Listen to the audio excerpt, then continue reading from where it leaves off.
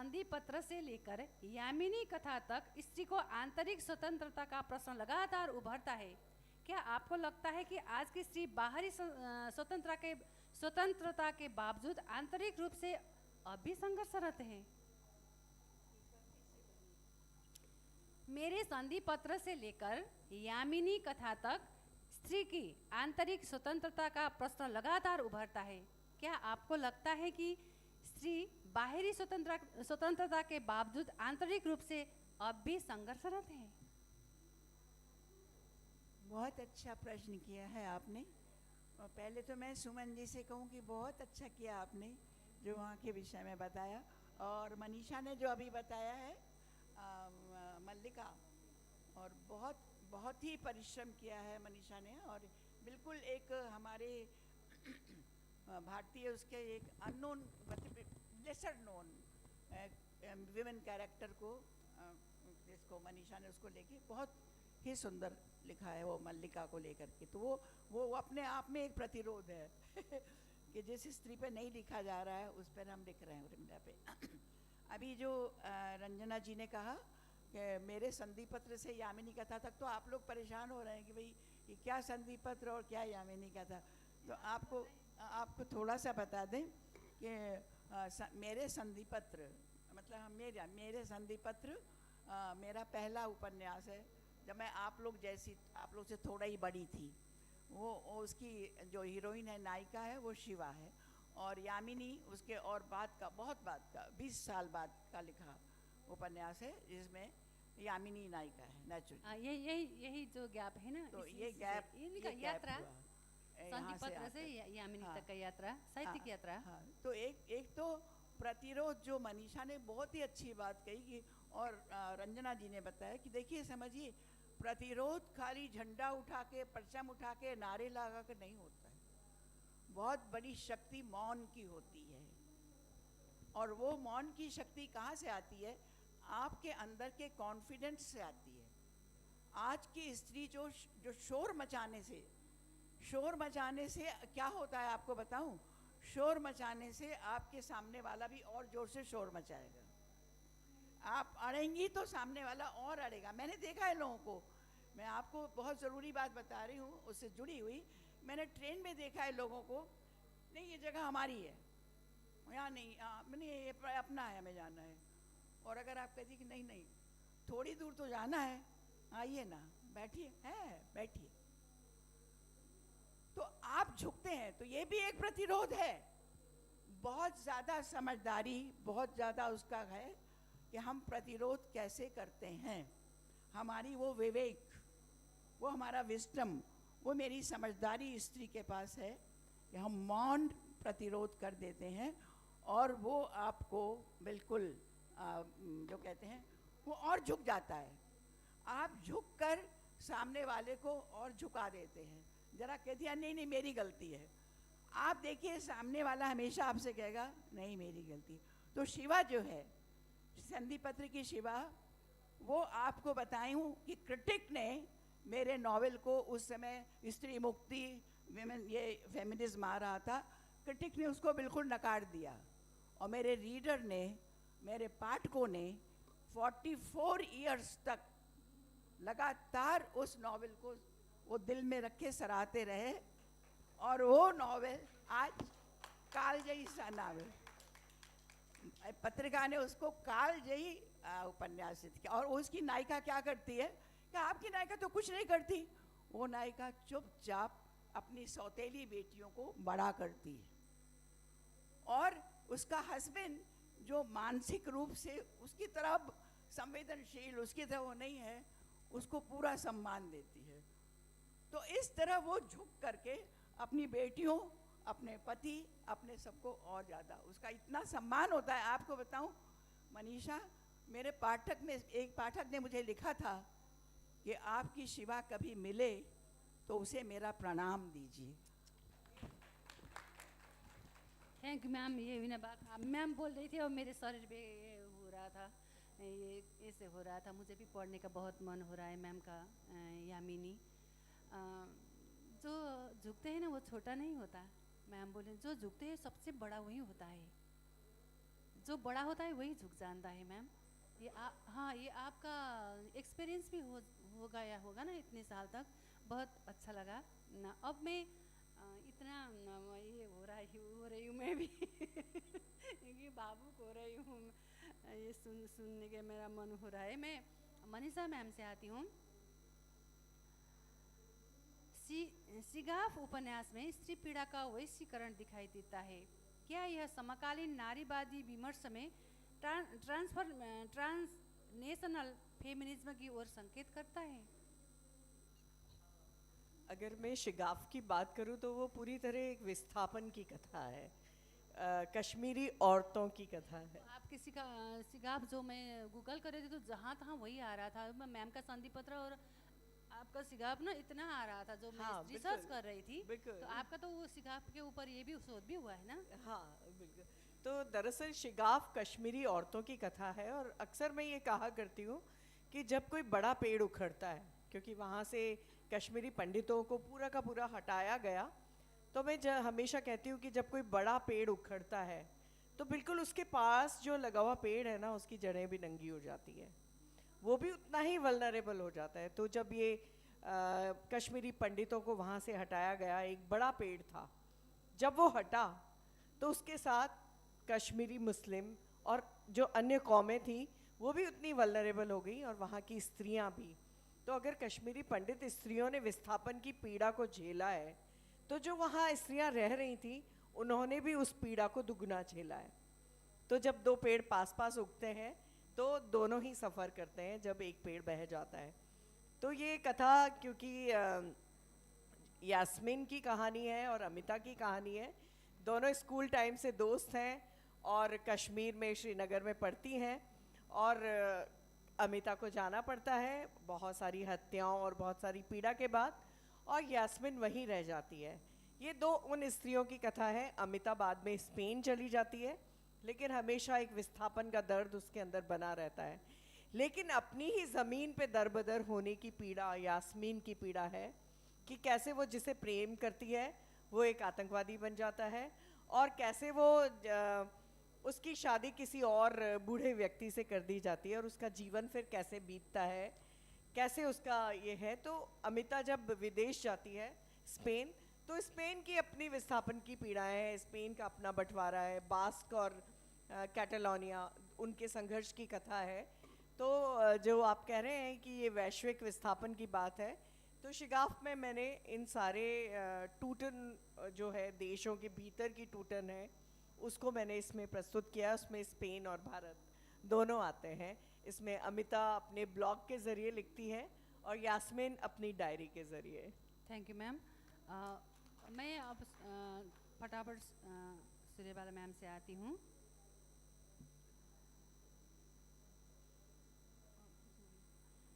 भारतीय संदर्भ में नारीवाद और पश्चिमी नारीवाद सिद्धांतों के बीच संवाद किस हद तक सहज, सृजनात्मक व टकरावपूर्ण रहा है? भारतीय संदर्भ में नारीवाद और पश्चिमी नारीवाद सिद्धांतों के बीच संवाद किस हद तक सहज, सृजनात्मक व टकरावपूर्ण रहा है?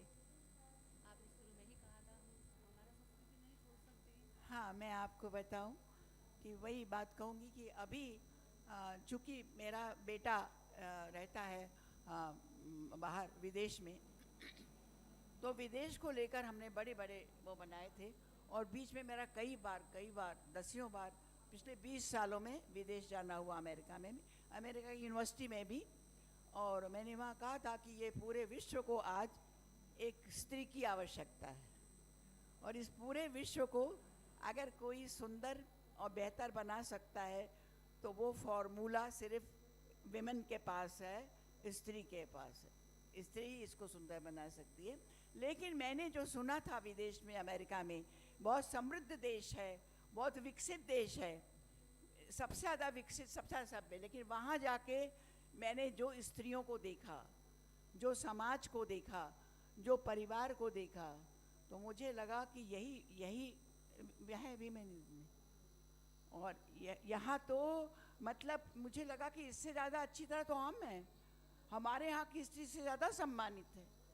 तो साफ साफ समझ में आ रहा है कुछ बहुत अच्छी चीज़ें विदेश में भी हैं, विदेश में फॉरेन में, लेकिन वहाँ का समाज जो बहुत मॉडर्न हो रहा है ना, तो मॉडर्न होता समाज जो है वो तो इस पर ही टिका हुआ है।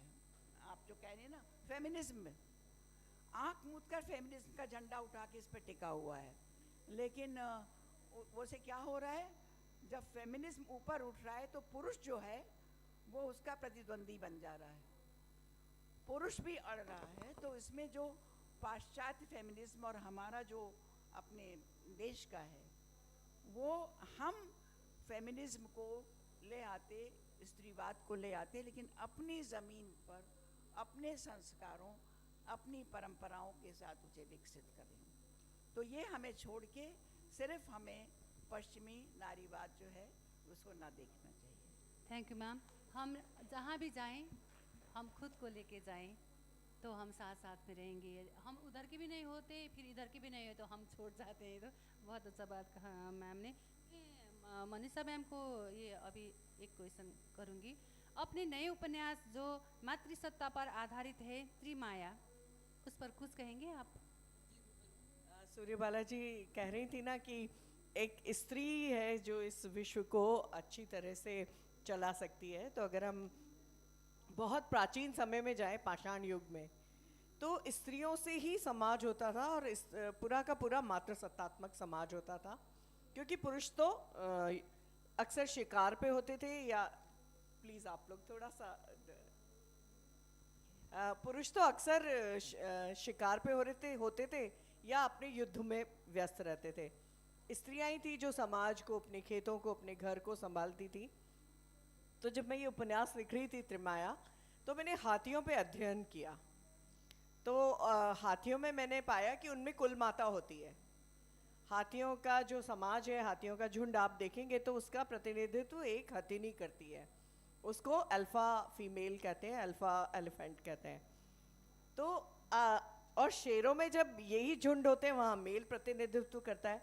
तो जब सत्ता परिवर्तन होता है, एक शेर बूढ़ा हो जाता है और दूसरे युवा शेर आते हैं, पहले तो उसको मारते हैं, खदेड़ देते हैं, फिर उसके सारे बच्चों को मार डालते हैं, क्योंकि उनको अपना खून चलाना है। लेकिन हाथियों में क्या होता है, एक बूढ़ी हथिनी मर जाती है, मादा, तो दूसरी हथनियाँ सारी मिलके वोटिंग से, चुनाव से एक और हथिनी को चुनती है जिसको अनुभव हो, जिसको रास्ते पता हो कि पानी कहाँ मिलता है, जिसको पता हो कि जब सूखा पड़ता है तो कौन से रास्ते लेने हैं, उसको पता हो कि बाढ़ आती है तो हमें कोई शॉर्टकट ढूंढना है, कोई नई जगह। तो वहाँ मातृसत्ता है, वहाँ कोई युद्ध नहीं है। तो और अगर हम देखें खासी समाज में, वहाँ आज भी मातृसत्ता है। नॉर्थ ईस्ट की बात कर रही हूँ, आपके नेपाल से लगा हुआ है, तो वहाँ कई कबीले ऐसे हैं जहाँ मातृसत्तात्मक समाज है, मैट्रिलिनियल सोसाइटी है, वहाँ स्त्री को बराबरी का दर्जा है। मैं भूटान रहती थी काफ़ी समय के लिए, तो वहाँ पर मैंने देखा कि स्त्रियाँ दुकान चलाती हैं, पुरुष खेतों में काम करते हैं, और दुकान चलाते हुए बच्चे को स्तनपान करा रही हैं पूरी उन्मुक्तता से। कोई वहाँ शर्म की, हया की दृष्टि से उसको नहीं देखता। और ऐसे ही जब मैं त्रिवेंद्रम गई तो मुझे पता चला कि वहाँ पे नायर समाज था जहाँ पे मातृसत्ता हुआ करती थी, मगर एक रानी के साइन करने से क्यों ही वो मातृसत्ता को अबॉलिश कर दिया गया। हुआ क्या, अंग्रेज आए, वो अपनी पितृसत्तात्मक सोच लेकर आए, और यहाँ पे उन्होंने देखा अरे ये जो नायर्स हैं इनके माँ तो है, पिता कोई नहीं है। क्योंकि पिता के साथ अस्थाई स्थायी संबंध बनता था, लेकिन वो पिता आता था, स्त्री के साथ संबंध बनाता था और फिर चला जाता था युद्ध पे या अपने अन्य कामों के लिए। तो उन्होंने अपनी नैतिकता थोपी और पता चला कि हिंदुस्तानियों को शर्म आने लगी, कॉलेज में पढ़ने जाने लगे, उनसे पूछा जाता था वेयर इज़ योर फादर। तो अगर आपको याद हो तो राजा रवि वर्मा की एक पेंटिंग है, उसमें एक नायर स्त्री बच्चे को गोद में लिए हुए है, हियर कम्स द पापा।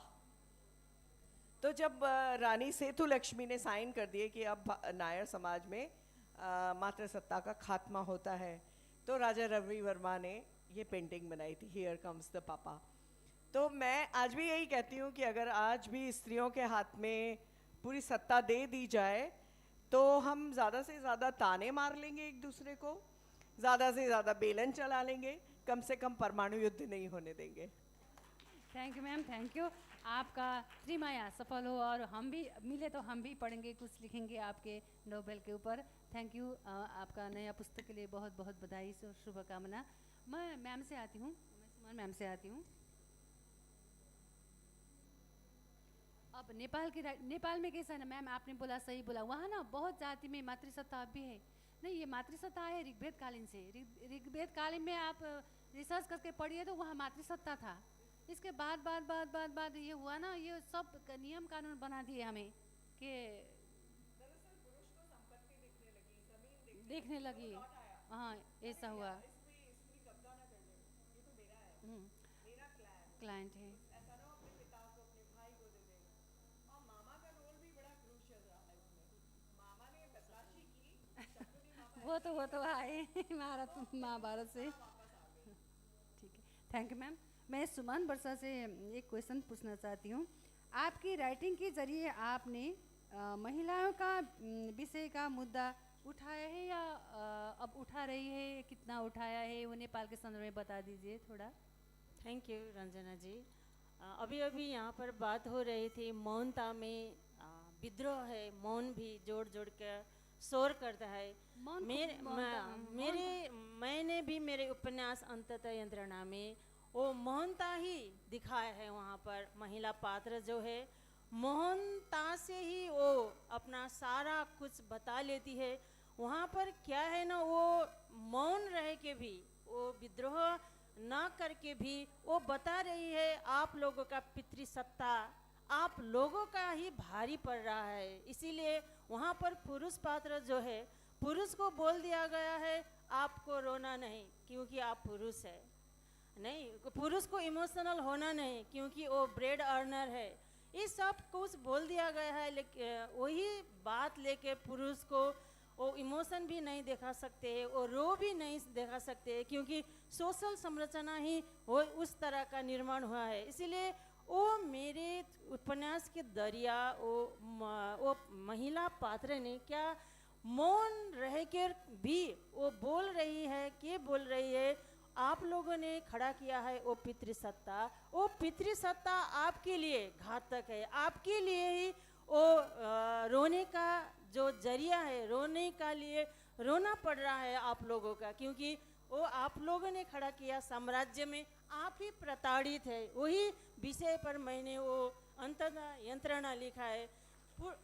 या पितृसत्ता पुरुष के लिए भी वो बिल्कुल खिलाफ है, वो उसके लिए भी वो उतना फायदाजनक नहीं है, वो हानिकारक ही है। इसीलिए हम क्या बोल रहे हैं, नेपाल में भी हमारा राइटिंग के जरिए हम एक समान सोसाइटी का निर्माण कीजिए ताकि वहाँ पर स्त्री भी पुरुष भी अपने आत्मसम्मान के साथ रह सके। मैं भी यही विषय पर जो आप लोगों ने, सूर्यबाला मैम ने भी बोला, मनीषा मैम ने भी बोला, मौनता में वो शक्ति है, विद्रोह से भी बढ़कर शक्ति है। मातृसत्ता वो थोड़ी बहुत बात बोल लेती है लेकिन आणविक बम नहीं क्रिएट करती, वो हथियार नहीं उठाती। वही सबसे बिग पॉइंट है एक महिलाओं के लिए। इसीलिए मैं भी मेरे अपनी राइटिंग के जरिया महिलाओं को भी पुरुषों को भी मैं ये बताना चाहती हूँ कि हम समान संरचना है, भगवान ने क्रिएट किया गया हम दोनों महिला पुरुष, न कि कोई ऊपर है न कि कोई नीचे है, वो एक रथ का समान दो पांगरा है। इसीलिए उसको संग संग आगे बढ़ना है और एक स्वस्थ समाज को निर्माण करना है। यही मैं भी अपनी राइटिंग के जरिए सब समाज के बताना चाहती हूँ। थैंक यू सुमन बरसा। हम भगवान के दो ही फूल हैं तो बराबर हैं एक फूल और एक धूल नहीं है। तो ये हम लिख के जाएंगे आगे, जो हम लिखते हैं तो ये लिखना चाहिए हमें। अब एक एक क्वेश्चन करूँगी मैं मैम, टाइम नहीं है बहुत, 2-3 घंटे बहस करते तो बहुत अच्छा ये सुनने ये आनंद आता। आधुनिक हिंदी साहित्य में नारीवाद अब भी संघर्षरत विचारधारा है या वह मुख्य धारा बन चुका है? आधुनिक हिंदी साहित्य में नारीवाद अब भी संघर्षरत विचारधारा है या यह मुख्य धारा बन चुका है? बट एक बात है, नारीवाद हो चुका है मुख्य धारा। ये तो आधुनिक पूरी दुनिया में मतलब इस नारीवाद की ओर ही जा रही है। लेकिन मुझे ये सोचते हुए कहते हुए बहुत खुशी हो रही है कि आज की जो पीढ़ी है, आज की जो जनरेशन है हमारी लिखने वाली, मैं महसूस कर रही हूँ कि वो चाहे मनीषा हो, चाहे सुमन जी हो, या पूरी दुनिया में जो हमने बहुत ऐसे टीचर देखे हैं, वो ये महसूस कर रहे हैं कि नहीं, एक संतुलन, एक बैलेंस्ड नारीवाद होना चाहिए। एक ऐसा नारीवाद हो जो कहा ना कि आप भी बड़े हम भी बड़े, नहीं, we are different, you are different.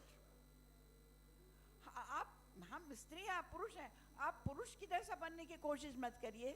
और पुरुष इसकी कहते हैं, प्रेमचंद ने कहा है कि पुरुष अगर स्त्री की तरह अनुकरण करे तो वो देवता बन जाता है, और स्त्री अगर पुरुष का अनुकरण करे तो राक्षस बन जाती है। ये मैंने नहीं कहा, प्रेमचंद ने कहा है। तो इसलिए आज की पीढ़ी में मुझे खुशी हो, आज की पीढ़ी ने मेरे संधि पत्र की शिवा को अपनाया और उसको देखा कि हाँ, ये सही स्त्री है। तो सही विद्रोह नहीं, आज का जो नारीवाद चल रहा है, नारीवाद पूरे पूरे विश्व में वो एक संतुलित नारीवाद की ओर, संतुलित जीवन की ओर बढ़ रहा है, मुख्य आधार बन चुका है। Thank you ma'am. अब मैं एक लास्ट क्वेश्चन मनीषा मैम से करती हूँ, और ये है क्या पुरुष लेखकों द्वारा रचित नारीवादी पाठों की स्त्री अनुभव की प्रामाणिक अभिव्यक्ति माना जा सकता है, या वहाँ कोई अंतर्निहित सीमा है? क्या पुरुष लेखकों द्वारा रचित अगर मैं बात करूं तो सबसे पहले मुझे कई चीज़ें याद आती हैं। सबसे पहले मैं एक वैज्ञानिक तथ्य रखती हूँ। होता ये कि हम स्त्रियां एक दिन में अगर 170 से अधिक शब्द बोलती हैं तो पुरुष केवल 70 शब्द बोलते हैं, दोहरा दोहरा के। और हम रंगों में जितने फ़र्क करते हैं, गुलाबी, fuchsia and lot many purple और लाइलैक, उस तरह से पुरुष नहीं कर पाता। और जिस तरह से स्त्रियां हम विवरणात्मक होते हैं ना, कि वो नायिका ने हमारे क्या वस्त्र पहने हैं और आज उसका क्या खाने का मन है, यहाँ तक भी रच देते हैं। तो वो चीज़ मैं पुरुषों के लेखन में कहीं कमी पाती हूँ। उनके यहाँ अगर हम राजनीति भी लिखेंगे तो उस राजनीति में भी कहीं कोई मुलायमियत होगी, लेकिन पुरुष राजनीति लिखेंगे तो पूरे ठसके से, पूरे यथार्थ के साथ, वहाँ कोई भावुकता का एक छोटा सा लेश मात्र भी अंश नहीं होगा। तो ऐसा नहीं है कि कई पुरुष, मैं ऐसे लेखक जानती हूँ जिन्होंने स्त्रियों के अंतर मन को बिल्कुल पकड़ा है। उसमें मेरे को स्वयं प्रकाश जी की एक कहानी याद आती है जो उन्होंने प्रसव पीड़ा पे लिखी है। तो उसको पढ़ के आपके रोंगटे खड़े हो जाते हैं कि एक पुरुष होके उन्होंने प्रसव की जितनी भी समस्याएं, और एक टेबल पे ओटी में पड़ी हुई स्त्री कैसे प्रसव पीड़ा को महसूस करी, कैसे बच्चे को जन्म देती है, उसको उन्होंने बहुत बारीकी से लिखा है।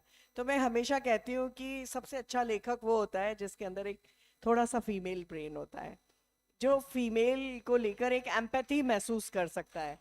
तो हमेशा मेरे प्रिय लेखक, अगर हम धर्मवीर भारती जी की कनुप्रिया पढ़ें, तुम मेरे कौन हो कनु, तो वहाँ पे भी मुझे लगता है कि लेकिन उनके जीवन का विरोधाभास भी है। जहाँ कांता भारती जी का रेत पे मछली पढ़ें, तो मुझे लगता है कि स्त्रियां जीवन और लेखन में इतनी फांक नहीं रखती जितने पुरुष रखते हैं। Thank you ma'am. मुझे भी लगता है पुरुष जो लिखता है स्त्री का सब कुछ नहीं लिख सकता है। जो मैं फील करती हूँ पुरुष फील नहीं कर सकता, जस्ट लिख सकता है, देख के अनुमान करके लिख सकता है, फील नहीं कर सकता है। तो मैं भी लिखती हूँ। अब हम अंतिम में हैं। नहीं, मुझे लगता है मैम ये तो विचार है ना, साहित्य तो विचार है ना। आपका ये विचार है, मेरा ये विचार है, मैम का अलग सा विचार हो सकता है। और मुझे लगता है कोई भी मेल राइटर लिखता है तो वो फीमेल उनके अंदर थोड़ा हो सकता है, जैसे मैं फील करती हूँ वो नहीं कर सकता। और हाँ, वी आर डिफरेंट। ये है। Thank you ma'am, thank you. आप लोग हाँ, और ठीक है, अच्छा है, बहुत अच्छा लगा मैम से। हम अंतिम चरण में है। अब आप मैम से तीन मैम से कोई क्वेश्चन पूछ सकते हैं, तो एक एक क्वेश्चन प्लीज। ओके।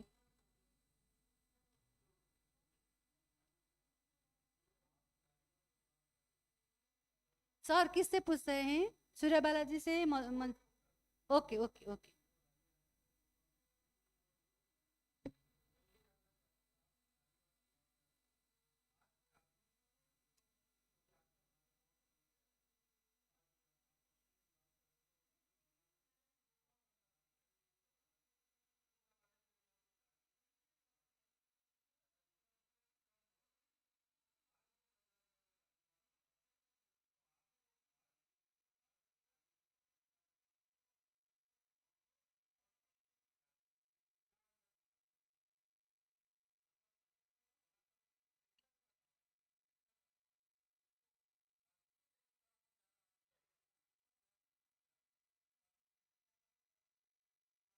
हाँ तक अगर हम नारीवाद की बात करें तो हम भारत में इतने माइक्रो लेवल पे बटे हुए हैं कि अगर हम हर स्त्री की आज़ादी को नारीवाद के तहत हाईलाइट भी नहीं कर पाएंगे। कि कहते हैं ना कि दलितों में भी दलित स्त्री भी है, तो हमारे यहाँ इतनी सारी निम्न वर्ग है और भी आज भी बहुत सारी ऐसी स्त्रियां हैं। मैं अपनी साथ की स्त्रियों की बात करूं तो मैं आज भी कई मेरी ही सहपाठिनों को सर ढके हुए देखती हूँ। हाँ, लेयर्स वहां भी है, लेकिन वहां पर लेकिन क्लास है वहां पे, लेकिन एक चेतना हमेशा वहां है। वहां पर इतनी एक दरअसल एक तो ये है कि सामूहिक परिवारों की अवधारणा नहीं है, बड़े परिवारों की अवधारणा नहीं है। हाँ, तो वो टूट जरूर है, लेकिन आज जेंजी की बात करें तो उनके यहाँ फ्रेंड अलग है, फ्रेंड्स विद बेनिफिट्स अलग है, बिलवर्ड अलग है, और इनके यहाँ प्रेम की भी बहुत सारी परिभाषाएं हैं। तो जेंजी है वो बिल्कुल आज़ाद है। और अगर हम जेंजी की बात करें तो वहाँ पे दो कलीग्स हैं, वो रात को 2-3 बजे तक काम कर सकते हैं। वहीं अगर मैं किसी मजदूर स्त्री की बात करूं तो वो किसी दूसरे मजदूर से बात करती भी दिख जाए तो वहाँ पे कुफ्र है। तो मुझे लग रहा है कि ये जेंजी है जो ये फर्क मिटाने वाली है, और मैं उम्मीद करती हूँ कि ये जेंजी की जो एकदम इक्वालिटी की अवधारणा है वो बहुत सारे वर्गों तक पहुंचे। ये जेंजी उन मजदूर टीनेज बच्चों तक भी पहुंचे जहाँ पे लड़कियां अभी भी स्कूल जाने के लिए भी संघर्ष कर रही है। तो और लेखन की बात का सूर्य बालाजी जवाब देंगी।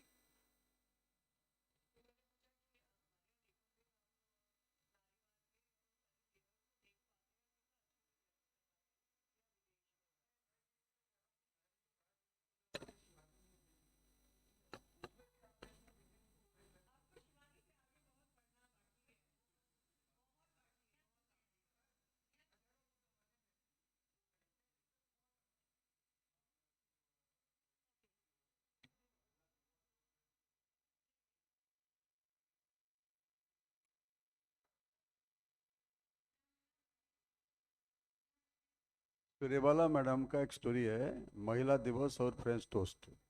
मेरा नाम पितवास राउतराय है। तो उसमें वो ये दिखाए हैं, वो जितना भी आप काम नारा दीजिए लेकिन घर में महिला को वही काम करना पड़ता है। बहुत बहुत बहुत धन्यवाद। वो आप लोगों को बता दें कि अपनी जनरेशन में मैं एक अकेली हूँ विमेन राइटर जो कि ह्यूमर और सटायर लिखते हैं। और मेरे हिंदी में लोगों का कहना है कि आपने सारा स्त्री विमर्श, मतलब विमेन, आपने सारा कुछ सटायर में कर दिया है, ह्यूमर में कर दिया है। तो आपने जिस कहानी का जिक्र किया वो दरअसल वो एक व्यंग्य कहानी है। और आपको बता दूं बड़ी मज़ेदार कहानी इसलिए है, उसका टाइटल ही है महिला दिवस और फ्रेंच टोस्ट। तो महिला कहती है कि पत्नी कहती है हाँ आज तो मेरा महिला दिवस है, आज आज मेरा ये सब है। तो पुरुष कहता अच्छा तुम्हारा महिला दिवस है तो ऐसा करो आज फ्रेंच टोस्ट बनाओ। और उसका वो कि मैं कहाँ वहां जाने वाली थी, वहां अपना सेलिब्रेट करने, और लो तो आज तो अपने महिला दिवस के दिन हमें फ्रेंच टोस्ट भी नहीं बना के खा सकती। अरे बच्चे निक्की निक्की मालूम, उठो उठो, चलो चलो मम्मी आज फ्रेंच टोस्ट बनाएगी, साथ में बैठ के खाएंगे। वो धीरे धीरे वो पुरुष नहीं मनाने देता उसको महिला दिवस। तो ये है क्योंकि आप अड़ेंगे, हम महिला दिवस बनाएंगे तो पुरुष दिवस पर अड़ जाएंगे, जो मैंने पहले आपसे कहा। Thank you ma'am. मैम का व्यंग लेखन में अपनी सत्ता, व्यवस्था और पाखंड को निशाना बनाया है। मैंने बहुत सारा क्वेश्चन बनाया था बट समय कम था, मैंने बहुत सारा क्वेश्चन बनाया था। आपका व्यंग साहित्य भी है ना, सो ये छूट गया है। अभी बच्चे लोग आ रहे थे, कान में फुसफुस कर रहे थे, टाइम हो गया है, टाइम हो गया है। आप कोई क्वेश्चन पूछना चाहते हैं? ये लास्ट क्वेश्चन होगा।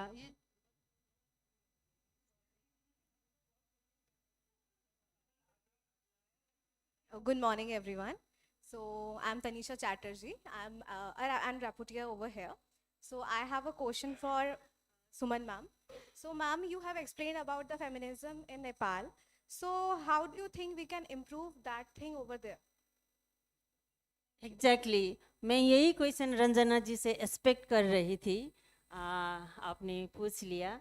या मैंने अभी अभी भी बोला था, हम still we have to work a lot on feminism, because feminism बोलने से ही लोग क्या बोलते हैं, oh feminism, oh she is feminist, oh she is feminist writer, she is talking about feminism. उस लोग का लोग क्या बोलते हैं, feminism is not a good word, isn't it? That's why do we feel ashamed to call ourselves a feminism? Okay, so we like to call feminist. What is the problem on that, isn't it? So मैंने अभी आगे भी बोला था, हम लोगों का एक समान सोसाइटी चाहिए, इसीलिए एजुकेशन में महिलाओं को अवसर मिलना चाहिए, और वो ऑफिस में भी उसको समान अवसर मिलने चाहिए। इसीलिए मैं बोल रही हूँ, इक्वालिटी से आगे हम इक्विटी के बात करें, फ्रीडम ऑफ चॉइस की बात करें, ताकि हम फेमिनिज्म को अच्छी तरह से बैठाने सके, अच्छी तरह से इम्प्लीमेंट कर सके, या इस तरह से हम फेमिनिज्म को थोड़ा बहुत सेटल कर सकते हैं एक समान सोसाइटी निर्माण करने के लिए। Especially हम politics has the power, politics makes the policy. That's why we need to establish women in politics. We have to produce lots of political leaders so that they can establish policy and they can make policy so that women should be empowered through that policy. In a way we can settle down women's problem. Thank you. मैं एक last line इस पे बोलना चाहूंगी, जिस दिन हम स्त्रियों की जगह यहाँ पुरुष बैठ के फेमिनिज्म पे बात करेंगे, उस दिन जरूरत नहीं रहेगी। Thank you. मैं बता दूं मनीषा कि मेरी जब कहानियां पब्लिश हुई हैं, जिनको तो मेरे पास ज्यादा पत्र पुरुषों के आए हैं कि आपने स्त्री को आपने एक नई स्त्री क्रिएट की है और स्त्रीवाद को एक नया वो दिया है। मैं आपसे बताती हूँ। Proud of you ma'am, proud of Mansa ma'am, Suryabala ma'am, Suman ma'am, आप लोगों के साथ मैं बहुत, मुझे तो 3 घंटे 4 घंटे तक ये करने का मन रहे। इतना जाने ही हम राइटर लोग को क्या होता है ना, कोई एक टॉपिक मिलता है तो हम इसमें लिख सकते हैं, ये बढ़ा चढ़ा सकते हैं और उसके शोध कर सकते हैं, रिसर्च कर सकते हैं। फिर मैं भी राइटर हूँ तो मुझे भी बहुत ये हो रहा है ना, कुछ इंस्पायर हो रही हूँ श्री मैम से। सो आज का ये सेशन, ये बच्चे लोग बहुत डर गए हैं कि टाइम बहुत ज़्यादा हो गया, मैम बहुत ज़्यादा हो गए ना, हमें तो बहुत ज़्यादा बात करना था। मैंने बहुत क्वेश्चन भी बनाया था। आज का ये कोई है, ये वो है, ये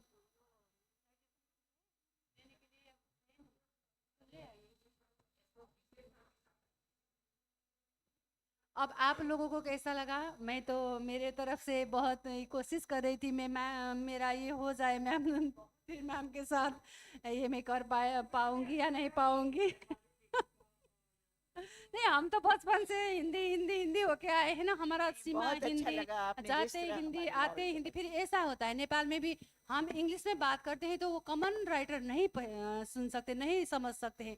जो हिंदी में कहते हैं वो बच्चा बच्चा भी समझ जाता है। ये सभी राइटर के लिए मैंने हिंदी में सेशन रखा है कि नेपाल का लोग, नेपाल का राइटर भी ये सुने आपको, जो इंग्लिश नहीं लिखते। Okay, thank you ma'am.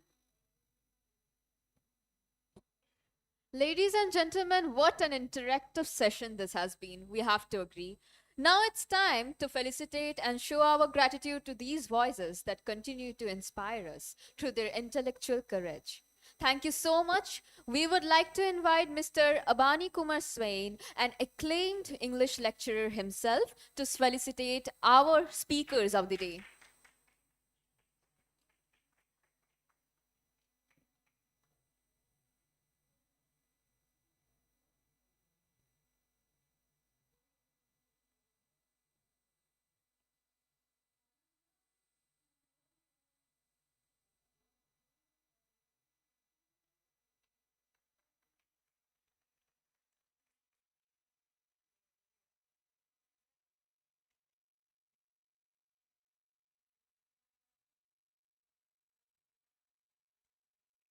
A round of applause, please.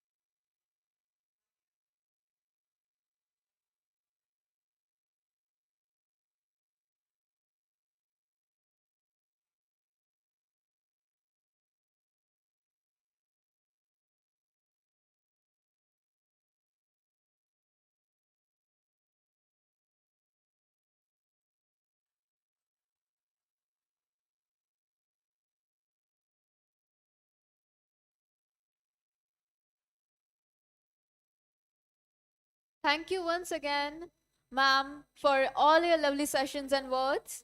I would request the guests to please stay seated as the next session begins shortly in a few minutes. My dear guests, the day has just started. Aratrika Chaudhary signing off.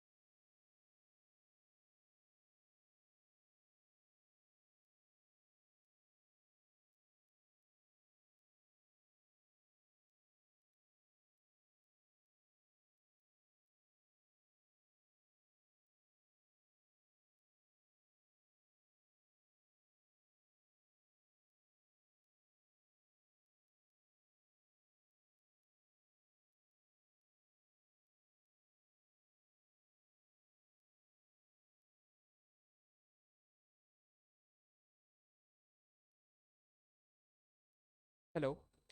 Yeah. So please attention everyone. The next session is starting right now. So I would just request you guys to please be seated at your respective seats.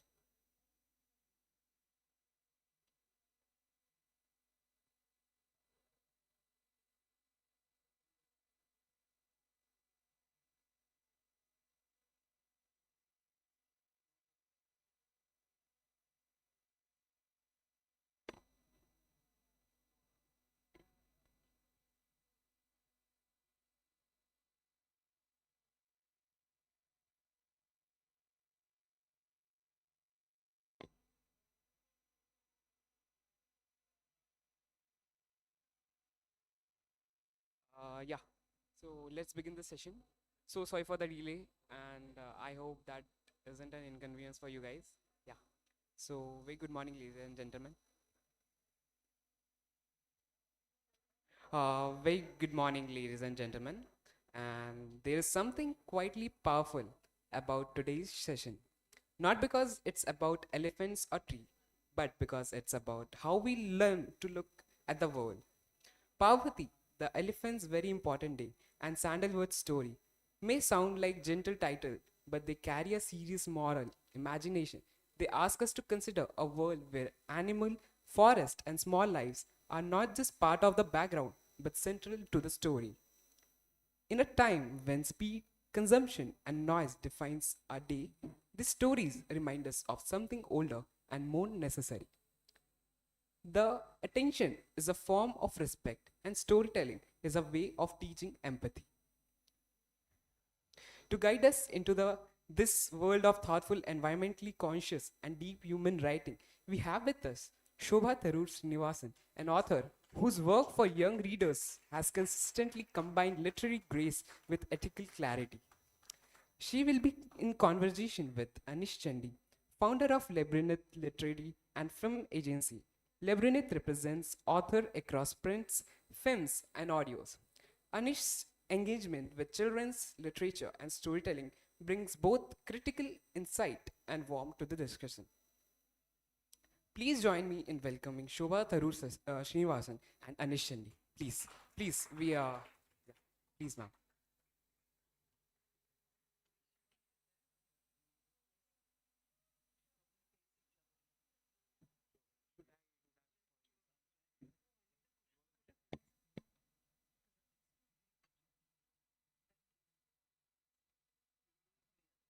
So yeah, please enjoy this session.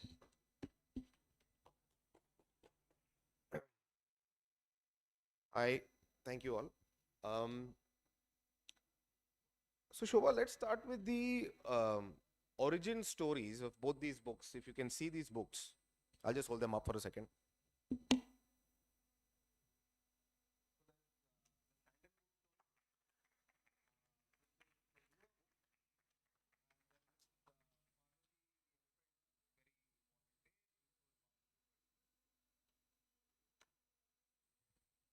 So I wanted to ask you, what is the origin story behind both books? And you can start off with Parvati.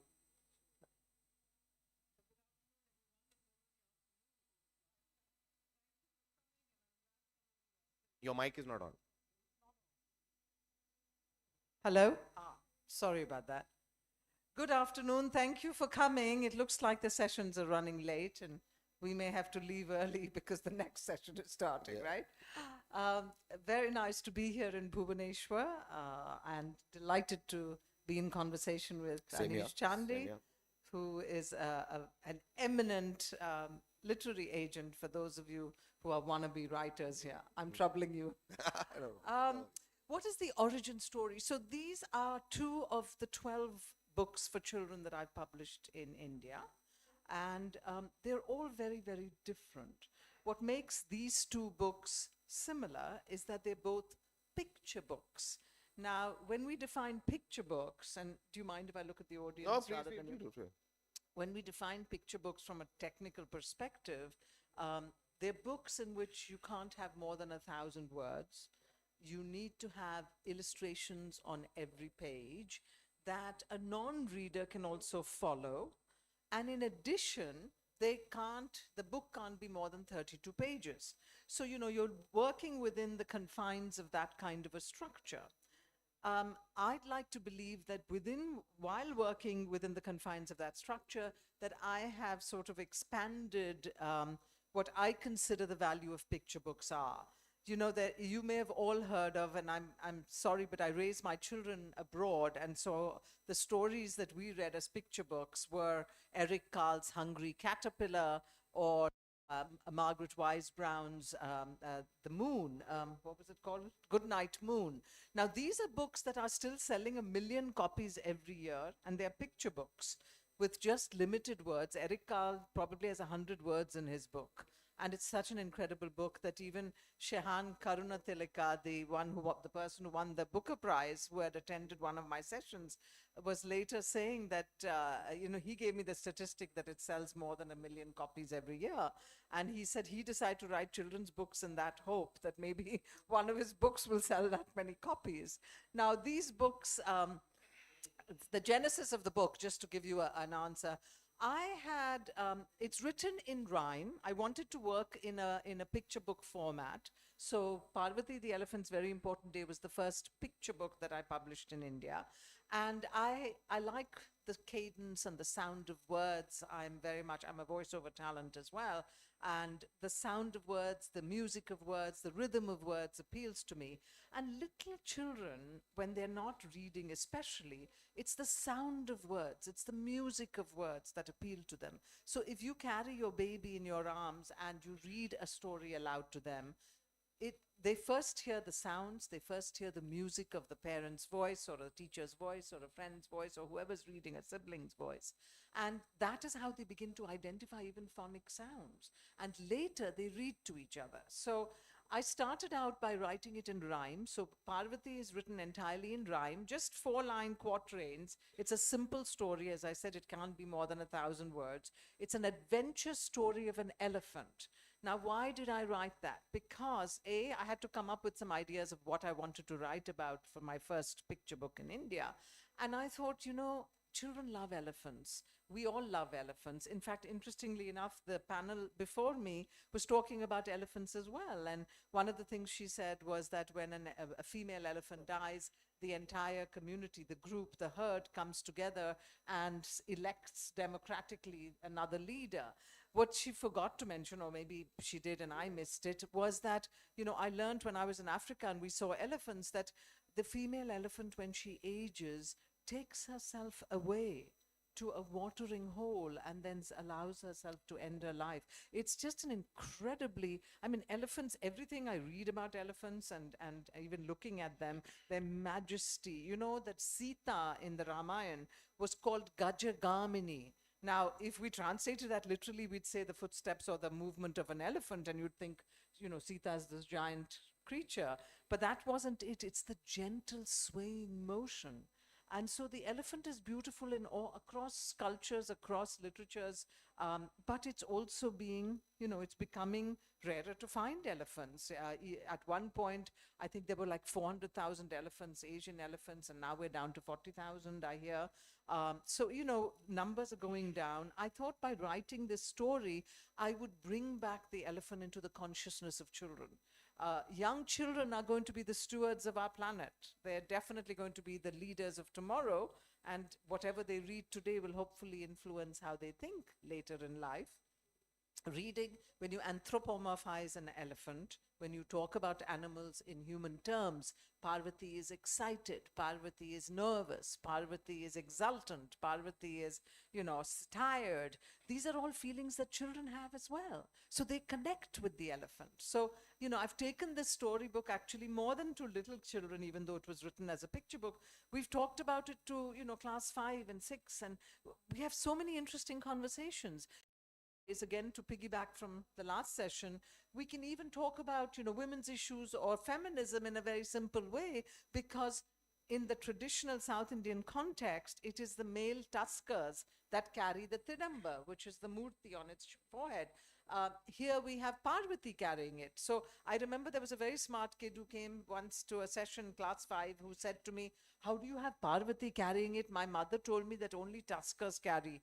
And I said, well, in your classroom, it was a co-ed school. I said, can you also be prefect, or can only the boys be prefect? Can you not lead a row? So, we can have conversations about equality, about ecology, about environmentalism, about preservation of animals, of habitats, etc. So, these are all, that is the genesis of the book in many ways. I also introduce cultural, I have 10 Malayalam words in the book. So yes, in some ways, perhaps you may think it's limited to a particular area, but it's not. It isn't really, because children all over this country or even abroad, the book is distributed everywhere, could learn about, that the Malayalam terms if they want to when they're older and they're reading on their own, for these things that we've all witnessed. I have seen, I'm a Malayali actually because my parents are both from Kerala, but we're diasporic Malayalis. I was born in Bombay and grew up in Kolkata and has lived abroad for a long time. I didn't know some of these words, so I researched it and put those words in, Venjamaram, Nettipattam, and things like that. So when you see it, you've learned some new words. And why shouldn't anybody else want to learn as well? Sorry, it's a long answer, but... No, it's a great answer. Yeah, thank you. And coincidentally, we are both diasporic Mallus, but Kalinga brought us together. Just one little nugget on the commercial sort of the business of these books. Okay. These books in the publishing universe, they're like gold dust. So if you get Thank a you. picture book right, and if it breaks out sales-wise, it just sells and sells and sells, and it's unstoppable. And parents typically don't buy pirated books for their kids. So that's another angle to it. So Yeah, that's true. Picture books are not pirated, I don't Yeah, think, yeah, right? yeah. Yeah. because of format and colors. and stuff like Exactly, exactly. And it's visually very arresting. that. Exactly. Beautifully done, right. Thank you. Yeah. You mentioned that you first think of these stories in terms of rhyme.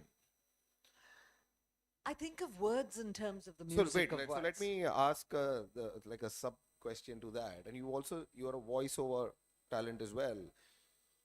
Do you have any formal training in this, or is this natural, or you've been like, how does it? This is kind of unique for, I've Oh, not, you mean being a voiceover talent and a writer? and a writer for kids books, and thinking of it in rhyme. So it's like an intersection of a bunch of things that is happening here. It does, but what's interesting is, and I noticed that you're on a foundation, I was looking you up because we hadn't met, and that you're on a foundation that serves people with disabilities. yeah. Well, I had a career working with people with disabilities. that right? And this question is asked in a different way. Yours is a very interesting way of asking it. But I say there is a segue between all of my past lives. As a development director for an organization that served people with disabilities, I wrote grants and I gave speeches before city councils. This was in California, city councils, Department of Education, Department of Rehabilitation, etc. But what was I doing? I was using my words to tell stories about need, about programs, about possibilities. And it's those stories then that were funded. So in some ways, I suppose I've been a communicator and a storyteller all my life. Interesting, very interesting. And as a voiceover talent, I've used my voice to tell stories. Now, sitting in California, I do have a lot of clients all over the world, including in India. I was very lucky. I won the national award. Wow, congratulations. Brilliant. I don't tell anybody. I would have loved to have got the prize from Abdul Kalam, but I won it only recently. So I had, I was on stage with a very sweet and dignified President Murmu. But, I'm a big fan of Abdul Kalam. That's a different story.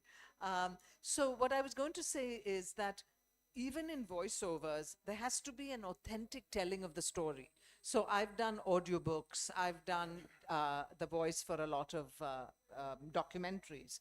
Documentaries, again, if you want somebody to really feel and make a connection with the film, the voice that is narrating the story has to be something that you feel connected to.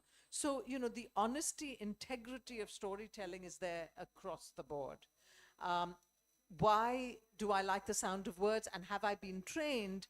To be honest, I have not been formally trained. I do actually offer some coaching to kids and Okay. things. But you know, it's not about just the voice. It is about, I'll tell you how I came to this if you want to hear. I had written a little essay for the radio. There's a series called Perspective in America. It would be actually a nice thing to start in India too, where anybody in the community can write and send it into the radio station. If what you have written appeals to them, they will call you to the studio to record. Now, I wrote something about words, and many years ago, and I actually haven't written anything for them anymore after that. Maybe I should, but I had written it. This was about 15 years ago or 14 years ago, about I've loved words ever since I was a little girl and all that. And I followed, you know, I knew that they have a series. That's why I wrote it and sent it in. And it said it shouldn't be more than 2 minutes long. So I had written about 300 words. When I went to the studio, I sat in the studio and they make you read it out. When I read it out, the man, the sound engineer told me, "Hey, are you a voice talent?" So I said, "What is that?" Because I didn't know. And I said, "No, why?" And he said, "This is incredible. You nailed it in 2 minutes and 1 second." And he said, you know, usually people, you know, they go too slow or too fast or whatever it is. He said, "How did you know?" And I said, "I don't know." And then I read it the second time and it was perfect, 2 minutes, and they put it on the radio. So I told myself, hey, you know, maybe I have a skill at doing voiceover work. And so I paid a little bit of money to make a demo tape, and I shared it with a friend who shared it with a producer. So you auditioned. In a sense, I made the demo. So I paid money to professionally go to a studio and record my voice in many different ways. And then I sent that out to a friend, not to a producer, who he and I used to always sort of be fans of each other's voices, though it's really not about just the voice. But he sent it off to a producer without telling me, and I got a call. So it just serendipity. That's why if you have an interest, if you have a passion, if you want to do something, send it out. So Right. no real formal training. Got it. Do you want to tell us about the origin story for Sandalwood story? Yes, I love Sandalwood story. You know, that was a story that was sort of, I've been sitting with for a while and I had written. And I kept thinking, you know, this needs to be shared with people. And what was interesting is I used to meet people in literary forums. I had not sent it out to publish. I would tell the story to people, including I met a woman who was, and you know, I'm so sorry to say that I can't remember her name, but she is well known because she has worked with the Army, Navy, and Air Force cadre. Not as a, she's a scientist and a botanist, not somebody in the forces, but she's worked with them about the importance of planting trees. And she's gone to various sites that she travels all over India, and she tells them about, you know, on this particular premise you could do this, and these trees, that tree, etc. So she's gone and had these trees planted all over the country, and she was talking about it, and I met her afterwards. It was at the, you know, India International Center in Delhi. And so I just said, "Oh, this is incredible, and you know, I've learned something new." And then she said, "What do you do?" I said, "I write stories." And she said, "Oh, you should write a story about trees." And I said, "Well, you know, I've written this story." And she said, "It's an incredible story." So in some ways, she gave me the confidence to send it off to a publisher, and Wonder House picked it up and it became a book.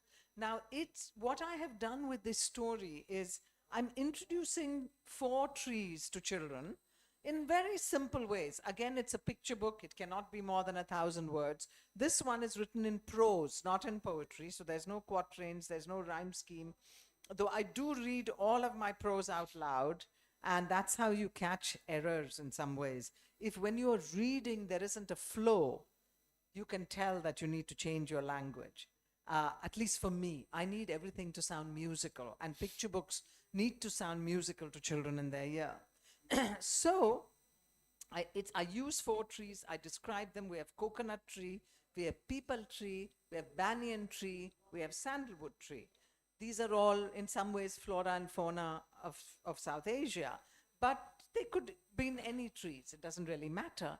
And I use that ecological framework to talk about self-confidence, about diversity, about universality on one level, and yet humanity, the fact that we're all in the same planet. We all share things together. And this book, again, I've taken it to older children. We've done workshops on confidence.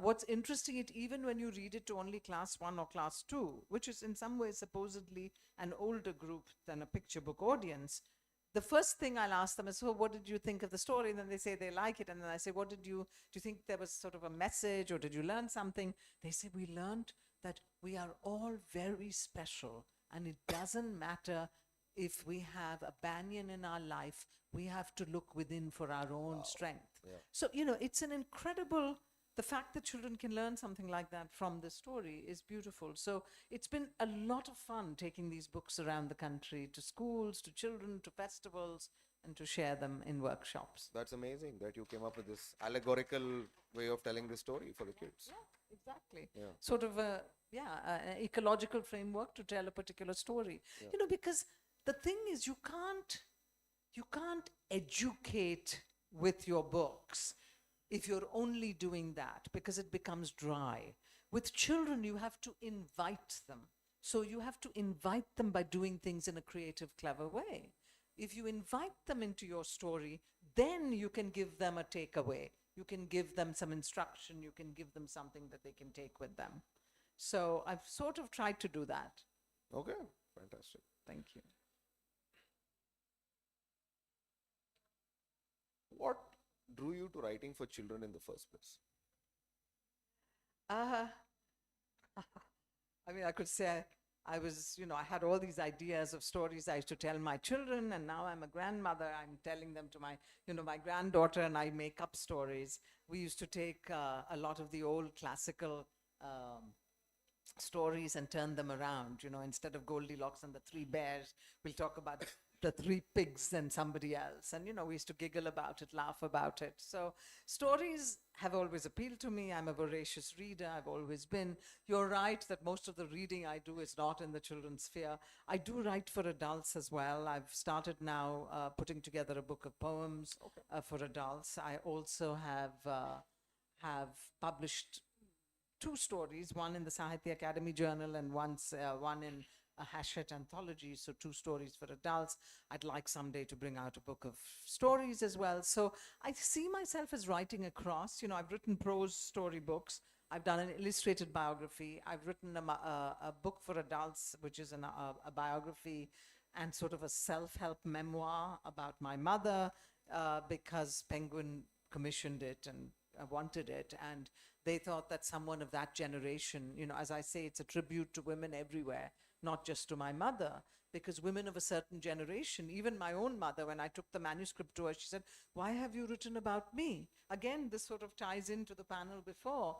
Why have you written about me? You should have written about your father or your brother. And I was thinking, she's the one who's influenced us the most, and she continues to inspire and influence.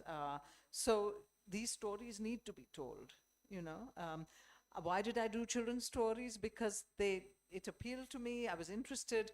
After the first picture book was published, actually after another book that I published first in India, which was called, again, this was also mentioned in the very strange symbiosis between what happened earlier and us, including being late, is that I've written a book about Raja Ravi Verma. And it's called Prince with a Paintbrush, the story of Raja Ravi Verma. And it became part of the national zeitgeist because I guess nobody had done this story. There are many scholarly treatises on the book. He's an incredible artist. He was considered the first modern Indian painter of a period, because before that we had the East India Company artists who painted very particular style.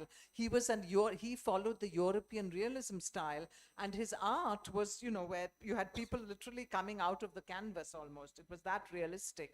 And Amitabh Bachchan used it as a clue on Kaun Banega Crorepati. Oh, wow, okay. So the book has just, Right. even become more well-known because of that. So I had written that book and it got picked up in India. So that again was a story. I was running into children on my visits to India who didn't know Raja Ravi Verma. Whereas I, being a diasporic Malayali, used to go to my grandmother's house every summer, and they didn't have any original art of Ravi Verma, but we had a lot of the lithographs. Again, he was an artist with a business mind, like a good agent. Yeah. He and his brother started a printing press in Bombay.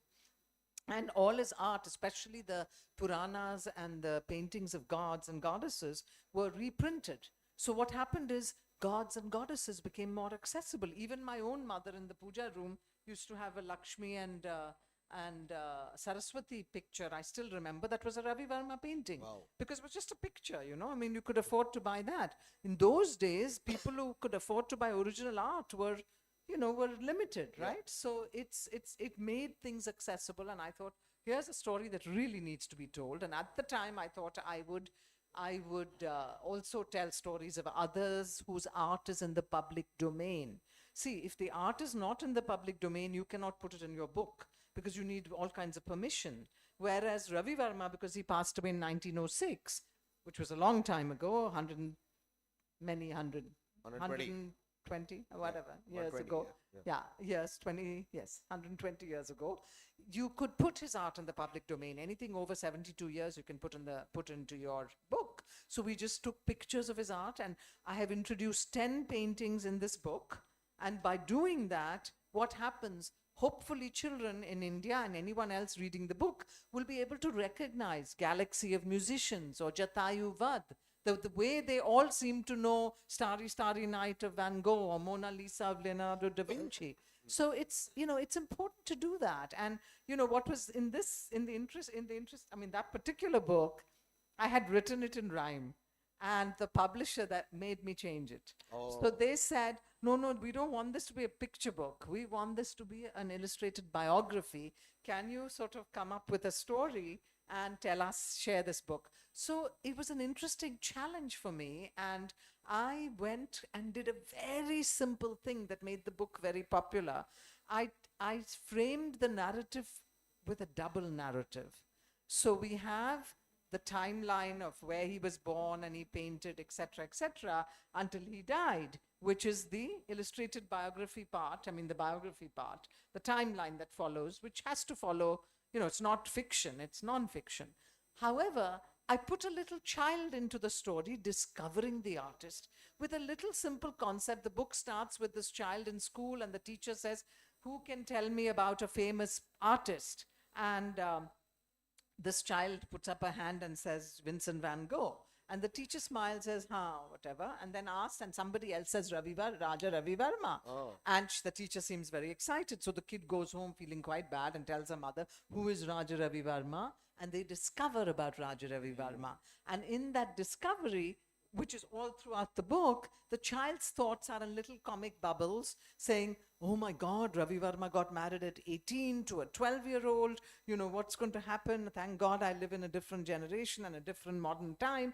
Otherwise, I'd have to get married in a few years. And so, you know, or Ravi Verma painted on the walls. If I do it, my mother is going to be so cross with me, I can see a bit of the voiceover artist coming out here. Yeah. So, you know, there we are. You know, it's, you put in those elements, and I mean, not again, I'm sharing this only so all of you have a takeaway and learn something if you're writing these books. This book was voted as best book of the year by children. There was an organization called Beyond the Box, and they read X number of books, and they get to vote at the end of the year on their favorite book. And they voted this book and then wrote me the letters that was then mailed to me. They said, we loved it because we thought a biography would be just dates and, you know, numbers and facts and other things. Instead, we actually had a good fun reading this book. And in the back, I put in all these fun facts. The fact that Kilimanur, where he was born, had no post office. And then because even though he had never traveled abroad, he was sort of an ambassador and an agent of art. He sent his work to, it went to Vienna. It also went to the the Conference of Religions in Chicago, and he won prizes. So he started getting fan mail and other mail and requests, etc. And post office that was further away had to bring all his mail, and they decided to open a post office in Kilimanur. Wow. So when you put all those little fun Amazing. facts, it makes it interesting. Yeah. You know, or how much he got paid for his art at that time versus what it is today. Yeah. You know, these things make it fun for kids. Absolutely. It's a discovery, right? Yeah. So that's what I mean. You've got to sort of invite them in. Only then will they stay. We want them to stay. I always say, you know, if you write for adults, the books, you know, like when I was a teenager, I mean, I read voraciously, but I also read a lot of what we would call not very exciting or sort of meaningless, not literary books. Read a lot of James Hadley Chase. Once you've solved the mystery, you're not going to go back and read that book again. At least I'm not, you know. Whereas with a children's book, at every stage, there's a new discovery. When you're little, you're hearing the sound. When you're a little older, you're discovering some other concepts. When you're older still, you're able to read it to people, or you're going to investigate. You know, I published a book in America that won an award called Indie Alphabet, and now an Indian publisher is going to bring it out. In that, there's fun facts. So they could look up, for instance, when they talk about Kolkata, what is a cantilever bridge? You can do research. You can do other ways. So hopefully these children's books will last for a long, long time, and you can go back to it. It should have a place in your library. Even if it doesn't sell 1 million copies, at least it'll be read many times. Absolutely. They are timeless. Thank you. Slightly technical question maybe, but do you think, and I'm very glad that you brought up some of your adult writing as well, Thank you. in terms of, let's say, discipline and freedom, how do you correlate that with kids writing versus adult writing? Do you think it requires more disciplined writing for kids, or do you think it's more freeing? That's a very good question. For me, you know, starting out as a writer, I started writing children's books.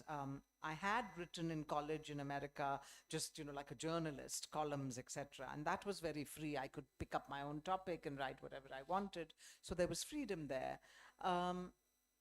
Children's writing, as I said, you have to, especially with somebody with my mindset, my books are not just laugh aloud funny. Sure. They always seem to have something with a takeaway. I have to be very mindful that the takeaway doesn't take away from the book. In other words, that it's not boring or dull or educational. Now, it is educational, almost everything I write, but I want to do it in a fun way. So then it becomes a challenge. Now, you know, you probably know as an agent, Anand Nilakantan, who's also at Kalinga, I understand. He and I were on stage together at Kalam in Kolkata under the magnificent Victoria Memorial. And he was very gracious. Maybe he was just being a gentleman and polite. He said to me, I'm in awe of children's writers. I've just written this one children's book, and it's a lot harder to write than adult books. Now, that was his thinking because he was working with a new framework. I think there's a challenge in both, you know. Obviously, if you've been writing in the voice of children's books, you need to sound a little adult when you're working on other things. So I went completely radical in some ways when I wrote the one story for the Hachette anthology.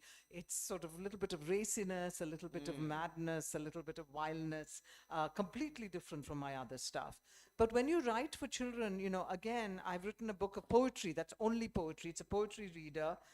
It also won the Publishing Next Award, so it was obviously considered unique. And the reason it was unique is because I introduced 9 poetic forms in the book, and some are simple. You have haikus, you have acrostic, you have limerick, but some are complicated. You have a nonette, you have a sonnet, you have a villanelle. Those are very technical poems. Now, if all I did is put those poems out there in the form that they are in, I don't know how many teachers would pick it up, libraries would pick it up, but maybe children wouldn't. So what I did uniquely is that with each form I introduced, I had an example poem that was relatable. So, you know, the sonnet poem says a sonnet is an interesting poem. The poem is called Sonnet in Iambic Pentameter. So it follows the da-dum, da-dum, you know, 10 beats to the line. Yeah. It's 14 lines, it has an octave, it has a sestet, so it's got all of the structure, which is a challenge when you're writing it. It was great fun for me because I love it. I love doing that kind of challenge. But the fun part is the example poem that I wrote, which was when Mummy was away, how a kid eats junk food and da-da-da, but written in 14 lines. Then kids will laugh at the example poem, but what is my trying to do? Telling children, because I do this poetry workshop everywhere, telling children that all of you can be poets, all of you can write about all these things. It's great fun. So I think I've answered your question. You have, but I You get know- the sense you find writing for adults more freeing in a way. In some ways, Yeah. I think, yeah. Because I read more for, but you know, coming up with ideas for adults, Yeah. I find more challenging. Sure. So, you know, freeing in terms of the composition perhaps, but not the ideas. Obviously, I'm doing very limited work in the adult Right. space because I'm not coming up with new ideas. Sure. And I read, and every time I read a good book, I'm reading that book, the new book that's come out on Bombay. What is it? Not Epic City. What is it called? Oh, you mean with the all- anthology? yeah, the anthology Right, by Arundhati Ghosh. It's brilliant. I've Right. only read half the book, but every story is brilliant. Right. And I'm thinking, gosh, where do people come up with these ideas? So it's interesting. I think ideas are harder in the adult space for me personally, maybe freeing in terms of the composition. Gotcha. Thanks. So what my sense is that you feel writing for children carries a bigger moral sort of responsibility. Is that right? I don't know about moral responsibility, but definitely a responsibility. Right. And I don't take it lightly because of the privilege of having the forum. Touch wood, I started writing in India and now I come to India often. My mother just turned 90. She lives alone with my brother and who's always busy and traveling. And my sister and I take turns to spend time with mummy. And I feel that the more I'm spending time here, of course, there's more requests for new books, and I'm constantly, every year there's 1 or 2 or 3 books coming out. I feel like I'm really privileged. I'm privileged because schools want to talk to me, festivals are inviting me. I am getting an opportunity to talk about my books. I should not squander the opportunity because it isn't just something light. As I said, I genuinely believe, maybe not my books, but whatever children are reading today, whatever ideas they're being exposed to, whatever thoughts come their way, the kind of associations they have, even the opportunity to engage with authors that they have, because I do go to a lot of schools. It's if I don't take that responsibility seriously, I'm not making the impact that I could make. And if I make that impact, it will influence how they think later. I get that. All right. Thank you. When was your first children's book published? So I had a first children's story published when I was a child. Okay. So I was about, I think, 10 years old maybe. Right. And I wrote, I don't think it was any rocket science kind of story. It was a story about rabbits and some adventure. And I'm sure the idea came from books I was reading at that time. But my father surprisingly sent it to, and I've forgotten this detail, whether it was Hindu junior section or Hindustan Times junior section. One of the newspapers had a junior section. And one day he called me and said, Shobha, come here. And he showed me the paper and it said Shobha Tharoor, and it was some story about rabbits that was illustrated in the junior section. You see your byline, it's very exciting. Yeah. But the first children's book that I published was a long time ago in India, and it was published by Mango Books, which was a subsidiary of DC Books. Oh, okay. And I don't know where, I must have read some article about somebody publishing there. It was literally a cold call, as they say. I wrote this book of 3 stories. It was 3 stories. So we had about 3,000 words. That's it, 1,000-word story each. And I sent it off to this publisher. And within a day, I got an email back saying, we'd like to publish the book. And we said, we'll do it as a book. We're going to call it Giving Stories. And those stories came out of my life as a development director in a non-profit. Because in each story, the protagonist is a child who wants to do something nice for somebody. Right. And I deliberately set it, and again, my stories could have been set anywhere. I set one story in America. It was like a Thanksgiving story. The other story in India, and a third story somewhere else. And in all the stories, a child is doing something for someone. And I was thinking, I had worked in the world of philanthropy and fundraising for so long. And I was thinking, even the idea of sharing and giving and philanthropy is so normal. Children are brought up to share and give and be affectionate, etc. Where do we lose that impulse along the way sometimes, right? Don't we all sometimes lose that impulse? If you keep these stories alive, these stories of giving and sharing, maybe it'll influence something. So that was the first book that Which was year published. was this? Oh God, I can't remember. Maybe 2008 or so. Okay, so that's almost 18 years. Yeah, it was under 20 years though. Okay. Because until then I was working in the non-profit field, so it could have even been 2009. Because from 2009, I used to come every year to India, but since 2009 I've been coming more often. And so the writing, I quit my job in non-profit. I worked as a consultant for about 3 years, and then finally gave it up because this took up too much time. So the reason I asked you that is now you have an interesting perspective on kids because you're writing for kids for 18 years.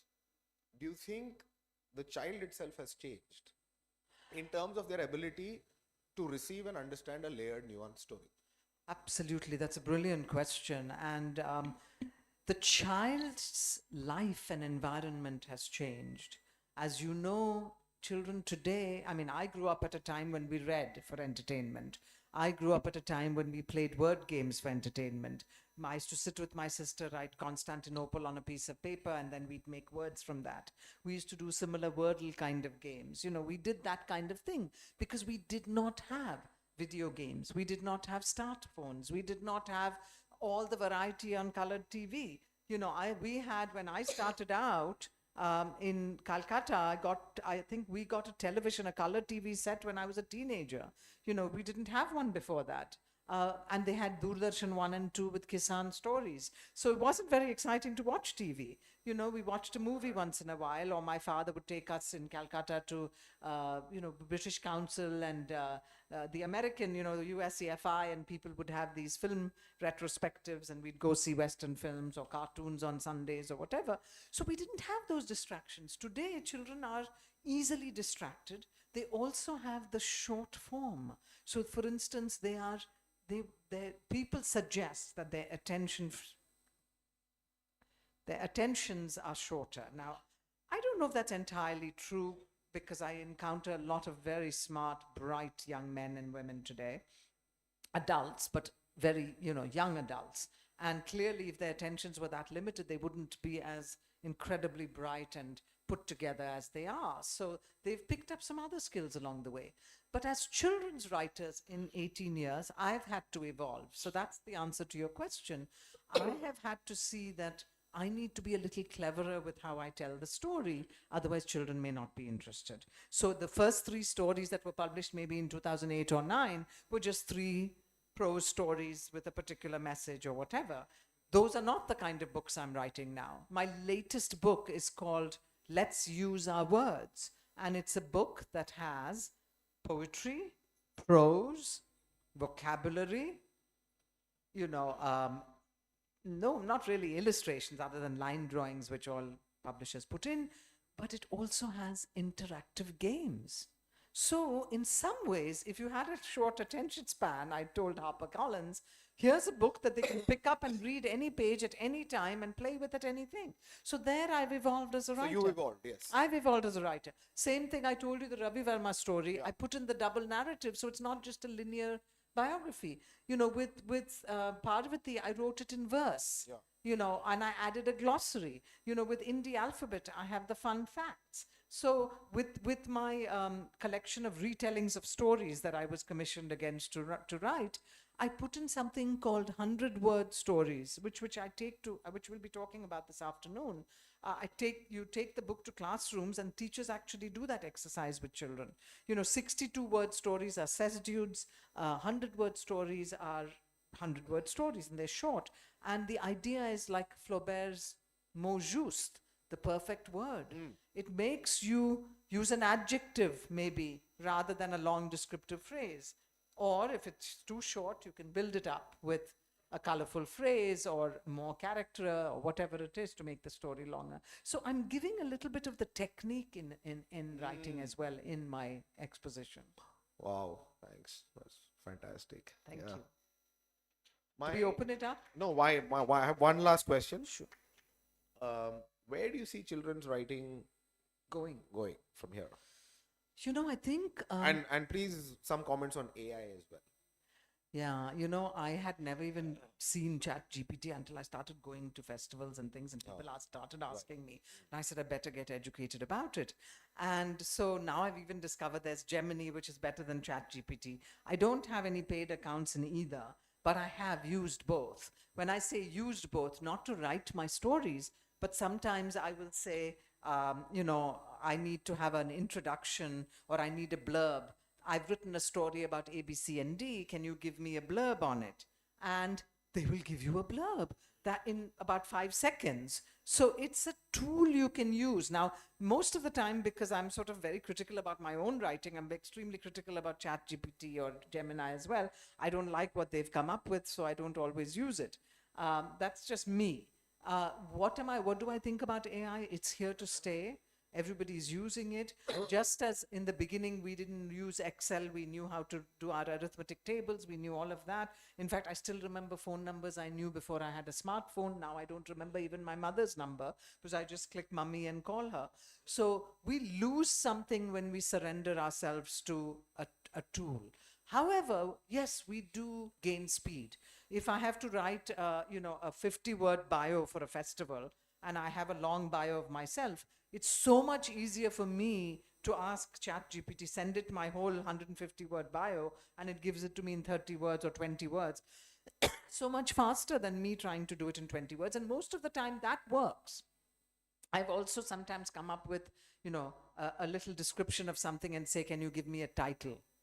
The other day I read the book. I'm going to be a moderator in Kolkata for a book that's very much in the news, and I'm talking to somebody who's had a lot of well-known moderators. And so just out of interest, even though I read the whole book, I went into Gemini and said, I'm going to be talking to this author about this book, and this is the book. I explained the book to them, though you don't need to do that. ChatGPT can figure it out. And I said, do you have any questions that I should ask that I haven't thought of? Because I didn't know. I had many questions I'd made up. It came up with like 2 pages of questions. And I looked at some of those, and because I've read the book, some of those questions, if I tweaked, did make some sense. So what do I think of it? It's here to stay. We use Excel, we use, PowerPoint, we're using our calculators, we're using our smartphones, and the children, if you tell them not to use AI, we're not going to win that game. However, I strongly, strongly, strongly encourage parents or any adults in this room, please don't let them use AI, at least until they've built some foundations on their own. It would be an absolute shame and a shock. Because if you have the foundation, you have the brain. See, ultimately, AI is passive. It's there, and it's whatever's been fed in that they're giving you. It's a large computer model. Correct? So if you don't have the information or you don't know the right questions to ask, you could even come up with the wrong answers. I mean, that's happened just for fun. I've asked questions like, who is so-and-so? And ChatGPT will tell me who is so-and-so, and it's not that person. Just like a friend was telling me, somebody said, oh, where's Shobha Tharoor? And they said, she's on the stage, and I wasn't on the stage. Clearly, they hadn't done their homework. They thought that it was me sitting on the stage. It was somebody else. So, we need to be able to know the right from wrong, to be able to take the chaff from the grain, or it's not going to happen. Thank you. I confess, I did the same thing for this session. That's okay. I asked Gemini, give me 3 questions I need to ask you, and I used 1. Oh, but that's fine. Yeah, it's if fine. Gemini asks the right questions clearly, because I've been talking, Yeah. then it's worth it. Yeah. Correct? Yeah. Because, it's not about creativity then. So you don't feel guilty about asking it those questions. I mean, yes, if you had plenty of time and if you weren't doing 20 things in a day, then it would be possible to come up with those questions yourself. And I'm sure you would have.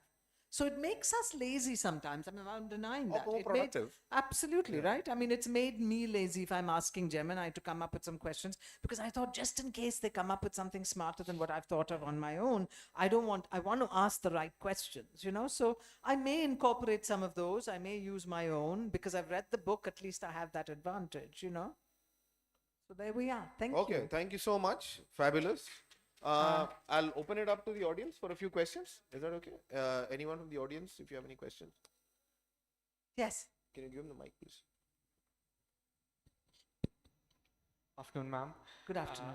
Ma'am, just now during the discussion, you did say that you used to go to schools and places and meet the children, and you used to inspire them. But has there been any kind of situation or some sort of incident where while you are talking to the children, something happened and that inspired you to write a story?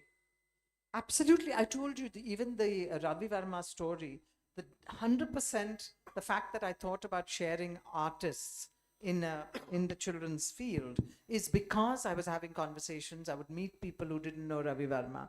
And since I grew up hearing the Purana stories and everything, and since Ravi Verma is still so much a part of the national imagination, you know, recently there was a fundraising calendar done about under 5 years ago where all the famous Bollywood actresses were all dressed up as Ravi Verma women, and they were selling each calendar for 2 or 3,000 rupees for charity.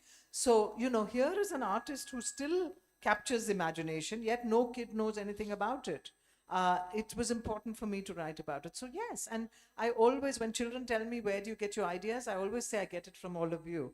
So some of it is true. Some of the ideas of presenting a story comes from the kids because of the questions they've asked. Sometimes it comes from my own interaction with my own children or grandchildren. So they come in different ways. Thank you. Thank you, ma'am. Looks like we're being ferried out quickly now. We did start half an hour late. She has Yes. a question. Good afternoon, ma'am. I just wanted to ask that when an author writes, they have their own interpretation of the story. What's the most unique interpretation of your story you have came across? Of my own story. Yes, ma'am. From others, like what is the most unique interpretation if you have came across it? You know, I suppose I hadn't consciously written about Parvati as being a non-tusker, you know, being a female elephant, because Asian, you know, elephants. I mean, I actually, to be honest with you, I did want to bring in a female elephant, not a male elephant. But I can't say that I was deliberately putting in a female elephant to have that conversation about women's roles in the classroom. And we did have those roles discussed more than once in many classrooms. So I suppose that is something that was not necessarily expected. Thank you, ma'am.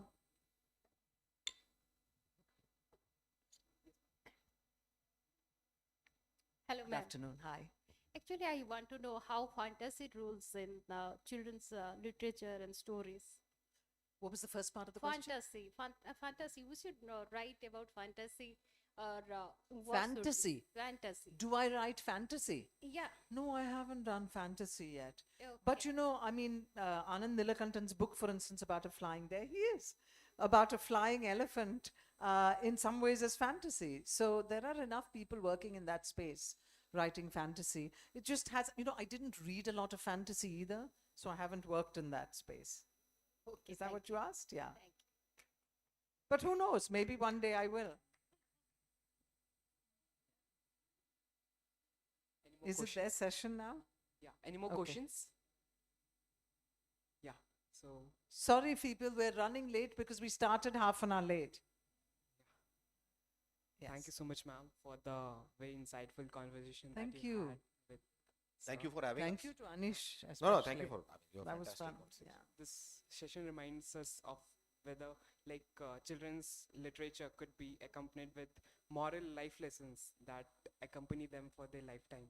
So it's really very enriching to hear to those voices. Thank you so Thank much, sir, you. and Thank thank you you. so much, ma'am, Thank you. for that. And I would now like to request Mrs. Malvika Patel to kindly felicitate our guest, because she's also an inspirational author who shares the same interest as Shobha ma'am for yes yes on children's writing. So yeah, please welcome her as well, please.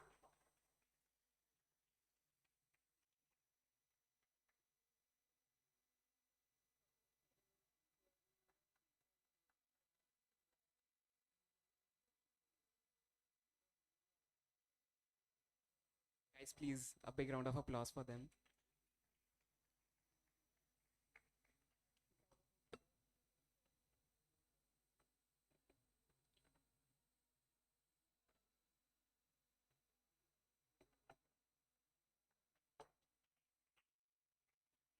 Thank you so much, ma'am, for felicitating our guest. And on behalf of entire KLF team, I would love to thank you guys for being a part of this festival. It means a lot to us. And thank you so much for the insight that you have shared. And thank you so much, ma'am. And thank you so much, sir. Yeah, so the next session would be starting after 5 minutes. Yeah.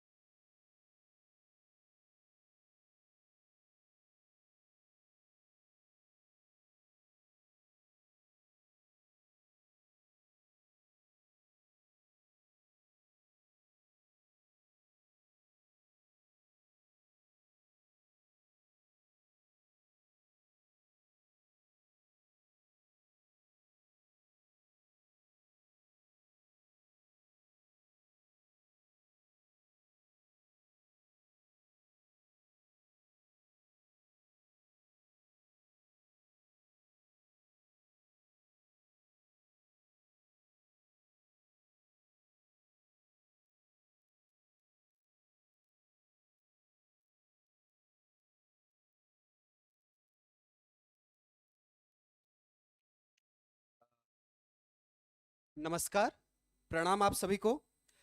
मैं विकास कलिंग साहित्य उत्सव के परिवार की तरफ से इस सत्र में आप सभी का स्वागत करता हूं।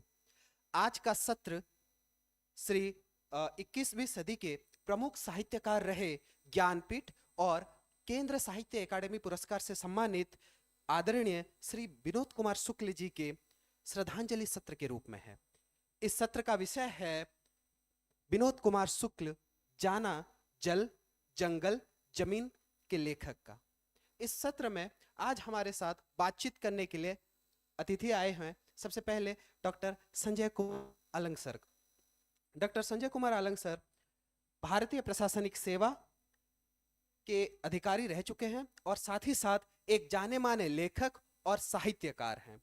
कविता के साथ साथ सर आप इतिहास, भूगोल, हस्तशिल्प, जनजाति, रियासत जैसे अनेक विषयों पर अपनी किताबें लिख चुके हैं। आपको अपने कार्य के लिए सेवा शिखर सम्मान, इंडियन आइकॉन अवार्ड तथा साहित्य के लिए राष्ट्रकवि दिनकर सम्मान जैसे पुरस्कार से सम्मानित किया गया है। आज के हमारे दूसरे अतिथि हैं आदरणीय श्री लेखिका उर्मिला शिरीष जी। मैम, आपने स्त्री जीवन तथा जीवन के सत्य को यथार्थवादी तरीके से हमारे सामने साहित्य और लेखनी और कहानी के माध्यम से प्रस्तुत की है। आप अपने कार्य के लिए, रचनाओं के लिए भारतीय मुक्तिबोध सम्मान, कमलेश्वर कथा सम्मान तथा अन्य कई सम्मान से सम्मानित हुए हैं। आज के हमारे जो तीसरे अतिथि हैं ओडिशा के वर्तमान समय के जाने माने कवि श्री दुर्गा प्रसाद पंडा जी। आपकी रचनाएं भारत तथा विदेश के बहुत से प्रतिष्ठित साहित्यिक पत्रिका में प्रकाशित हो चुके हैं। आप भारत तथा विश्व के अनेक साहित्य उत्सव तथा संगोष्ठियों से जुड़े हुए हैं, जिसमें 2019 में आयोजित विश्व कवि सम्मेलन वर्ल्ड कांग्रेस पोएट्स भी सम्मिलित है। आज की इस सत्र की संचालन हेतु मैं मंच पे आमंत्रित करना चाहूंगा आदरणीय श्री जयप्रकाश पांडे जी को। जयप्रकाश पांडे जी पत्रकारिता जगत के वरिष्ठ संपादक रह चुके हैं। साहित्य तक से जुड़े हुए आज तक के वरिष्ठ संपादक और आज तक के ही डिजिटल प्लेटफॉर्म साहित्य तक के कई कार्यक्रम जैसे बातें, मुलाकातें और किताब कैफे जैसे कई कार्यक्रम के संचालक भी रह चुके हैं। वर्तमान आज की सत्र की संचालन हेतु मैं सर से अनुरोध करता हूं। Sir please. Hello, Vinod Kumar Shukla Hindi साहित्य जगत का एक ऐसा नाम रहे हैं जिन्होंने साहित्य में आम व्यक्ति के सरोकार, उसकी पहचान, उसकी अस्मिता, प्रकृति, प्रेम और जीवन के जितने भी फलक हो सकते हैं उन सबको प्रतिबिंबित किया। उनकी कृतियों के शीर्षक तक में उनके लेखन की, उनके रचनात्मकता की झलक मिलती थी। उनकी सादगी उनकी ताकत थी और यह हम लोगों का हर व्यक्ति को जाना होता है और पिछले दिनों वह हमसे बिछड़ गए। विनोद कुमार शुक्ल जी की कविता एक बहुत छोटी सी कविता है जिसमें वो लिखते हैं कि घर बार छोड़कर संन्यास नहीं लूँगा, अपने संन्यास में मैं और भी घरेलू रहूँगा, घर में घरेलू और पड़ोस में भी। एक अनजान बस्ती में एक बच्चे ने मुझे देखकर बाबा कहा। वह अपनी माँ की गोद में था। उसकी माँ की आंखों में खुशी की चमक थी कि उसने मुझे बाबा कहा, एक नामालूम सगा। विनोद जी जिस तरह के भावों को व्यक्त करते रहे हैं, इस सत्र में हमारे साथ जो सहयोगी अतिथि वक्ता हैं डॉक्टर संजय अलंग जी, उर्मिला शिरीष जी और दुर्गा प्रसाद पंडा जी, ये तीनों लोग भाव की दुनिया, लेखन की दुनिया, कथा की दुनिया, और विनोद कुमार शुक्ल जी की जो माटी है, माटी से मेरा आशय है कि अगर क्षेत्रीय स्तर पे कहें तो डॉक्टर संजय अलंग जी लंबे समय तक बतौर प्रशासनिक अधिकारी भी उन क्षेत्रों में लगातार उपस्थित रहे, और जो मुझे पहला परिचय किसी एक साहित्यकार ने संजय अलंग जी का दिया था, तो उन्होंने कहा कि अरे मैं जिन दिनों साहित्य आज तक के लिए विनोद कुमार शुक्ल जी से साक्षात्कार करने के लिए अवसर मांग रहा था, तो मुझे किसी ने कहा कि अलंग जी को कहना है वो करा देंगे, बहुत करीबी हैं और रायपुर में ही पदस्थापित हैं। और मिला सीरीज जी लगातार अपने आयोजनों में स्पंदन जो कार्यक्रम कराती हैं, उसके अलावा भी पूरा मध्य भारत जो है उसमें जो साहित्य जगत है भारतीय भाषाओं का, विशेषकर हिंदी साहित्य का, वो सभी साहित्यकारों के संपर्क में रहती हैं।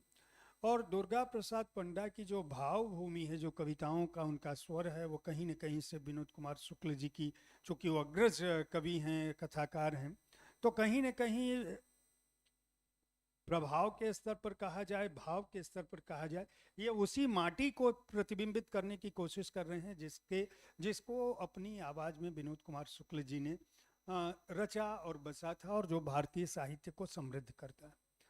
मैं सबसे पहले डॉक्टर अलंग से ही यह प्रश्न करूंगा। बहुत लंबा समय इन्होंने बिताया, विनोद जी की स्मृतियों को ये किस रूप में याद करते हैं, कैसे इनकी मुलाकात हुई, और हम लोग कोशिश करेंगे कि उस हमारे समय के सर्वाधिक महत्वपूर्ण रचनाकार के जीवन को और उसके लेखन को उसी रूप में याद किया जाए जैसे हम और आप बात करते हैं, ताकि नई पीढ़ी जान सके कि हमारे बीच में ऐसा भी कोई रचनाकार था। आप सभी को नमस्कार। अगर साहित्यिक ढंग से ही विनोद जी को याद करना है तो उसके तो बहुत सारे आयाम हो सकते हैं। विनोद जी की, पांडे जी ने ये क्वेश्चन किया कि मैं उनकी स्मृति को किस तरह से याद करता हूँ, तो विनोद जी की स्मृति को याद करने के लिए आपको स्मृतियों के जंजाल में जाने की जरूरत ही नहीं पड़ती। वो इस तरह के आदमी हैं कि वो आपकी उंगली पकड़ के आपको साथ लेके चलते हैं। ऐसा लगता है कि इतने सहजता के साथ वो आपको साथ लेके चल रहे हैं कि आपको एहसास ही नहीं होता कि आप साथ हो। आप लगता है कि आप उनके अस्तित्व में घुल मिल से गए हो, और वो जब आप पिता की छवि देखना चाहते हो तो वो पिता दिखते हैं, मित्र की छवि देखने चाहते हो तो मित्र दिखते हैं, संगी की छवि देखना चाहते हो तो संगी दिखते हैं, बहुआयामी हो जाते हैं। और वो स्थानीयता से और आपके साथ इतने घुले मिले होते हैं कि वो घुला मिलापन, जैसे एक बार पारसियों ने कहा था कि दूध के साथ शक्कर मिला दो, उस तरह से हम मिल जाएंगे, या माटी के साथ घुल मिल जाएंगे। तो इस तरह वाली संज्ञाओं को और वाक्यांशों को अगर आप उनके संदर्भ में यूज करना चाहे तो बहुत ही ज्यादा बड़ी बात होगी। मैं उनकी एक खास विशेषता की तरफ आपका ध्यान आकृष्ट करना चाहूंगा, हालांकि उसको मेरे ख्याल से सभी लोग महसूस करते होंगे कि वो दृश्य के परे के दृश्य को देख लेते थे। तो वो आपको तो देख रहे होते थे, आपके साथ आपके पीछे सब कुछ देख लेते थे कि आप क्या सोच रहे हो, क्यों आए हो, कैसे हो, क्या है। तो जब वो दृश्य रचने लगते थे तो दृश्य के साथ आपको भी रचने लगते थे, और इतने सहजता के साथ आपको ग्रूम करते थे कि आपको पता ही नहीं चलता था कि उन्होंने आपकी उंगली पकड़ के आपको सहलाया है, आपके कंधे पे हाथ रखा है और आपको चलने के लिए प्रेरित किया है। तो वो जो प्रेरणा देते थे वो इतनी सहज और स्वाभाविक थी कि आप बहुत सहजता से आगे बढ़ जाते थे। एक बार उन्होंने मेरी एक कविता पढ़ी पिता करके, तो वो एकदम बच्चों की उत्तेजना के साथ उन्होंने फोन किया कि यार तुमने तो इसको पिता को एक बहुत शानदार बिंब की तरह यूज कर लिया और इतनी बड़ी कविता लिखी। फिर उसको उन्होंने एक दो लाइनें पढ़ के भी बोली कि ये वाली लाइन में ऐसा, ये वाली लाइन में ऐसा। तो मतलब प्रोत्साहन देने का भी आर्ट उनमें बहुत ज्यादा था। मैं बताऊं, जब वो धीरे धीरे थोड़ा अशक्तता की ओर बढ़ने लग गए और उन्होंने कार्यक्रमों में जाना बंद कर दिया, तो बहुत रेयर कवि या बहुत कम जेंटलमैन, मैं अभी उनके कवि रूप को भूल जाइए, उनके साहित्यकार रूप को भूल जाइए, ऐसे बहुत कम लोग आप देखे होंगे कि लोग उनके पास जाने लग जाए। यानी शायद ही कोई दिन खाली होता हो जब विनोद जी के पास कोई ना कोई जाता हो। एक दिन मैंने ऐसे ही पूछ दिया कि इतनी भीड़ भड़ाका रहती है, इतने लोग रहते हैं, कैसे करते हो आप? मतलब समय तो अब, जब आप नौकरी करते थे, जब आप प्रोफेसर थे, तब तो आप चलो कह सकते हो कि लेक्चर देने जाते थे, आप बिजी हो, आप समय नहीं मिलता, पर इस समय तो लोग आपको इतना घेरे रहते हैं कि आप लिखते कैसे होगे? तो उन्होंने बड़ा प्यारा सा जवाब दिया कि जैसे सांस लेते हैं, जैसे कोई खेलता है, जैसे कोई करता है। मतलब इतना स्वाभाविक सा काम था उनके लिए। और कविता में, अब हम उनकी कविता पे अगर आने की कोशिश करें तो आप देखोगे कि हर वो चीज वो देख लेते थे जो कोई देखने की कोशिश भी नहीं करता, कोशिश भी नहीं करता, और उसके परे बियॉन्ड जाके वो देखते थे और अदृश्य में से दृश्य को देख लेते थे और इतनी सहजता के साथ उसको लिखते थे। जो आज का विषय है कि जल, जंगल और जमीन का जाना या उसका हटना, मैं देखा ये बात उनके कवि में इतनी प्रमुखता और इतनी गंभीरता के साथ प्रतिध्वनित होती है कि कई लोग इस बात का विरोध करते हैं कि शायद वो इससे हटते थे, पर मैंने तो ये पाया कि वो इसको साथ लेके चलते थे। उनके कविताओं में जो स्थानीयता का तत्व है वो इतनी ज्यादा गहराई के साथ है कि उस स्थानीयता की दृष्टि से वो वैश्विक दृष्टि को क्रिएट कर देते हैं, और वैश्विक दृष्टि के माध्यम से वो एक ब्रह्मांडीय दृष्टि को क्रिएट करते हैं। और आप अक्सर पाएंगे कि वो आपके साथ खड़े हैं, और आपके साथ खड़े होने का मतलब है प्रकृति के साथ खड़े होना। और उनका विरोध, उनका जो विरोध और विद्रोह का स्वर है, इतनी सरलता के साथ, जैसे मक्खन में से चाकू चल रहा हो इस तरह से विरोध चलाते हैं। वो तलवार से, कटार से आपका गला नहीं काटते, परंतु उस विरोध को इतनी सहजता से कहते हैं। शहरयार की एक शायरी में, किसको आती है मसीहाई वाली में, उन्होंने एक फ्रेज यूज किया है, सन्नाटे की सहनाई। तो वो शहनाई की गूंज आपके दिल और दिमाग पे इतनी कठोरता से प्रहार करती है कि वो सॉफ्टनेस भी आपको लगता है कि यार हमने क्यों नहीं देखा, हमने क्यों नहीं सोचा, और हमारे सामने ये बात क्यों नहीं आई, हम भी तो देख रहे थे। बहुत प्यार के साथ वो बढ़ते हैं। मैंने बहुत किताबों में ये सोच रहा था कि हर कोई आज उनकी कविता को उद्धृत करना चाहेगा, तो मैंने बहुत ध्यान से सोचा कि जो इनको, इनकी इस भावना को प्रतिध्वनित कर सके, तो मेरे को उनके संग्रह से एक बहुत छोटी सी 4 लाइन की कविता मिली जो मैं आपको बताता हूं। बहुत ध्यान से सुनिएगा कि वो कितनी सहजता के साथ अपनी बात आपको रख देते हैं। मैं दीवाल के ऊपर बैठा, मैं दीवाल के ऊपर बैठा, थका हुआ भूखा हूं, और पास ही एक कौवा है, और पास ही एक कौवा है जिसकी चोंच में रोटी का टुकड़ा, उसका ही हिस्सा छीना हुआ है। सोचता हूं कि हाय, ना मैं कौवा हुआ, ना मेरी चोंच है, आखिर किस नाक नक्शे का आदमी हूं जो अपना हिस्सा छीन नहीं पाता, जो अपना हिस्सा छीन नहीं पाता। तो छोटी सी कविता से, छोटी सी बात से, छोटी सी रोटी से और एक कौवे के प्रतीक और दीवार के माध्यम से उन्होंने पूरे समाज को, पूरे दलित वर्ग को, पूरे विमर्श को ऐसे सामने खड़ा कर दिया कि आप उसके लिए शोध प्रबंध लिख लें, कुछ लिख लें, पर ये अकेली कविता उन पे भारी पड़ जाएगी। तो बहुत अजीज कवि थे और अधिकांश लोगों के प्रिय कवि थे। अब एक अगले गुण के बारे में बोलूंगा जो उनकी कविता में बड़ी मुखरता के साथ भी दिखता है।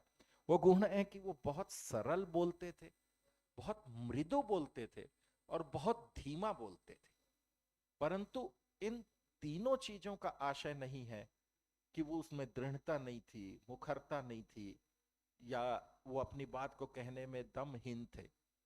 जब रायपुर साहित्य महोत्सव का 2016 या 17 में उद्घाटन हो रहा था और मुख्यमंत्री उसका उद्घाटन करने के लिए आए हुए थे, तब उन्होंने छत्तीसगढ़ को लेके एक कविता पढ़ी और मैं समझता हूं कि वो उनका सबसे मुखरतम विरोध था, से ठीक सत्ता के नीचे उसकी नाक के सामने अपनी उस कविता का पढ़ना। Thank you. उर्मिला जी, मैं जो प्रश्न मैंने पूछा था, चूँकि हम स्मृतियों को याद करते हैं तो हमारे पास प्रश्न से अधिक मैंने जो भूमिका, जो पहली बात कही थी उसी पर, और विषय है स्पष्ट है। तो आप कैसे याद करती हैं, कौन सी स्मृतियां आपके पास हैं?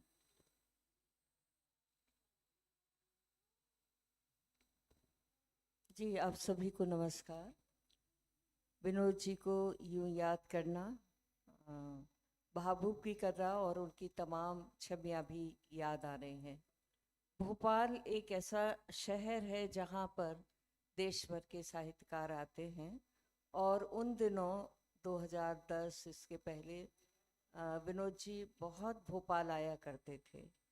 हम लोगों ने अपनी संस्था की तरफ से उनको सम्मानित किया था और इतनी सहजता के साथ वो उस प्रोग्राम में आए, रहे, अपनी कविताओं का पाठ भी किया उन्होंने। और आप सोचिए कि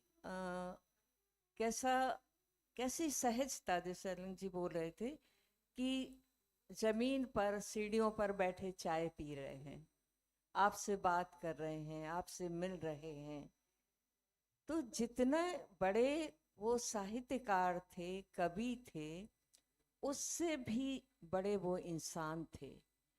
बहुत कम बातचीत करने के पीछे उनका ये नहीं था कि वो आपकी तरफ ध्यान नहीं दे रहे हैं, आपकी बात नहीं सुन रहे, बहुत गौर से सुनते थे, बहुत और कितना खूबसूरत उनका व्यक्तित्व था। तो कई बार इस तरह से मिलना जुलना हुआ। जब साहित्य के क्षेत्र में आई और पढ़ती थी तो उनके उपन्यास एक जादू की तरह दिमाग पर छा गए। नौकर की कमीज हो, या दीवार में एक खिड़की रहती थी, या खिलेगा तो देखेंगे, या उनकी कविताएं, या उनकी कहानियाँ। बहुत कम उन्होंने लिखी, लेकिन जितना भी लिखा वो बेमिसाल लिखा, विलक्षण लिखा। मुझे ये सोचकर थोड़ा अफसोस होता है कि जिस रचनाकार ने पर्यावरण को लेकर, स्थानीयता को लेकर, आदिवासियों को लेकर, जंगलों को लेकर, नदियों को लेकर, पहाड़ों को लेकर, परिंदों को लेकर, इन तमाम, यहाँ तक कि नीलकंठ और सारी चीज़ें, हाथी, तमाम तरह के जीव जंतु प्राणी जिनकी कहानियों और उपन्यासों में आए हैं, उनको उस तरह से नहीं कहा गया है कि जैसे प्रेमचंद्र ने किसानों के ऊपर लिखा, या मैला आंचल लिखा, रेणु ने लिखा, या आंचलिकता के ऊपर लिखा। विनोद कुमार शुक्ल के ऊपर किसी भी तरह का ये टैग कभी नहीं लगा। हाँ, उनको ये ज़रूर कहा गया कि वो थोड़ा सा मूर्त लिखते थे, या उनकी भाषा उस तरह की, लेकिन भाषा का में जो रूपक उन्होंने लिया, या दृश्यात्मकता जो ली, और आप सोचिए कि मध्यम वर्गीय समाज का जो कस्बा है, जो परिवेश है, जो जीवन है, जो संघर्ष है, वो उनकी तीनों उपन्यासों में अलग अलग रूपों में दिखाई देता है। चाहे आप दीवार में एक खिड़की रहती थी, उसमें देखिए इतनी बारीकी से उन्होंने वहाँ के दृश्यों को, पात्रों को, परिस्थितियों को, स्थितियों को चित्रित किया है कि आपके सामने एक एक चीज बिल्कुल एक दृश्य की तरह, फोटो की तरह खड़ी हो जाती। खिलेगा तो देखेंगे, उसमें भी आप देखिए वही परिवेश है, वही मध्यम वर्गीय परिवार हैं, वो सारी की सारी विरोधाभास हैं, द्वंद्व हैं। या नौकर की कमीज तो देखिए उनका कितना। एक बार एक कालजयी पर हमने सेमिनार किया था और उसमें नामवर सिंह जी भी आए थे, तो उन्होंने जो 5 कालजयी उपन्यासों के नाम लिए थे, उसमें नौकर की कमीज का जिक्र किया था। तो नौकर की कमीज में जिस परिवार को, जिस परिवेश को, जिस निम्न मध्यम वर्गीय परिवार को वो लेकर आए हैं, वो मुझे लगता है कि उस तरह की चीज़ों को लिखने के बावजूद भी कभी उन्होंने बहुत ज़्यादा लाउड होकर उस तरह की बातें अपने भाषण बोलते, वो थे ही नहीं अलंग जी, कभी भाषण तो देते ही नहीं थे। उनकी खासियत थी, किसी भी समारोह में जाते थे तो वो भाषण नहीं देते थे, बोलते नहीं थे। हाँ, अगर उनसे आग्रह किया जाए तो वो पाठ जरूर करते थे, लेकिन कभी भी उनको उस तरह से व्याख्यान देते हुए हम लोगों ने नहीं सुना। बहुत मौन रहते थे, लेकिन मौन के अंदर भी बहुत नदी और समुद्र लहराया करता था उनके साहित्य में। और आदिवासी समाज के बारे में, विमर्श के बारे में हम लोग बातचीत करते हैं, चूँकि उपन्यासों का फलक बहुत बड़ा है और बातचीत भी बहुत विस्तार से होती है, लेकिन विषय वो कैसे उठाते थे ये आप इस कविता में देखिए। जंगल के उजाड़ में कांदा खोदते खोदते भूख से बेहोश पड़े आदिवासी के लिए कौन डॉक्टर को बुलाएगा, उसे अस्पताल ले जाना चाहिए या रसोई घर। आप सोचिए कि एक आदिवासी, क्योंकि वो एरिया जहाँ विनोद कुमार शुक्ल जी रहते हैं, बस्तर और पूरा का पूरा बहुत सारी जनजातियाँ और आदिवासी समाज रहते हैं, तो उनकी दृष्टि कितनी दूर तक, कितनी संवेदना के साथ जाती थी कि वो उस आदिवासी की भूख के बारे में, प्यास के बारे में, उपेक्षा के बारे में, जीवन के बारे में सोच रहे हैं कि आखिर उसके जीवन का अस्तित्व कितना है, महत्व कितना है। यह एक कटाक्ष भी है, व्यवस्था पर एक कटाक्ष भी है, उनके जीवन के प्रति चिंता भी है। इसी तरह से उन्होंने नदियों का जो अस्तित्व खत्म होता जा रहा उसके बारे में लिखा, पहाड़ों के बारे में लिखा। तो एक बड़े रचनाकार का काम होता है कि वो बारीक से बारीक चीज़ों को अपनी सूक्ष्म दृष्टि के साथ देखे और लिखे, और बिना ये शोर किए कि मैं आदिवासी के ऊपर लिख रहा, मैं किसानों के ऊपर लिख रहा, मैं जंगलों के ऊपर लिख रहा, मैं पहाड़ों के ऊपर लिख रहा, लेकिन सब कुछ उनकी इन कृतियों में अभिव्यक्त होकर आया है। तो विनोद जी को हम लोग एक बड़े रचनाकार के रूप में हमेशा इसलिए भी याद करेंगे कि जो कस्बा और समाज की संस्कृति आज हम सब के बीच से विलुप्त होती जा रही है, जो पर्यावरण के बारे में हम आज बात करना चाहते हैं, स्थानीयता के बारे में बात करना चाहते हैं, उन तमाम चीज़ों को विनोद जी ने अपने इन उपन्यासों में और इन कहानियों में और कविताओं में बहुत ही बारीकी के साथ रूपक के रूप में, अदृश्य के रूप में, दृश्य के रूप में अपनी उनकी जो दृष्टि थी, मौलिक दृष्टि थी, उस रूप में उन्होंने लिखा। इसलिए विनोद जी को हम एक बड़ा कथाकार मानते हैं, बड़ा कवि मानते हैं, और वो गए नहीं हैं, बल्कि उन चीज़ों को अपनी रचनाओं में ऐसे रचा कर गए हैं, सृजन करके गए हैं कि वो चीज़ हमेशा उनके साहित्य के माध्यम से हम सबको प्रेरित करेगी कि हमें उन चीज़ों की ओर देखने की और लिखने की ज़रूरत है जो असल में आज हमसे छूटती जा रही हैं, और हम जिनको अब स्मृतियों में देखना चाहते, तो हम उनको स्मृतियों में ना देखें, बल्कि वास्तव में उनकी के बारे में चिंता करें और उस तरह से लिखें। तो मैं तो इस रूप में उनको देखती। उर्मिला जी ने कहा कहीं गए नहीं हैं, रचनाकार कहीं जाता नहीं है, कहीं जाता नहीं है, और हम ये जानते हैं कि अकबर एक महान सम्राट था, और तुलसीदास जी कहते हैं, अगर तुलसीदास जी कहते हैं इसका मतलब तुलसीदास जी अभी हैं, और अकबर उन्हीं के शासनकाल में था, तो वह एक महान राजा था, महान सम्राट था। तो राजे रजवाड़े चले जाते हैं, वो थे में हो जाते हैं, लेकिन कवि और रचनाकार हमेशा हैं होता है, इसीलिए उसकी संदर्भ सहित व्याख्या करते समय हम कॉलेज के दिनों में, विद्यालय के दिनों में ऐसा लिखते हैं। विनोद जी की एक कविता थी, चूँकि उर्मिला जी ने कहा कहीं गए नहीं हैं, तो सामान्य तौर पर यह माना जाता है कि विनोद जी ने, जैसा कि डॉक्टर अलंग ने भी कहा, कि दृश्य के पार जो अदृश्य होता था उसको लिखते थे।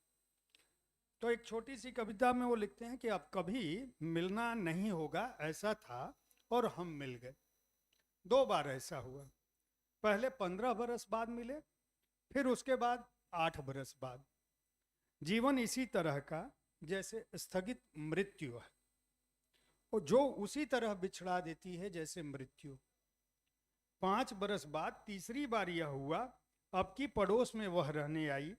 उसे तब न मेरा पता था न मुझे उसका, थोड़ा सा शेष जीवन दोनों का पड़ोस में साथ रहने को बचा था। पहले हम एक ही घर में रहते थे। दुर्गा प्रसाद पंडा जी बड़े महत्वपूर्ण स्वर हैं ओडिया साहित्य के। ओडिया कविता में इनकी अपनी एक अलग पहचान है। इनकी कविताओं में कहीं न कहीं मेरे जैसे जो पाठक, जब वो हिंदी में अनुवाद होके आती हैं, अनुदित होके, तो कहीं न कहीं वो छवियाँ, वो स्वर, वो पीड़ा, वो लगाव, वह अनुराग, वह राग दिखाई देता है जो हिंदी साहित्य के उन कवियों को, जिन्हें हम कालजयी कहते हैं, दिखाई पड़ता है। दुर्गा प्रसाद पंडा जी, आप विनोद जी को किस रूप में याद करते हैं? ओडिया साहित्य जगत उन्हें किस तरह समझता है?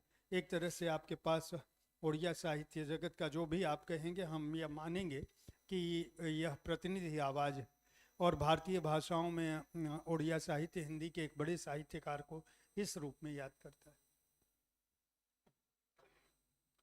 सबको नमस्कार। जो को पैनलिस्ट हैं, ये जो श्रृंखला है, सबसे दुर्बल कड़ी मैं हूँ। वो इसलिए कहता हूँ कि ये जो 3 जो हस्तियाँ हैं साथ मेरे, ये सारे हिंदी क्षेत्र से हैं और मैं अहिंदी क्षेत्र से हूँ। और एक एडवांटेज जो मेरे जो को पैनलिस्ट, उनका ये है कि वो सारे विनोद कुमार शुक्ला जी से मिले हैं, कभी ना कभी देखे हैं, जाने हैं, डायरेक्टली बातचीत हुआ है, मुलाकात हुआ है। मेरा ऐसा सौभाग्य नहीं हुआ। और करीब 15-16 साल पहले नरेश सक्सेना जी आए थे भुवनेश्वर, और भाषण के दौरान ये विनोद कुमार शुक्ला जी की कविता उन्होंने पाठ किए।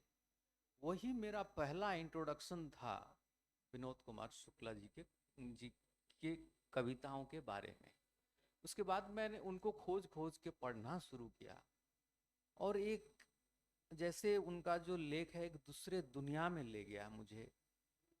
वो उनका फिर पर्सनालिटी है, उसके बारे में जानने का मौका मिला। तो इतनी सादगी थी उनमें, वो जैसे रहते ना, एग्जिस्टिंग लाइक नॉट एग्जिस्टिंग। वो ना, उनका जो स्थिति होता था वो बहुत मतलब विजिबल नहीं थे। जो परिदृश्य जो था, जो लार्जर लिटरेरी एटमॉस्फेयर में उनका प्रेजेंस तो था, पर विजिबिलिटी उतना नहीं था। तो ऐसा हुआ कि उनके कुछ कविताएं पढ़े, कुछ नॉवेल्स भी पढ़े। इनका तो जो छोटी छोटी चीज़ें जो है, चूहे गिलहरी, ये सब के बारे में भी लिखे हैं, काफ़ी संवेदनशील ढंग से लिखे हैं। ये सब उनका एक अलग दुनिया ही था। वो जो छोटी छोटी चीज़ों को वो इतना ऊपर लेवल तक ले जाते थे, वो इल्यूमिनेटेड हो जाता था, प्रकाशमय हो जाता था। कोई भी जो अपैरेंटली छोटा या इनसिग्निफिकेंट चीज़, उसको एलिवेट करके एक दूसरा स्तर में लेके उसको इल्यूमिनेटेड करना, ये उनका मतलब एक खासियत था। और एक चीज़ है मैं जो बोलना चाहूँगा, उनको कोई पूछ लिया था कि ये जो दीवार में एक खिड़की रहती थी, वो आप लिखे कैसे हैं? तो उनके जवाब जो उनका था वो मैं हिंदी नहीं इंग्लिश में आपको पढ़ के सुनाता हूँ। इससे पता चलेगा कि उनका जो जो रचना का संसार जो था वो किस तरह जमीन से जुड़ी हुई थी। मैं इंग्लिश में पढ़ता हूँ उनका रिस्पॉन्स को, आप जरा ध्यान दीजिएगा।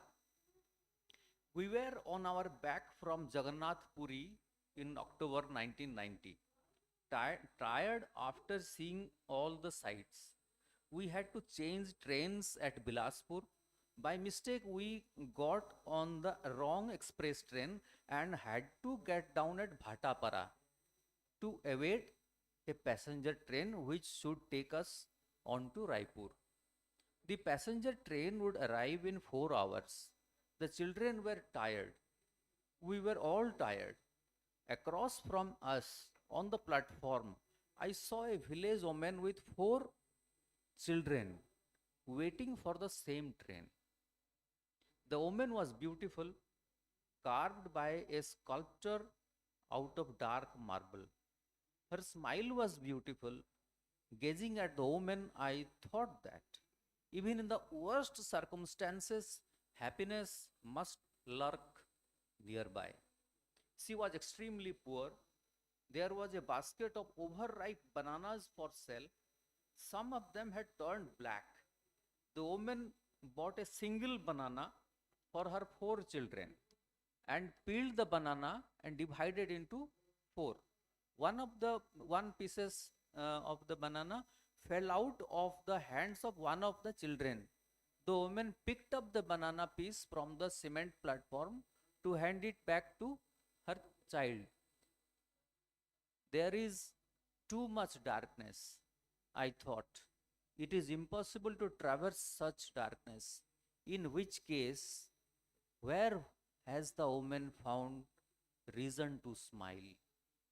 ये देखिए उनका जो रचना का संसार का जो जड़ है ये यही है कि इतना अंधेरा, उनको लगता है अंधेरा था, पर उस अंधेरे में भी वो जो माँ 4 बच्चे एक बनाना खरीदती है, वो भी पूरा बिल्कुल पका हुआ ब्लैक सा, उसको 4 डिवाइडेड बाय 4 करके एक एक छोटा छोटा टुकड़ा खिलाती है वो चारों बच्चों को।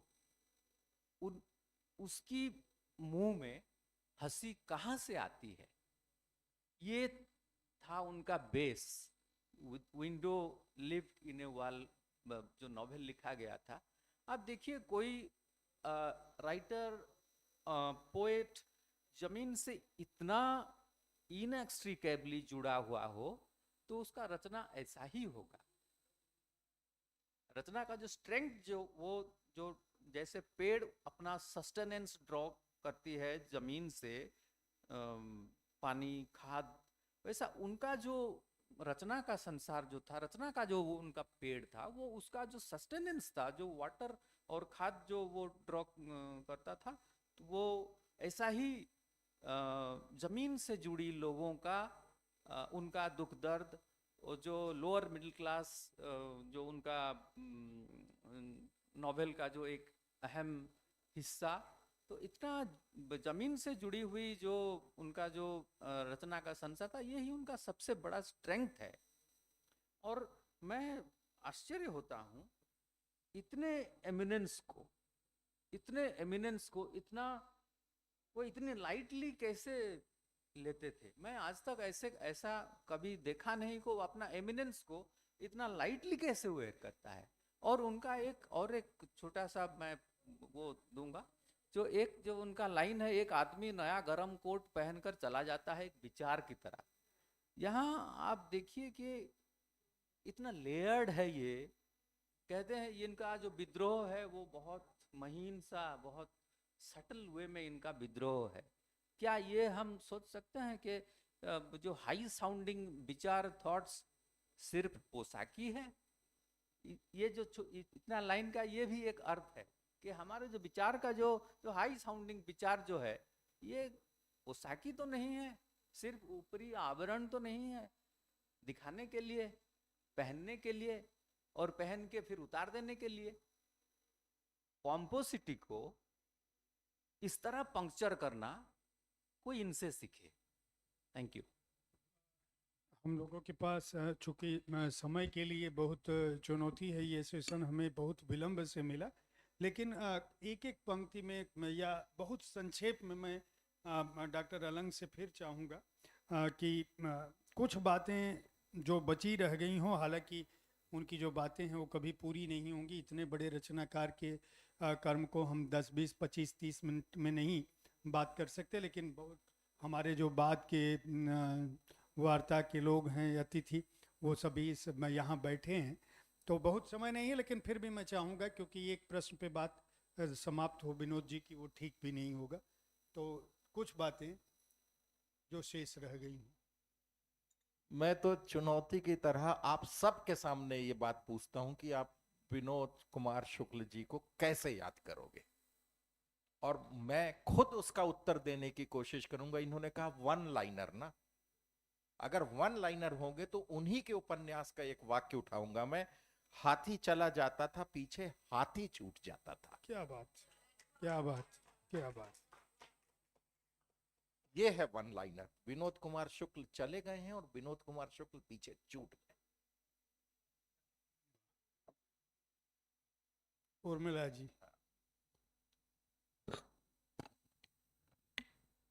उनकी हालांकि समय नहीं है, पर उनकी एक आखिरी जो इच्छा थी, और मैं ये मानती हूँ कि जैसा भभूति ने कहा था कि पृथ्वी पर मेरे पाठक मेरे जाने के बाद रहें, तो मेरे लिए सबसे बड़ी बात है। तो विनोद जी के जो पाठक हैं उन्हें हमेशा याद रखेंगे, और उनकी एक जो आखिरी लाइन है, मैं पढ़ती हूँ उनकी कविता से। कविता थोड़ी बड़ी है।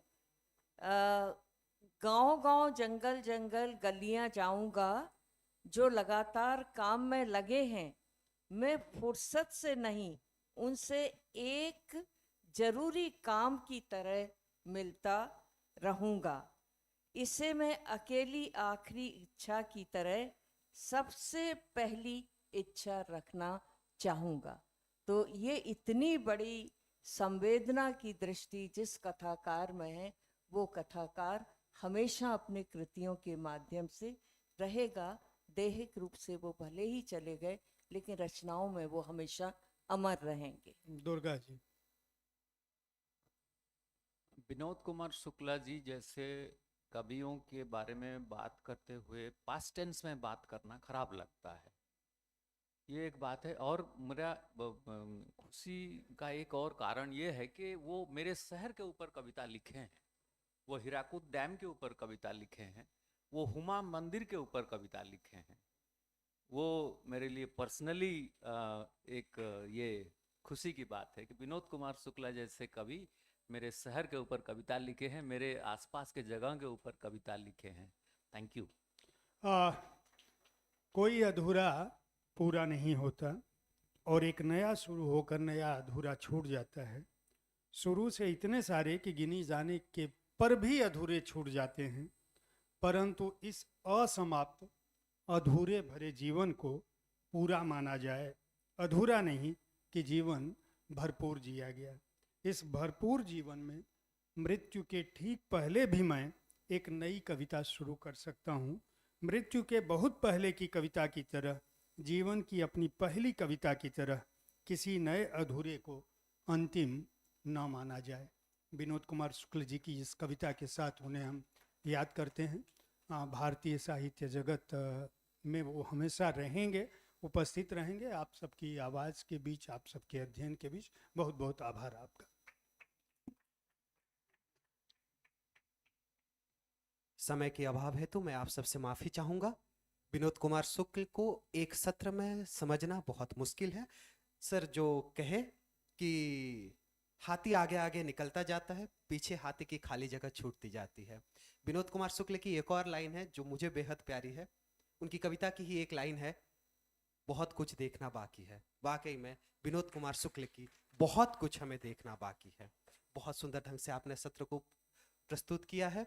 समय अभाव है तो हम दर्शकों से सवाल करने की जो परंपरा है इसको स्थगित करते हैं। मैं अभी आदरणीय महुआ सेन मैम को अनुरोध करता हूं कि वो आए और हमारे अतिथियों को प्रेम स्वरूप एक भेंट करें कलिंग साहित्य उत्सव की तरफ से। मैम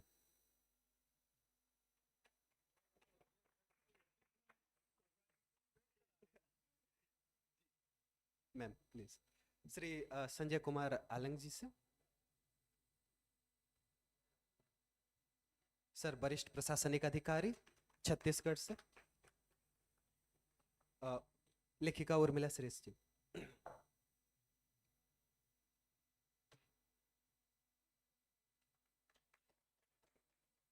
बहुत ही सुंदर, बहुत ही धन्यवाद आप सभी को।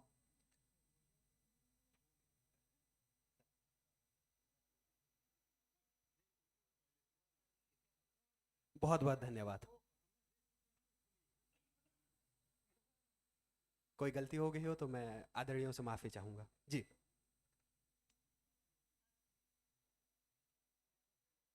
अरे Trika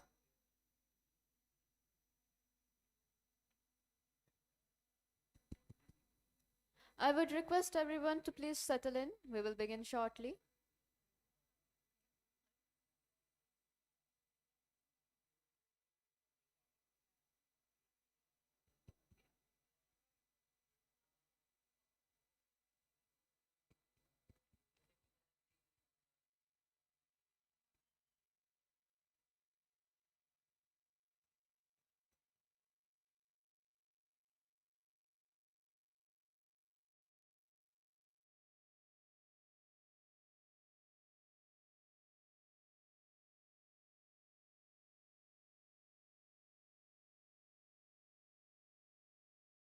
Once said, and I quote, I can be changed by what happens to me, but I refuse to be changed and reduced by it. Ladies and gentlemen, I, Aratrika Chaudhary, on the behalf of Kalinga Literary Fest 2026, welcome you all to this session that doesn't shout its strength, it radiates it. Rise, the deep resilience way isn't your usual motivational poster loud. No, my dear friends, it is lived, earned, and quietly formidable. It's about falling, pausing, gathering yourself, and standing up again, slower but truer. In this world of eternal rat race, this session asks a gentle, yet a braver question. How do we endure, and what do we become while doing so? We are delighted to welcome Dr. Neena Verma, whose work sits beautifully at the intersection of psychology, reflection, and real human experience. A counselor and trainer, a writer, a scholarly practitioner, an appreciative inquiry expert, she truly shows human mind has no bounds. In conversation with her is Madam Mahua Sen, our moderator for this session, an author, poet, and a translator herself. She stands out to be an elegant conversationalist with a sharp mind and a generous ear. Please join me in welcoming both of them on stage with a big round of applause. Ma'am, please honor us with your presence.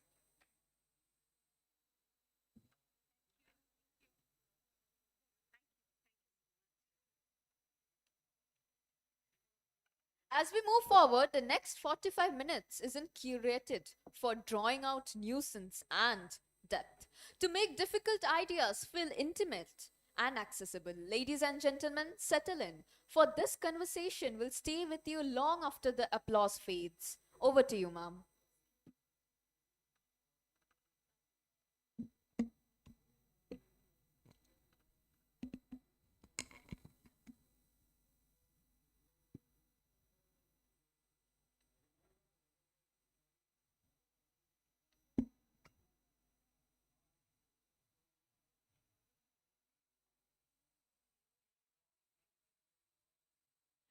Good afternoon, everyone.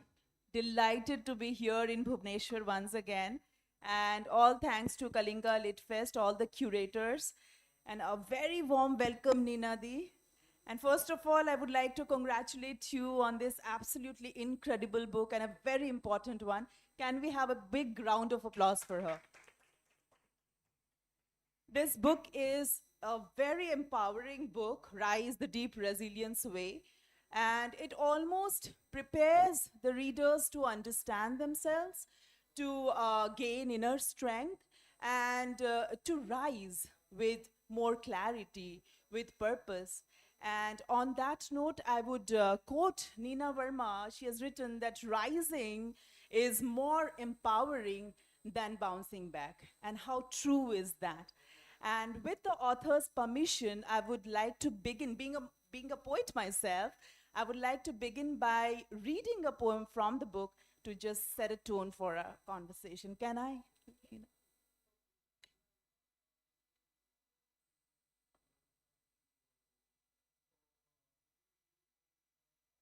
A call to rise the deep resilience way.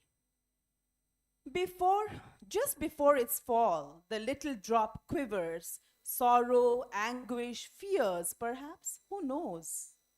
Not quite whole truth indeed, not because it is in plead. Instead, it is wrapped in its own quiet, supple strength. The little drop's quiver is one of surrender in faith. The quivering drop's fall is quiet courage's call. Its quiver is one of awe, hope, and inspiration. Its faith invokes purpose, grit, and compassion. In the well of darkness, its light of growth dawns, and the quivering drop swirls and rises beyond. What a beautiful poem. So my first question, let's begin from the beginning. Let's talk about the title, Rise the Deep Resilience Way. What do you mean by deep resilience, and how is deep resilience, different than how resilience is understood normally? And please enlighten us on the 4-aspect model of rise that you talk about very elaborately and eloquently in the book.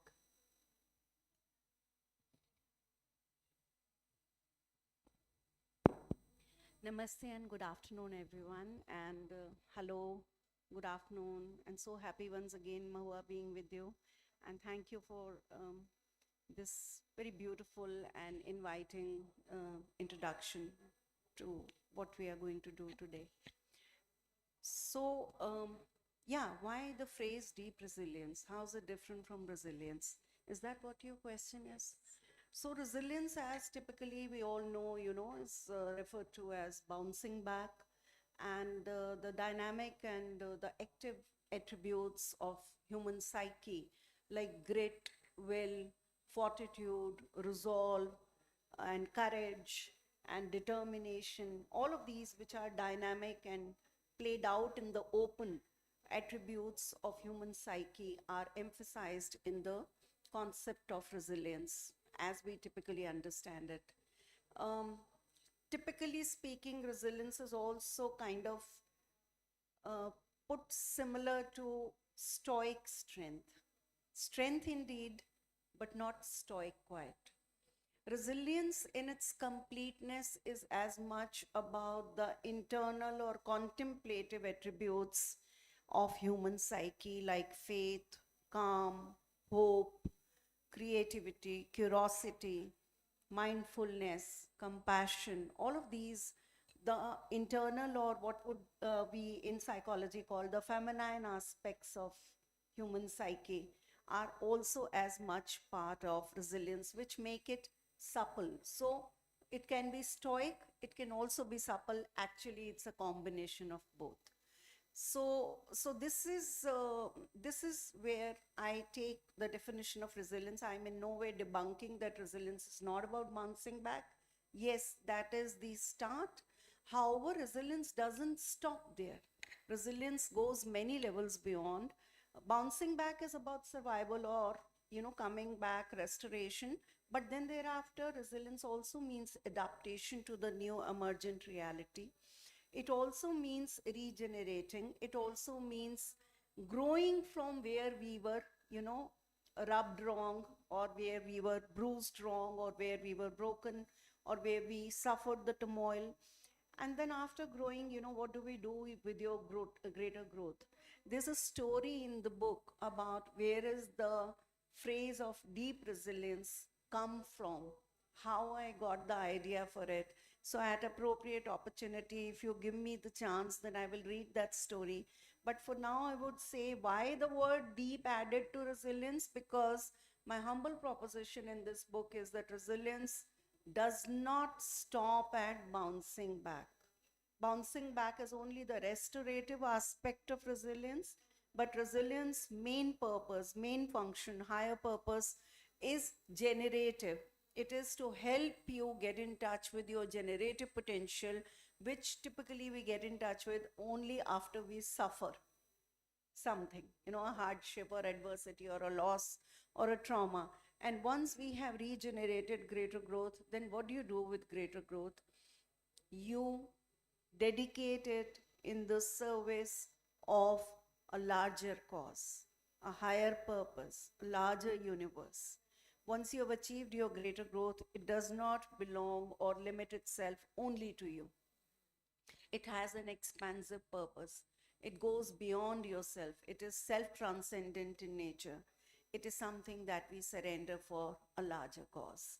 And there are ample number of stories in the book to help you understand what I mean by the self-transcending or expansive nature of greater growth. So this is in short, but if I get an opportunity to at some point read that story, that will explain a little bit more as to the genesis of deep resilience, where it came from and how I explain it. Thank you.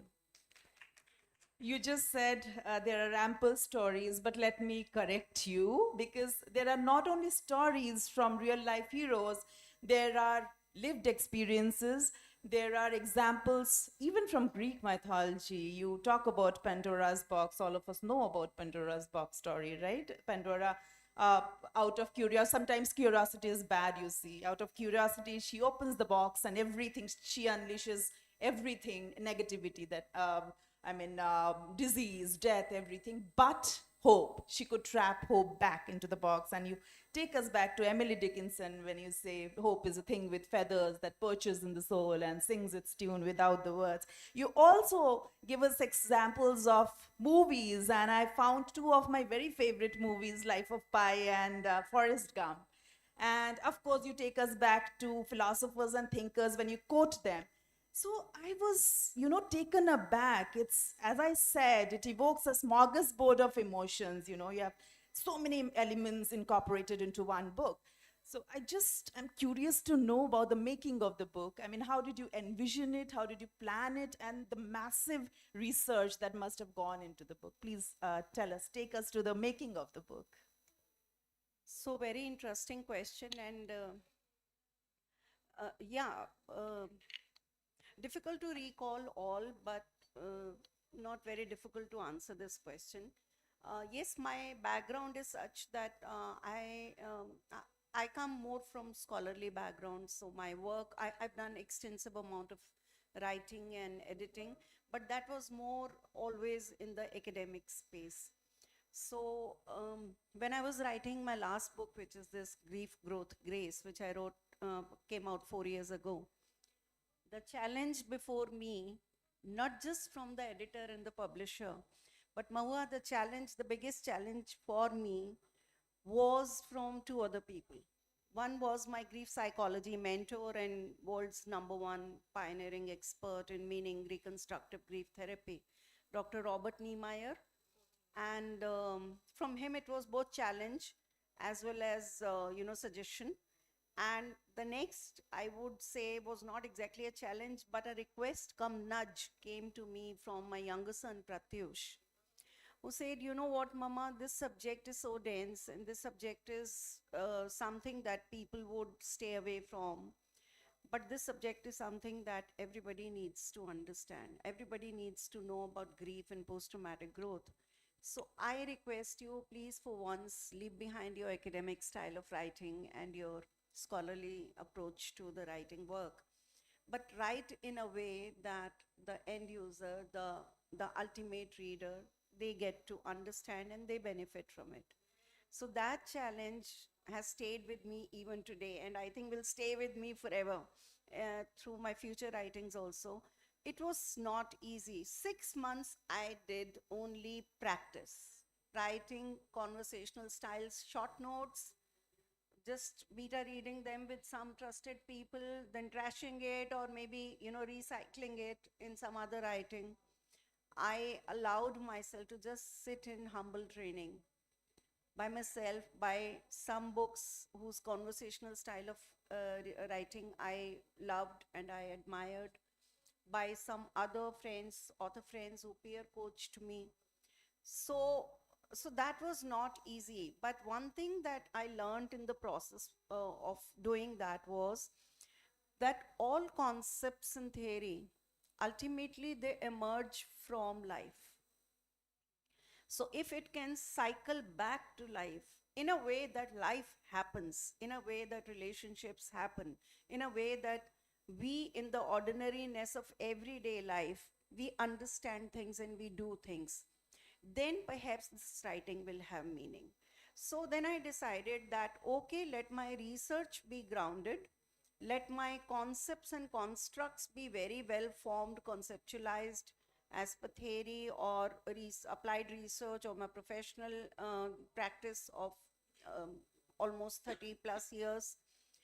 But when I write, let me take a storytelling way. Let me infuse a little bit of poetic flavor also in it. So that, it kind of connects at the heart level. So I personally, I don't know if I'm wrong, but maybe somebody in the audience will resonate with this. My personal, though, again, I come from scholarly background, but my personal experience and belief is that the way to mind is through heart. So if I can, if I can resonate with the heart of the reader, then perhaps what is being presented in the book. So that's how it became a combination of stories, and 95% of the stories in both my books are real living stories of living people. In the grief book, except one, all the identities have been disguised because grief is one such context where people don't like to reveal their identity. And in this new book, Rise the Deep Resilience Way, except two, all identities have been revealed, of course with due consent and consultation of the protagonist. So these are real stories, you can relate to them in an everyday context of that story, as well as in the exceptionally traumatic context of that stories. So these stories speak to you, and when these stories are used to explain the concepts in the chapter, the constructs in the chapter, then those concepts become more, accessible, more resonant, and more appealing. And of course, the quotations also, I think I have invested nearly 7 months of research in collecting some 4,000 plus quotes. And then out of those 4,000 plus, I decided what will go into which section. That took another 3-4 months. So the attempt has been, this is a making, I don't know, I can go on speaking more, but please stop me. Yeah. And of course, there's poetry, which is again impromptu poetry. I think it will take me another 100 lifetimes or maybe more to even be able to understand and appreciate the poetry that Mahua writes. Oh, come on. But my kind of, the simple poetic flavor has appeared in this book. The idea is to only appeal to the heart of the reader so that their mind gets engaged with the deeper and the heavier stuff in the book. And we get Thank to know you. another, dimension of your creativity, and that's poetry through this book. No, actually, it's been a closet thing, never shown to the world. Oh, okay. So that brings me to the resilience construct that you talk about in the book, and the resilience mindset that is, and you have compared resilience mindset to prism. And I remember that quote where you say that the mind can be a prison, S-O-N, prison, or a prism, and I chose the latter. And that's fascinating, really. So please tell us about that, and at the same time, please enlighten us about the 7 elements of the prism of resilience mindset. So thank you so much. Since 2020, our lives have changed, and it's not just pandemic, but the world is full of strife now, and strife on reasons and causes that we don't understand. They're totally incomprehensible, and I don't want to use strong words, but I'm sure we all have strong words about, what's happening in the world. And in these one human quality or virtue or capacity that is most needed is a resilience mindset. In fact, since 2020, in many ways, in many contexts, on many platforms, resilience mindset as a phrase has been used by several people. But very little is available in the public domain about, what do we really understand by this and how to bring it to life. So that is what in the chapter 3 of the book, which is in the part 1, the book is in 3 parts. Chapter 3, which is the last chapter in part 1, is where I talk of resilience mindset, where it comes from. I draw from concepts of post-traumatic growth. I draw from a very recent concept called resilience. So resilience is so new a concept that no dictionary, no thesaurus has it. Microsoft Word system rejects it for spelling. So resilience, post-traumatic growth, appreciative inquiry, growth mindset, grit mindset, so many concepts that I draw from, but ultimately what guides resilience mindset is human stories. At the start of this chapter, you will read a very powerful story of a naval officer, ex-naval officer, called Commander Navneet Bali, who's now a big leader in the healthcare industry since his retirement from Navy. So that sets the tone for resilience mindset, but ultimately what explains it is also a model that I have, a framework that I have conceptualized as a 7-aspect framework, for which I have used the prism as metaphor. So why prism as metaphor? I am not a science background person, so I'll be making a fool of myself if I get into the science of prism. But what I do know is that all of us in our childhood have either seen or played with prism. So as a very lay person understanding, what I understand is that when pure light is reflecting from within, it disperses into the 7 rainbow colors. And similarly, vice versa is also true, that when 7 rainbow colors are reflecting out from the prism, then they join together and become pure light. Pure light, typically we think of it as sunlight, pure white light. So it has 7 constituent colors. Typically the rainbow colors is, some people think the Vibgyo, the 7 colors, which is again rainbow colors. So different literature sources explain it differently. How I have used it in the context of resilience mindset is I have presented to you 7 elements. Again of human disposition, human psychological disposition. And these are not just necessarily values or virtues or capacities, but these are kind of embodiment conditions. How we embody those conditions and how we put them to practice. What are those 7 elements? The 7 elements, again for this I've used prism only as the name of the framework. So prism has only 5 spellings, but the model has 7 elements, 2 letters are getting repeated. P is for perseverance. So perseverance is the root of resilience. That's what we all understand and we know. Perseverance, but then the other P in my view is very important. That's perspective. How we flip a situation or how we flip. So she's mentioned about Forrest Gump's story coming in this book. I think it's in this chapter only, but I have quoted more stories. So Tom Hanks is being my favorite. Castaway is also there in the book. Yes. Life of Pi is there. Chuck the India is there. Going back to Forrest Gump's example that Mawa mentioned. So there's a tiny story in the book from this movie Forrest Gump, and this will explain to you the concept of perspective. Here, some of you have seen Forrest Gump or Hindi adaptation Lal Singh Chadda, which I have not seen, but the story remains the same. So Forrest Gump from his childhood is a runner, and why he was a runner? Because he had polio-ridden legs. So his mother kind of used to make him run to go kind of save himself from bully kids. So he's a runner, and one fine day, to deal with his inner turmoil, he decides to start running. Where is he running? Even he doesn't know. So he's running across the length and the breadth of the country, and USA is a vast country. Soon enough, people start to follow him out of curiosity or out of, confusions of their own life, or out of wondering that maybe he's up to some big destination or big journey or big mission, and we will follow him and we will become part of that mission. People are following him. So he's just running and he becomes a celebrity and people are following him. And then one city that he passes by, there's one gentleman whose business after business has been failing. And now he started a new business, which is car dumper sticker business.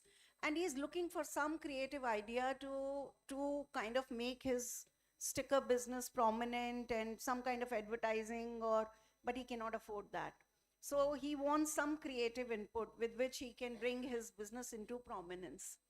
So he approaches running Forrest Gump and asks him, hey, I am this, and can you please give me an idea that will make my business jump? Before he completes his sentence, he wanted to say something, jump into big league or whatever. As he says jump, Forrest Gump's foot lands in a big pile of dog shit. And Gump keeps running. So this gentleman is totally startled and he's very surprised. How can somebody keep running unaffected when his foot has landed into a big pile of dog shit?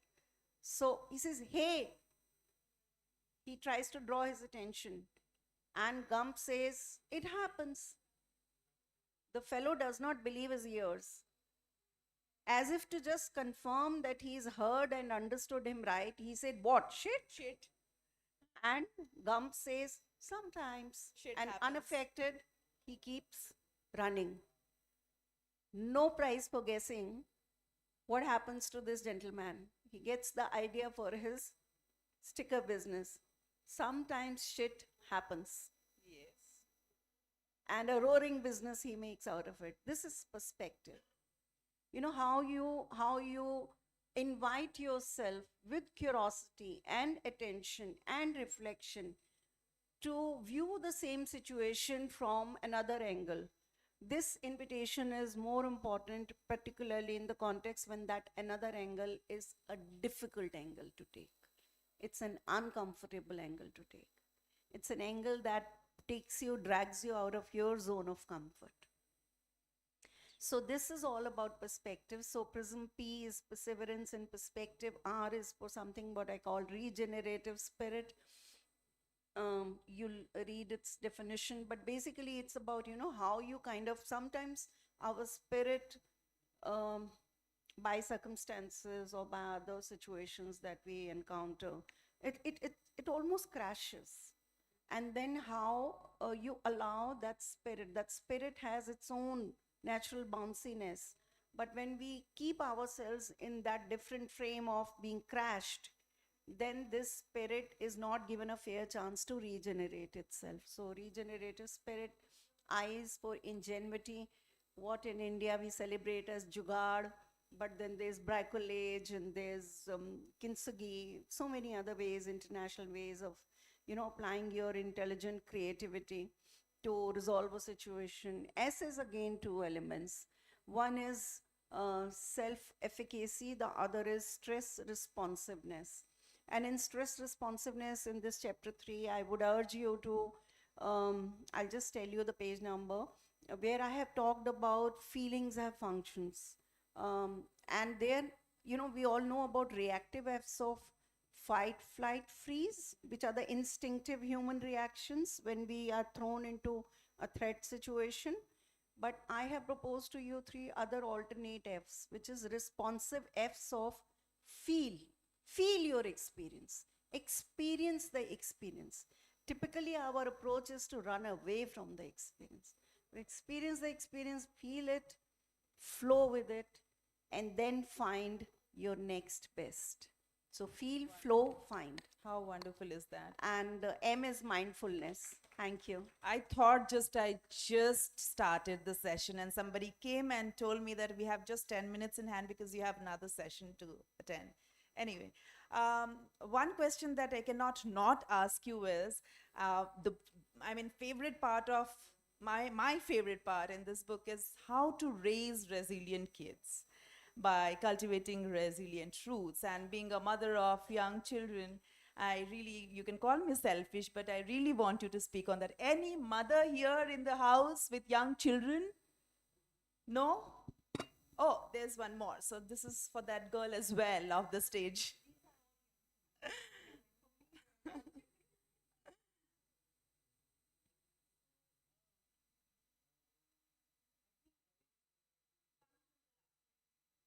Yes, yes.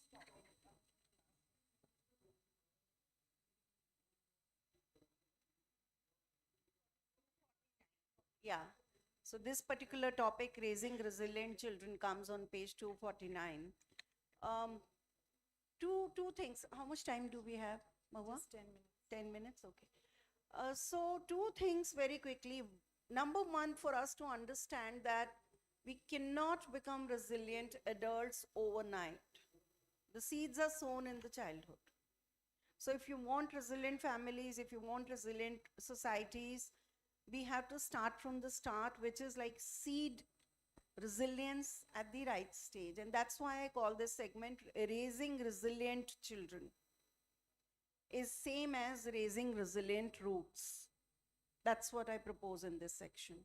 So first aspect is this. Second aspect is somehow as technology and civilization and other growth is happening, advanced growth is happening, unfortunately, consciously or unconsciously, we are making childhood more and more sheltered, protected, and unfortunately, programmed and projectified experience. Childhood is somehow getting reduced into school, which is again all project-based learning these days, much of which is experiential. I welcome that. But others are like, school doesn't bother whether you're Googled and copied, and now AI is there. Of course, Google is old. Okay. And so projectification of childhood, and then bache ghar aake, where do they go? They go for conducted classes, conducted sports sessions, one after the other. It's all become too programmed. Somewhere we have taken away from childhood its right to be natural. It's right for a natural pace and rhythm. For various reasons. I don't question the reasons, but what I'm saying is, can we mindfully, consciously take a different approach to childhood and raising children by allowing them their space and allowing them their freedom to discover their own ways and discover their own resilience. Please stop unduly pre-protecting. What do I mean by pre-protecting? Bhai, chot lagi hai, if you have fallen, if something serious has happened, then protect. Why create a prior program to prevent injury? Why take away from children their right to learn from their falls? It is from their own fall that they will learn how to rise again. We are preventing falls.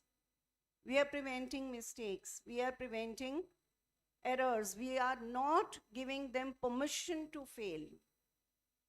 We are mandating success. We are mandating good performance, brilliant performance. And brilliant performance now, 99 on 100 is also not brilliant performance. Okay?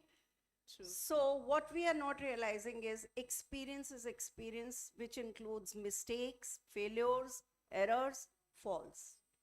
Unless we allow children their fair share of experience, unprogrammed experience, how will their experiential learning happen? So this is what I'm proposing in raising resilient children. Please stop programming childhood. Wonderful.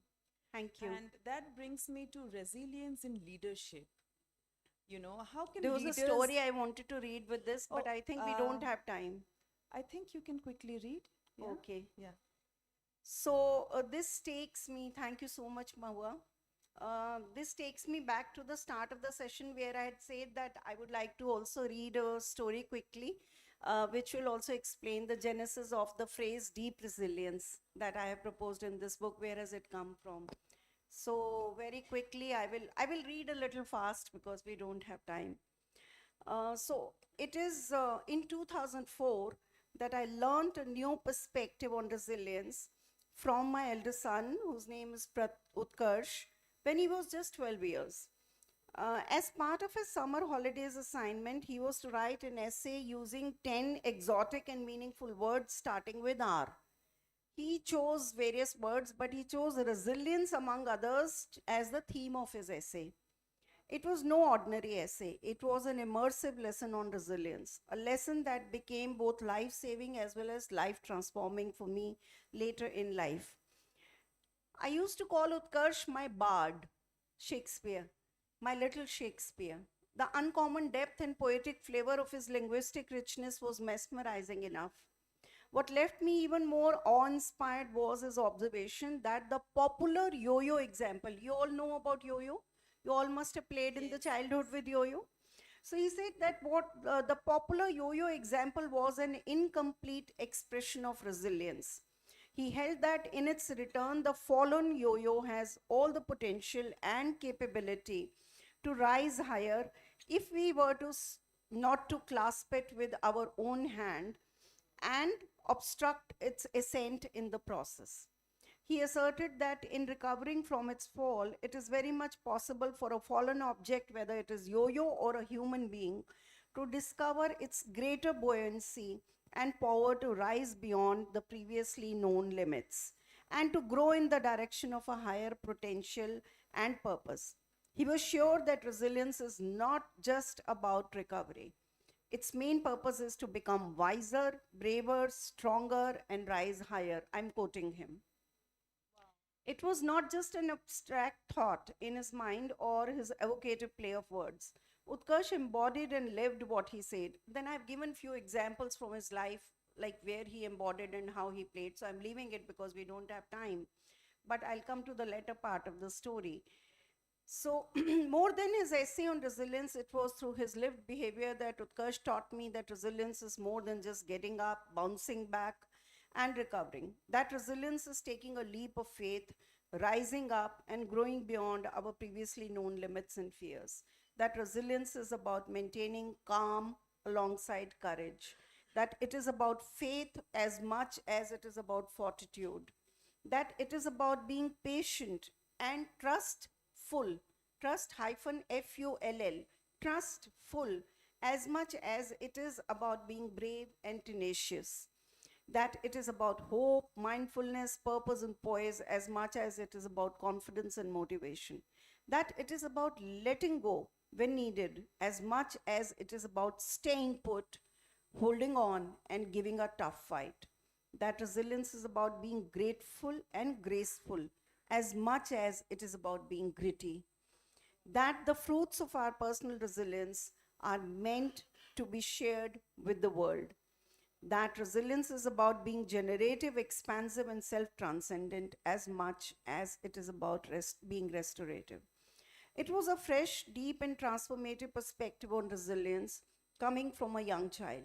I found it to be of meaning and value, whether in dealing with my own adversities or in helping my clients and other people deal with theirs. Little could I imagine, I hope you listen to this part carefully. Little could I imagine that Utkarsh's innocent wisdom is what would keep me from drowning in my grief when, a decade later, at the age of 22 and 3 months, destiny took him away in the year 2014. My understanding and embodiment of resilience found new depths in the aftermath of my own loss, grief, and trauma. Utkarsh, my profoundly wise son, my inspiring teacher of resilience, gave me a new meaning and deep dimension to the world. My work as a resilience, well-being, purpose, and transitions coach and grief and growth practitioner got meaningfully transformed as I recognized, embodied, and practiced the true meaning and expanse of deep resilience that Utkarsh had taught me. Thank you. God, that's too stirring. I'm getting goosebumps. I think we have exhausted time, and I do not want to monopolize time because we have another session to attend. But it would be really great if you could, in two lines, maybe talk about OWN. That it's very important, I think, to talk about that, owning vulnerability and weathering the storm, and then navigating forward. And in that context, I also remember you talk about being vulnerable is being human. So I think in two lines, if we can wrap it up on that note. Sure.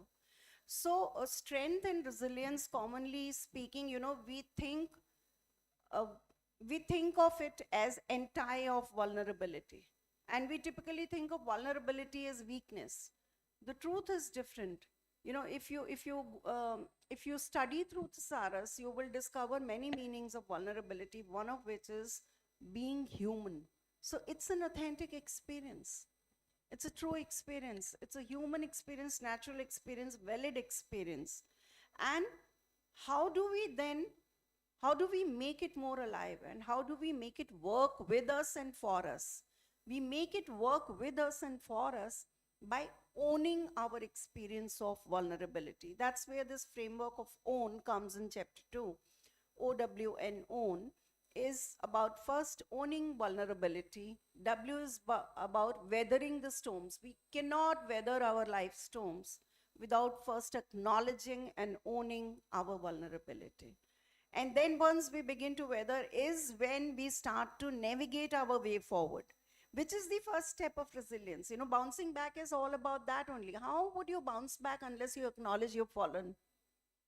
And if you start hating yourself for having fallen, then I'm sorry, you're not owning and acknowledging. To own and acknowledge is simple. A fall has happened and I have fallen, and it's hurting, and I'm feeling low in strength, or I need help, etc., etc. All of these, acknowledging, owning, being authentic and true to your own experience. Then only you weather and navigate forward. I can see my friend there is indicating to us. Over Thank to you so Mahua. much for that illuminating session, Ninadi. I had Thank many you. questions, but then since we don't Thank have time, you. maybe offline and off stage we can have conversations. Thank you so much, Will you everyone. allow us half a minute more? Just half a minute more. Can I read the Yes, prayer please, poem? please, Okay. please. So the book ends with a poem, a prayer poem, I would say, which is my wish to all of you, to the entire world, to us, everybody, including Mahua and myself, and anyone to whom this book reaches. It's a prayer poem, which is my wish to all. The poem is titled May We Rise.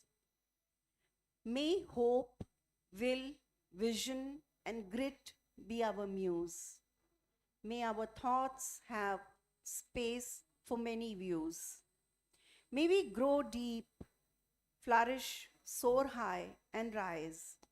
May we deepen our soars and expand our skies. May we imagine and open new horizons before us. May we may deeper questions and braver quests implore us. May we grow strength from the seeds of sorrow sown. May we find new possibilities beyond the zone of known. May, like sunflower, we strive on beneath the clouds of pain. May, like dandelion, we spring up from snow and bloom again. May calm, curious, perseverant, mindful, and brave we stay. May our deep resilience rise every day and every way. Thank you so much. That kind of sums up the book. Thank you We so could much, talk of Ninadi. the exercises even if you don't like reading the book, but please, please make use of several exercises. They come And from I'll- lived experience, and I hope that they will resonate with you and also give you some sense of meaning and impact. And you can Thank pick up you. the copies of the book from Amazon, and it's not a book. You'll feel as if it's a companion. You would want to carry it along with you wherever you go. So you can thank me later. Thank you so much, everyone.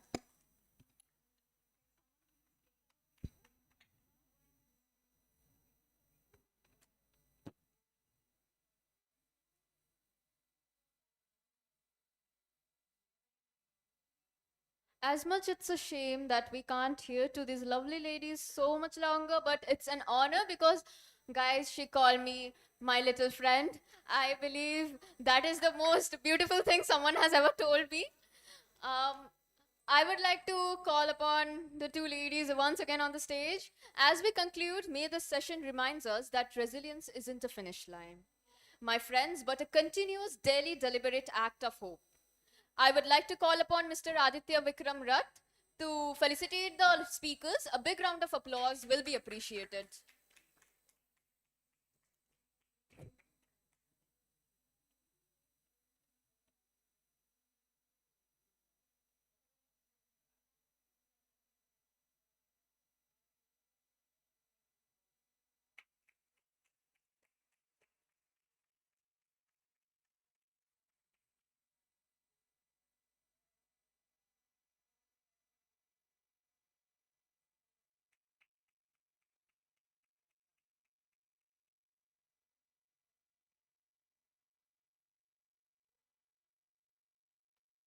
I'm sure all of us would leave this session carrying a little more courage than we have arrived with. I would request our dear guests to remain seated as the next session begins shortly. Ratrika Chaudhary signing off.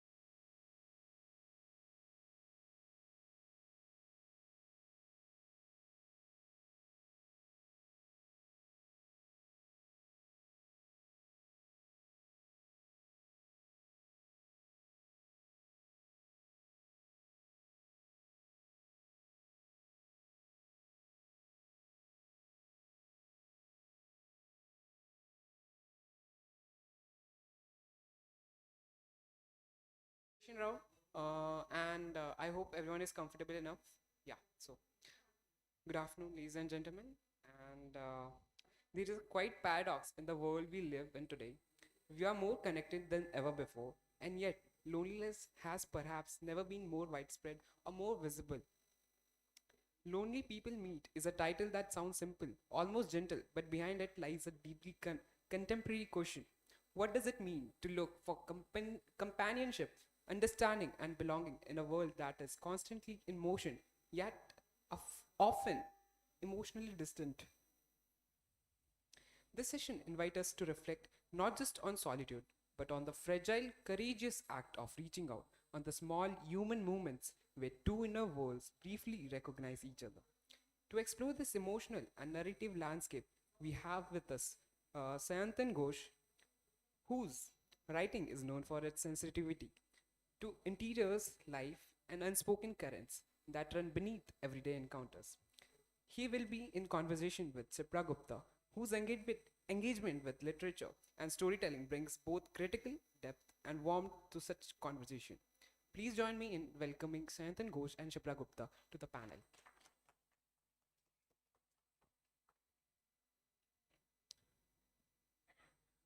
Thank you so much, sir and ma'am. Please, you can begin with the session.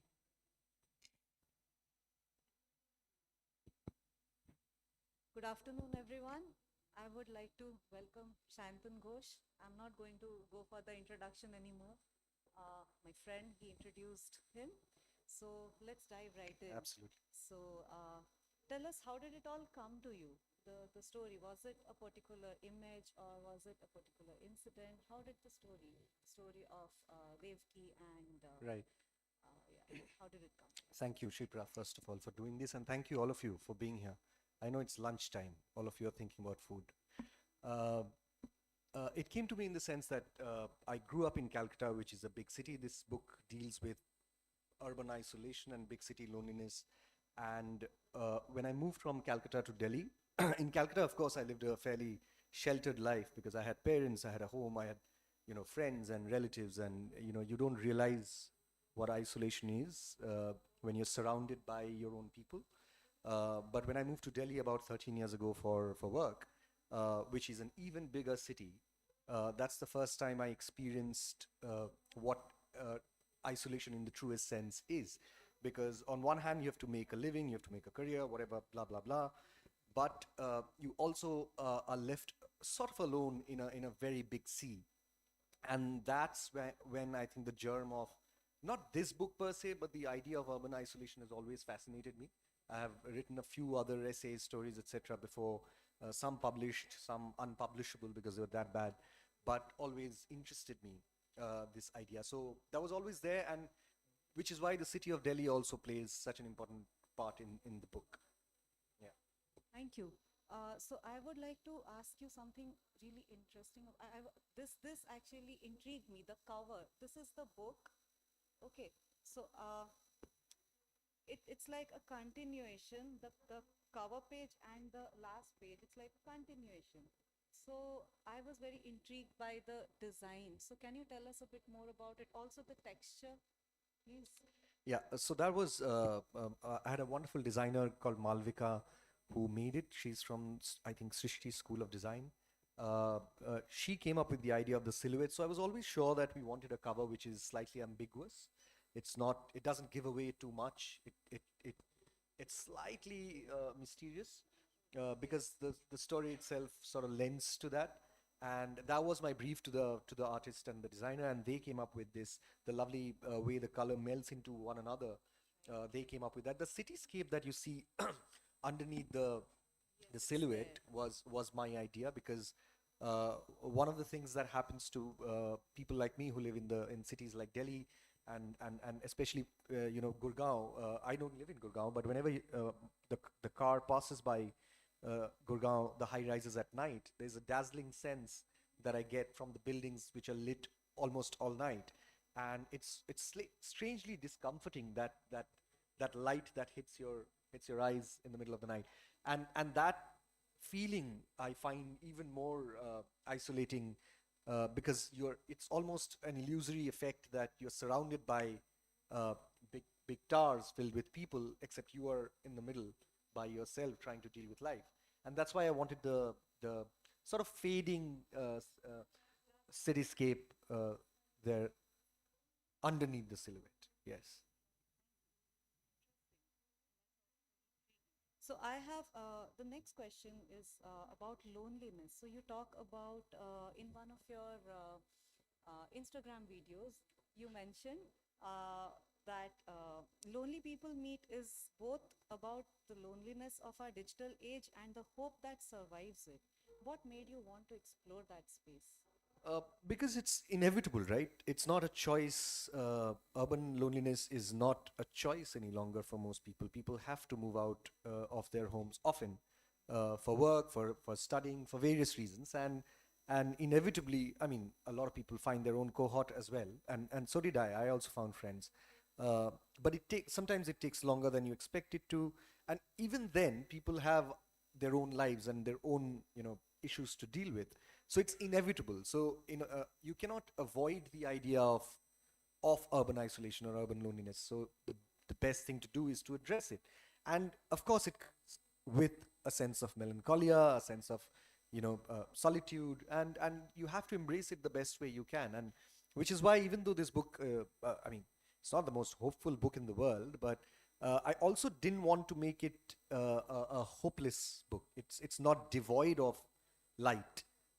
It has a lot going on, I believe, but it's not devoid of abject hope. It's not abjectly hopeless.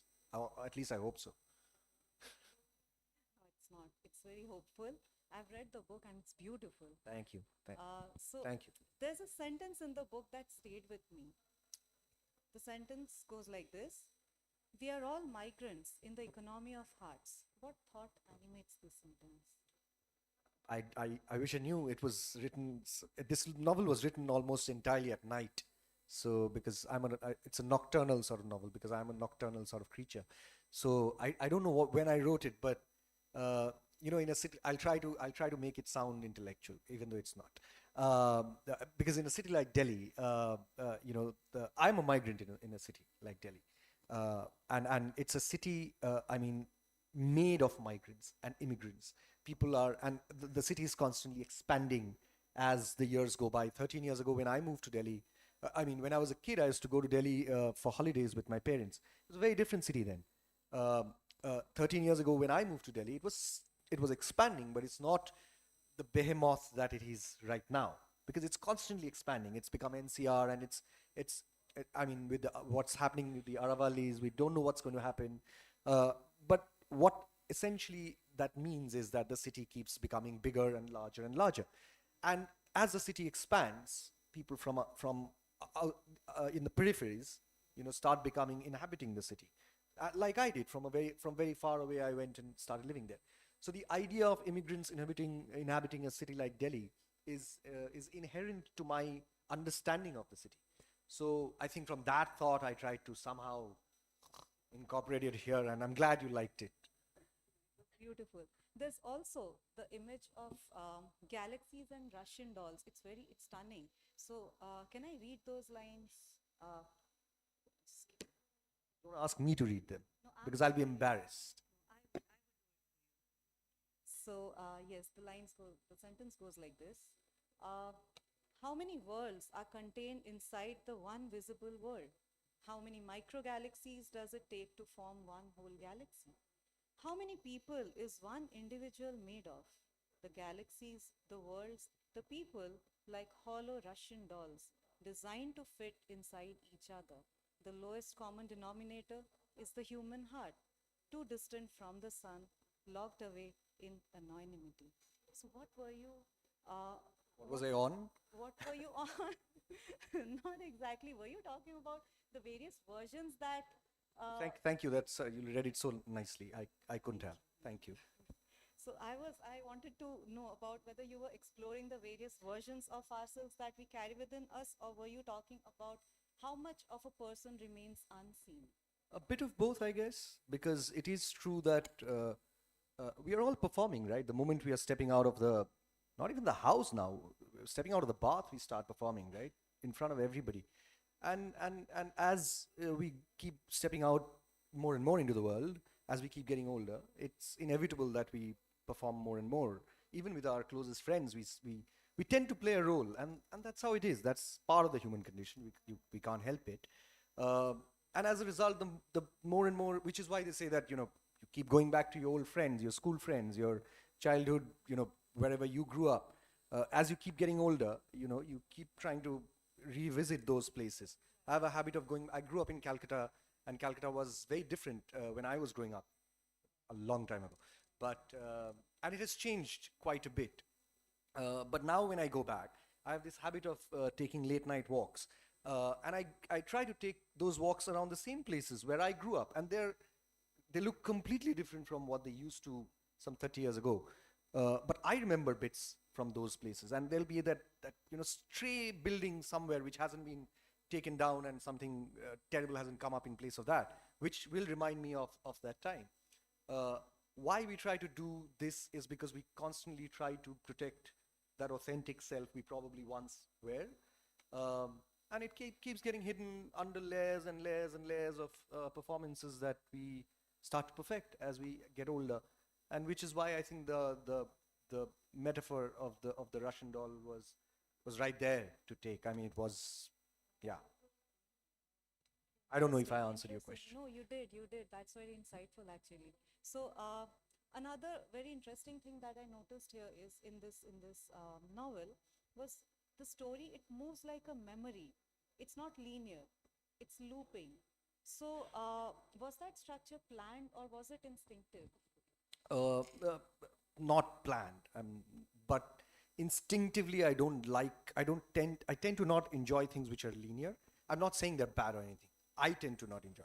I like to play with time a little bit, which is why even when I'm reading or experiencing something or watching something, it just makes the experience a little more layered, I feel. So I didn't plan to do it this non-linear structure when I started writing it, but I knew that it's going to be how this novel will be structured, because also there's an element of shrouded in mystery, if I can call it, in this. You don't know a few things, and so I wanted that back and forth to be there, to make it a little more, I don't know, readable, because a lot of people have asked me why the prologue begins with two characters who then don't appear for a very long time. And even my editor, who was supposed to be here and is not here right now, he had said that we could move it further ahead, but I didn't want to do it. I wanted to introduce the world with people who are not so-called protagonists of the novel, and then we meet them later on, and there's a reason why In the epilogue. yeah. So yeah, this non-linear. All the ends are tied together with the epilogue. It's I hope so, beautiful. yeah. It does. So okay. And some that are not, when people ask me, I say they're deliberately not tied up, but I just forgot. Okay, one more question. So again, it's going back to your Instagram page again. In I've one been of your on Instagram videos- too much these last 3 months. Maybe you are. So yes, so you mentioned films like Lutera and Eternal Sunshine of the Spotless Mind as emotional references for this novel. So they both explore love that is fragile yet unforgettable, and they're much like in your novel. That's the love that is fragile and it's also unforgettable. So what leads you to portray love in that quiet, imperfect, deeply human way? Those are two of the films which I really like. There were a few more, but yeah, the I don't know. It's and it's not just romantic love. Other kinds of love as well. With friendship or any deep bonding that you form. You have a dog. The kind of bond that you form with an animal, it's incredible. But there is a sense of unfulfillment in those as well, because we tend to, and I'm not saying it's right or wrong, I'm saying what we tend to do is, it happens less with dogs, I know, they fit right in, but with people, we tend to meet somebody, like I said, it can be a romantic meeting, or it can be a friendship that forms, or in whatever way, and we try to then tend to put them in a sort of shell that we think they would be like, except they're not supposed to be that. They're supposed to be whoever independently they are. And then the struggle begins, right? We keep struggling that, oh, why are they not doing exactly how we wanted them to do? Which is also one of the questions that I wanted to raise with this novel, because of course it deals with technology. You've read it, and this God complex that human beings have, that when we create something, and by creation it could be a machine, it could be the creation of a relationship as well, and then trying to fit it in that box where they are supposed to behave how we expect them to, and they'll never do that. And then our disappointments start piling up, and then we blame them for our disappointments. Which is why if you approach, I'm not particularly an optimist, which you can probably tell. I approach. You do seem like an optimist. I do look like an optimist. I like that. The- That's great acting. Oh, But no, the novel also suggests. I mean, I would call myself a realist. My parents call me a pessimist, but I don't think I'm a pessimist. But I approach everything with a little bit of skepticism. That it's fine if people are not performing to what your expectations, because I'm not performing to other people's expectations. Then the sense of disappointment is low, but then there is that sense of melancholia also creeps in as a result, which is what I try to capture in this. Fantastic. Yeah, that gives us a lot of perspective and it's really insightful. So, what next after this? Do we expect a second part or is it No, new? no. Not a second part? No, not a second We are part for sure. disappointed. We wanted a second part.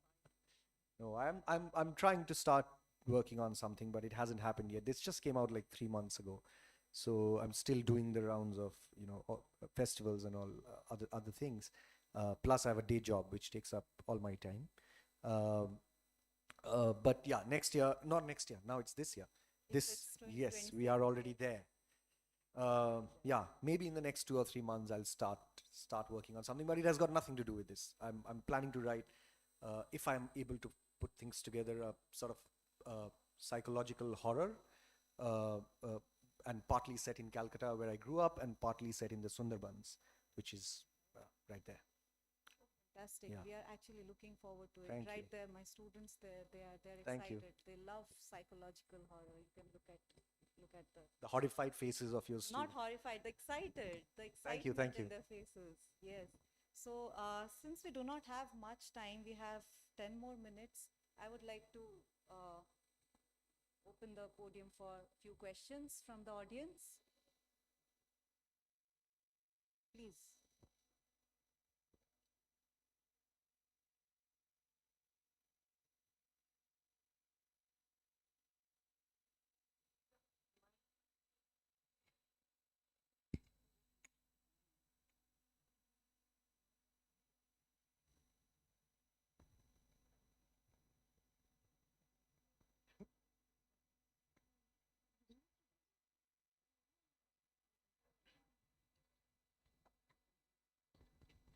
Yes, I have heard about your book. Like, I'm looking forward to read it, borrow it from her. Thank you. And You yes, got to buy your own copy. we have discussed a lot about your book to begin with, and you talked about when we are in the midst of this urban alienation and we try to remain our most authentic selves, but when it does come to relationships or finding someone with this array of dating apps and all these ways of meeting people, even the way we would want to meet people is not organic at this point in time. So, how do you sort of contextualize that with the way your characters find love in the books? Because we don't organically meet people anymore. So I know, man. Just yeah. I'm no expert in that. I live alone in Delhi. You can tell that I'm not an expert in this. But yeah, I know what you mean. We used to meet at video cassette libraries also. I didn't. A friend of mine did. I was just there. Uh, but that used to happen.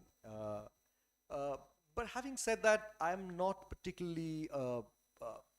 I'm skeptical, but I'm not nervous about technology. I don't understand it fully, but I know my younger cousins who are very comfortable with finding people online. I have friends who have found people online. And now there are apps to find friends as well, I've been told, in other cities, and they are finding them, I suppose.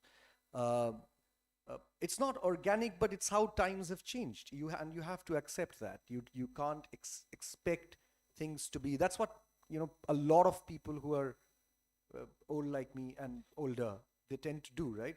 Things were so much better before. They were equally worse then. They just seem better now. At that point, everyone was whining about whatever was there anyway. I remember when I was growing up, for the first time we had chat, Yahoo chat had come in. And it was a big deal. You couldn't see the other person. It was fun to, it was probably, I thought I had a girlfriend from Philippines. Yeah, for a good few months. It was probably a boy from the next locality or something, but because we couldn't see each other. But I was very certain that I have a girlfriend from Philippines. Her handle was Fallen_Angel. I remember that. Always etched in my mind. But, it was fun. But these things will change with time. In the future, I think, I'm not an expert on apps, but I think that also will go. Something else will come up. Now they're talking about reading your mind.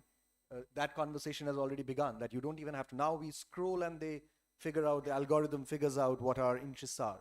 Eventually, apparently, that'll also go away. That to us actually. That does happen. You're thinking about something and then you see It's Google there, is already right? sending you. Something is going there. Something is going So they're watching. But that's going to happen, and you have to. It's pointless to be scared of it, because I know it's scary. Of course, it's scary. Which is why I try to approach it with a little bit of humor, because what can I do? I can't change anything. It's one government and two businessmen are going to decide everything, right? So we can't do anything about it. Yeah, I saw. I didn't say anything. But they are going to. So the best way to deal with it is just approach it with a little bit of humor, a little bit of caution as well. But people approach things with caution even back then when, organically, if you think about our grandparents or even our parents, organically they were forced to meet each other, no? And then just love each other for the rest of your life. And then they hated each other like 3 months later. But so it's going to be all right, yeah. I think so. Got your answer. See, I told you, he is Optimist for other people. I don't want to leave you with hopelessness today. This book does You not read leave it, us it'll with leave you with hopelessness. some. No, it does not. It does not, I'm glad. No, again, or maybe, yeah, you'll figure it out yourself. It did not leave me hopeless. So, yeah. Any more questions? Yes.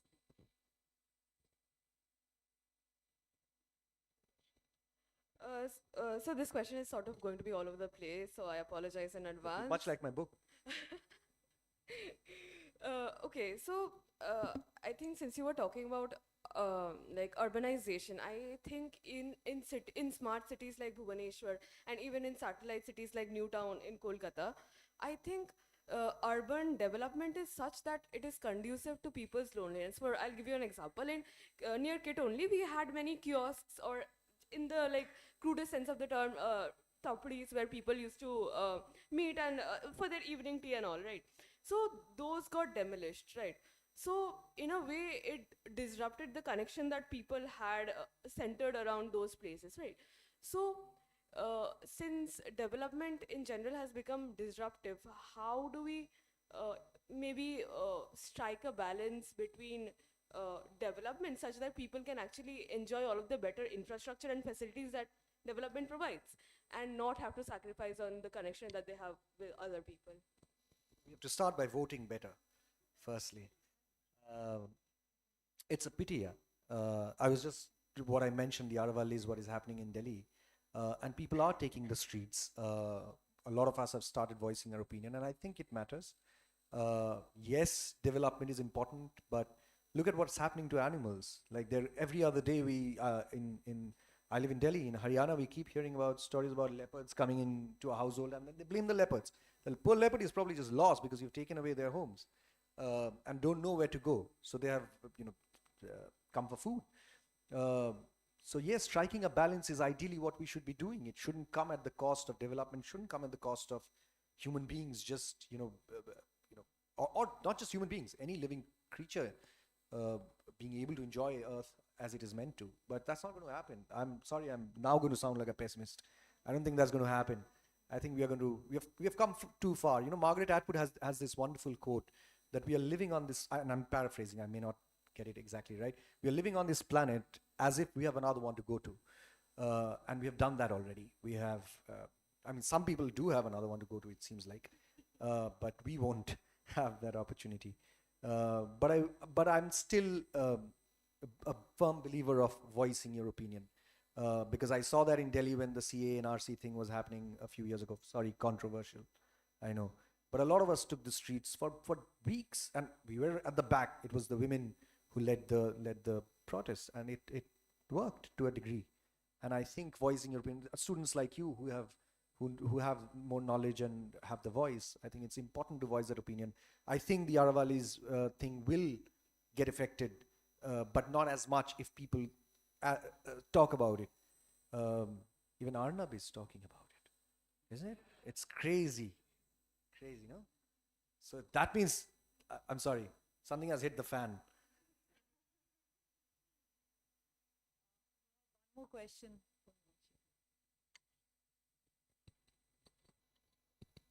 Okay, so talking about the urban space, the main subject of your loneliness project, but The expert on but like if we see the urban space right now, we find people from all walks of life, all classes coming together, and when we see loneliness from another perspective, from another economic background, or say any life situation, health issues, and whatever, did you, in any point of writing the book, come across such a cross section where you saw someone else going through something, again a different version of loneliness per se, and there you felt like, okay, maybe we're not alone in this, a feeling that I believe human beings need to have some semblance of hope in their life, like any of your own personal experiences? Well, absolutely. A city like Delhi offers these kind of experiences to you almost every day.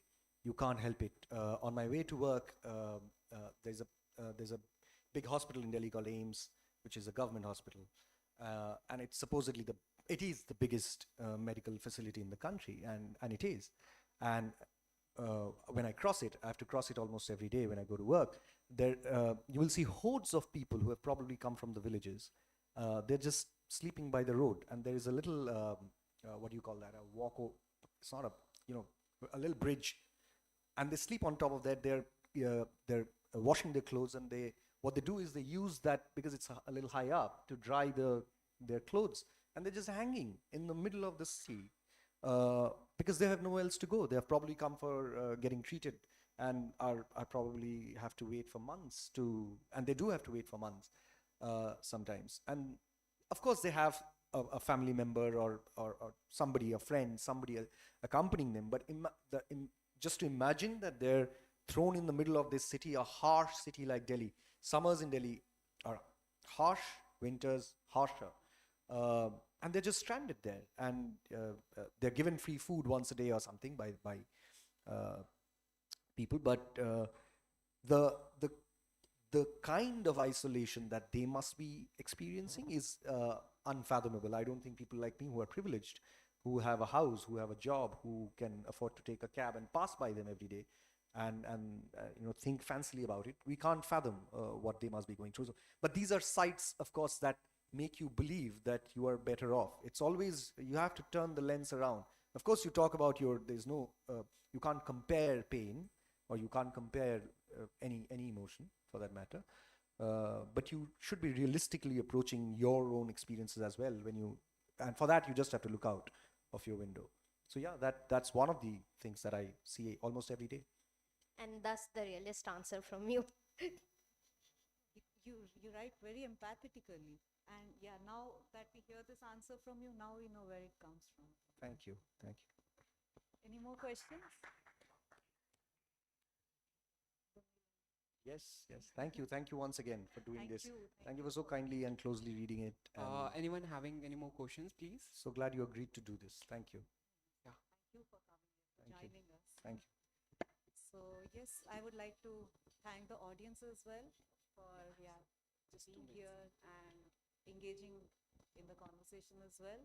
And I would like to thank you for this insightful, informative as well to a certain extent. And also a very witty session, a fun session. Thank you for that. Thank you. I'm Thank sure you the again. audience And enjoyed it. thanks to all of you. I know you're hungry. So am I. But thank you for sitting here. I know you couldn't leave because she would have deducted your marks. But the rest, thank you. Thank you so much. Thank you so much, sir and ma'am, for such moving and thoughtful conversation. I would just request you guys to just stay for 2 minutes more. There's a felicitation that would be happening for you guys. And I would request Upasna, who is a fellow mate, who would also share similar ideas with you guys, would like to felicitate you guys as well. Yeah. So big round of applause for her as well.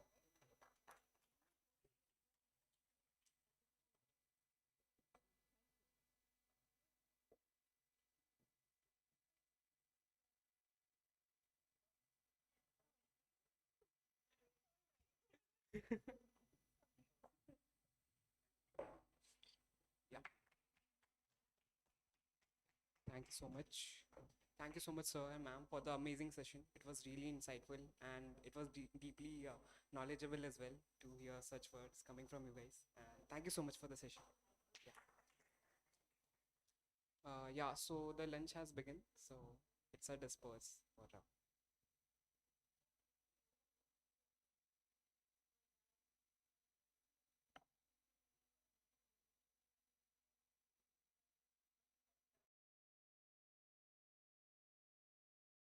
Session will speak directly to that quite stubborn, powerful space within us, champion within. It's not about medals, milestones, or applauses. Okay, won't lie, it's a little bit about that, but mostly it's about mindset. A champion isn't born, it's built. One thought, one failure, one comeback at a time. We are honored to host Madam Dibya Jyoti, an entrepreneur, young founder, and CEO of Safe Educate, which works to improve quality of workforce and provide livelihood through training. Also, much appreciated author and has made differences in lives of many through her efforts. Joining her is Dr. Sameer Parekh, a renowned psychiatrist with over 2 decades of experience in field of mental health. Currently, the Director of Department of Mental Health and Behavioral Science at Fortis Healthcare, a leading voice in mental health advocacy and discussions. Guiding this compelling dialogue is Dr. Neena Verma, again, a counselor and trainer, a writer, a scholarly practitioner, and appreciative inquiry expert herself. Please join me in welcoming them on stage with a warm round of applause. Please.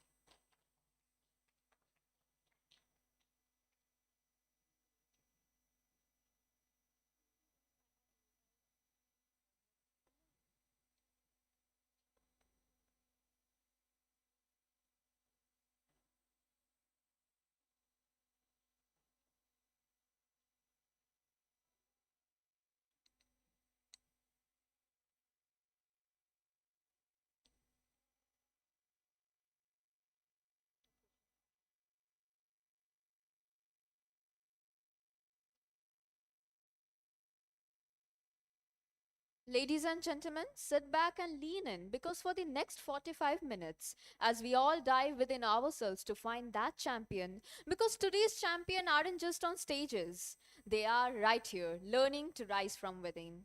Over to you, ma'am.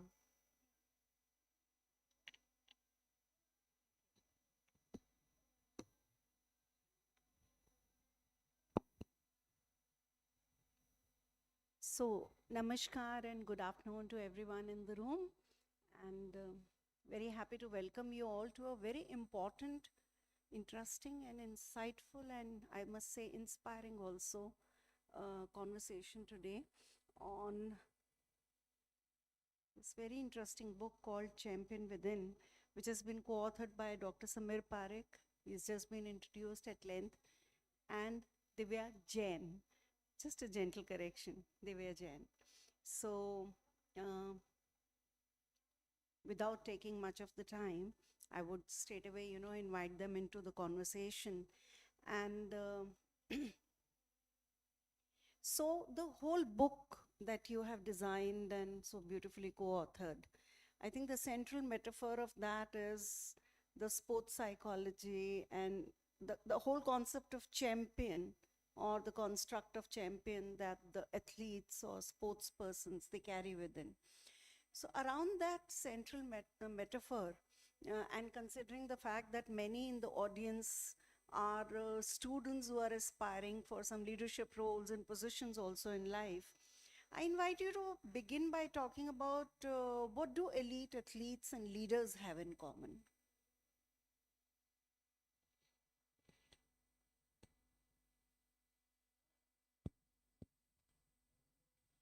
So I think elite athletes and leaders have just about everything in common.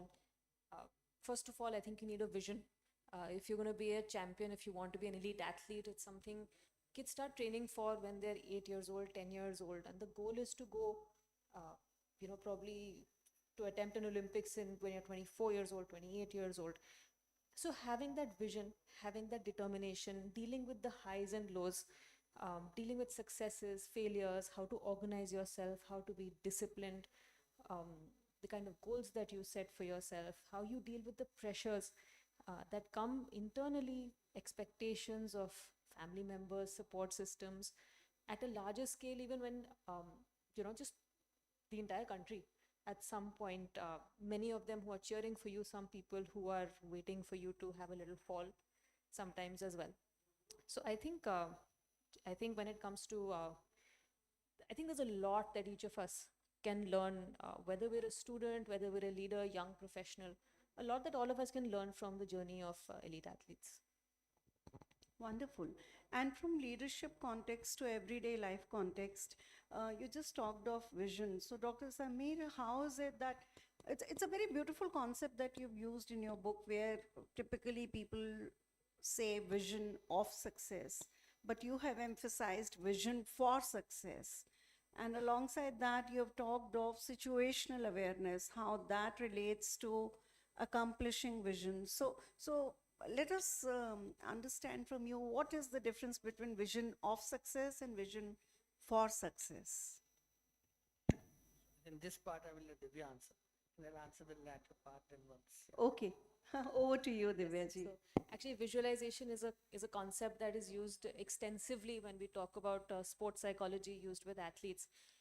Often and visualization is something we all talk about quite a lot in our day-to-day life. But when we talk to people in depth about what they're visualizing, usually you'll find them saying, oh, I can imagine myself standing on the podium, I can imagine myself winning, people applauding for me. But what we don't visualize is actually what it will take for us to get there. So it's not about a vision of winning, but it's about how I'm going to actually go about doing that. What is my everyday going to look like? In that particular race, can I visualize myself running, competing? What do I have to feel at that time? What is the technique I have to use? How am I going to deal with the pressures?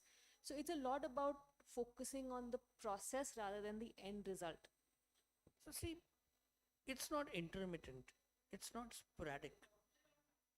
Approach to life is about consistency. Consistency that's in your thought process. Consistency that's in your approach, behavioral patterns. Nobody has it all easy. It doesn't work like that. But can you continue to persist? That aspect needs to be seen. Try naming an athlete who would have not had a very bad season or a very bad patch. So my generation saw the likes of the entire career of, let's say, Sachin Tendulkar. We talk about these centuries. We never talk about the zeros. There were zeros. But you talk about these centuries because the individual persisted through these years. You look at some of your greatest football players. Have they not missed penalties? Have they always won all the matches? It doesn't work like that.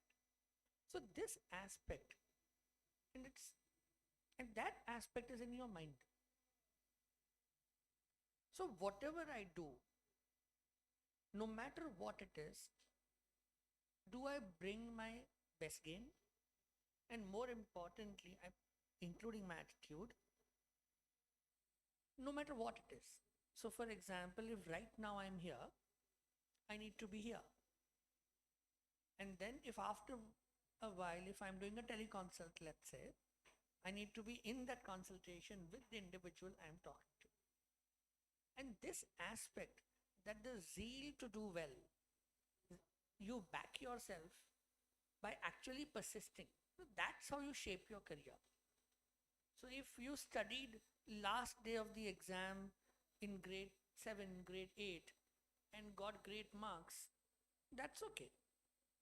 But that's not going to happen in higher education. Not going to happen. I'm from the medical education. I can tell you it doesn't work like that. Similarly, when you start doing some work, when I'm sitting with authors here, these books have taken a while. It's not that one fine day they start writing and over a 4 or 5 day period a book comes out.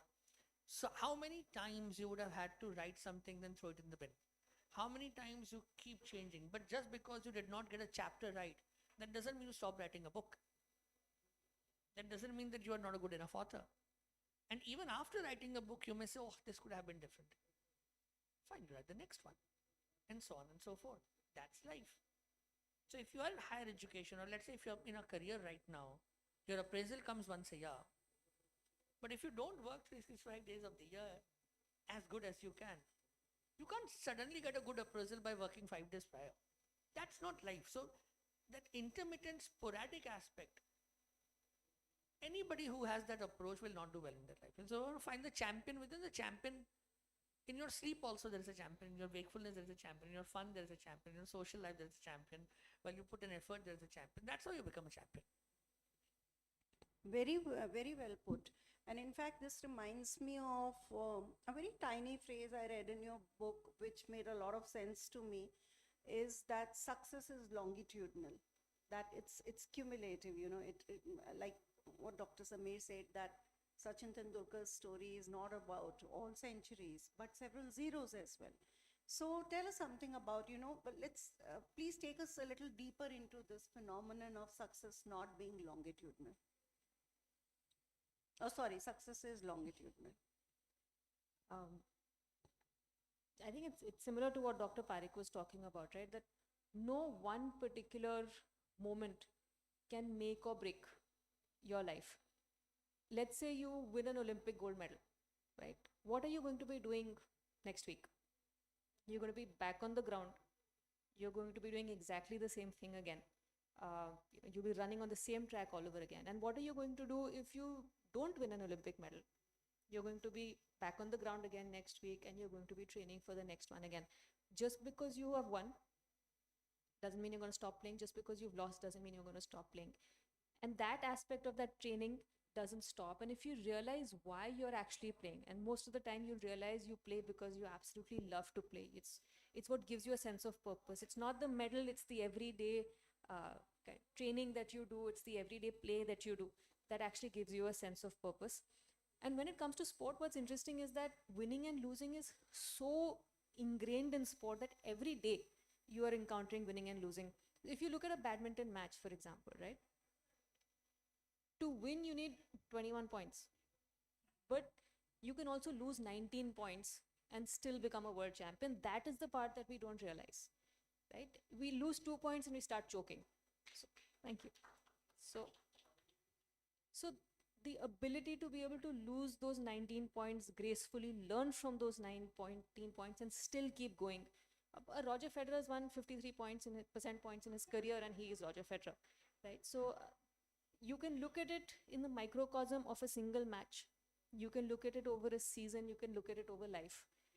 It's the same principle that would apply. It's like this, you are told, when we were told in 10th board पढ़ लो सब ठीक हो जाएगा, right? फिर मत पढ़ना, 11th में नहीं पढ़ना.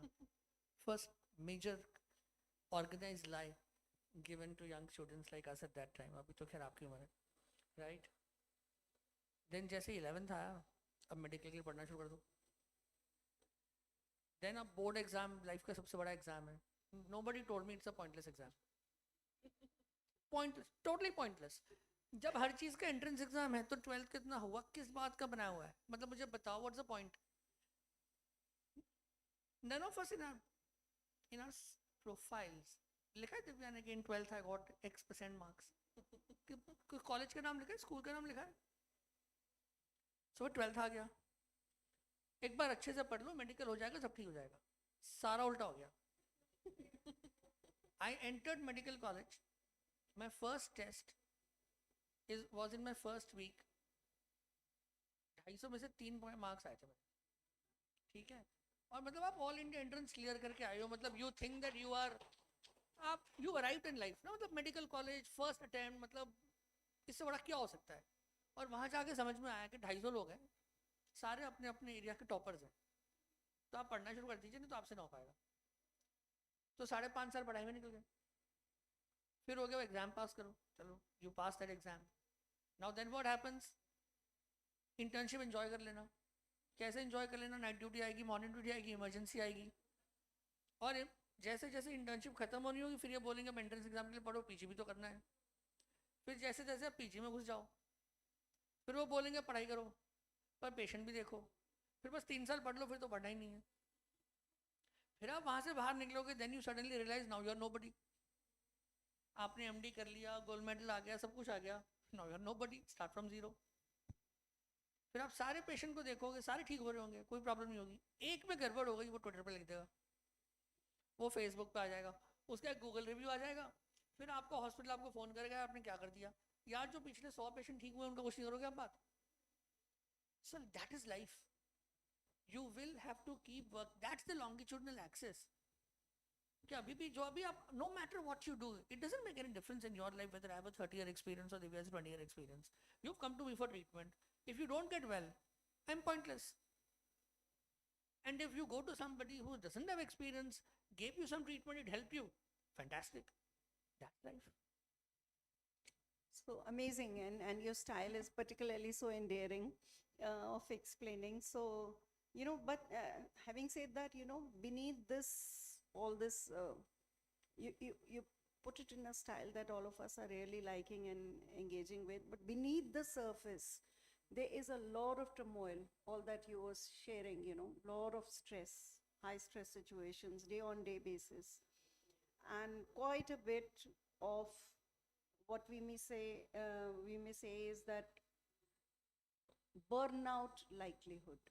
You've used a wonderful word in your book, choke. So it's easy to choke under pressure, and pressure of performance, pressure of becoming, pressure of succeeding, pressure of not failing even one case. So in the midst of all this, how does developing a champion mindset help to prevent burnout? Please decide who will take. Divya will answer the complex question. Divya answer. I answer the simple ones. Right? But a thought that came to my mind when I was hearing the question is that I think those who, when I am the judge of what I am doing, I'll end up doing a lot better. The moment I make you the judge of what I am doing, that's when I start making a mess of it. Right? So, here you can look at academics, you can look at your careers when you start working, or some of you who have started working. If you have a 9 to 5 and you're going to 9 to 5 and you're just there because you want to tick the box of being there, तो अब उतना ही आएगा आपका growth. Issue is not whether you are doing 8 to 6 or 9 to 5 or 10 to 4. I don't think time matters here. But are you working at a level that makes you feel nice about it? So when you write a book, did you like reading it? You aren't writing it for someone else. You have to like it. So when you are giving an examination, are you liking what you're writing? Which means when you were preparing, were you feeling good about preparing the way you were? The moment the mirror inside us becomes more honest without the filter that you use on some of your social media platforms, right? When your mirror is clear, that's when you will start harnessing who you truly are.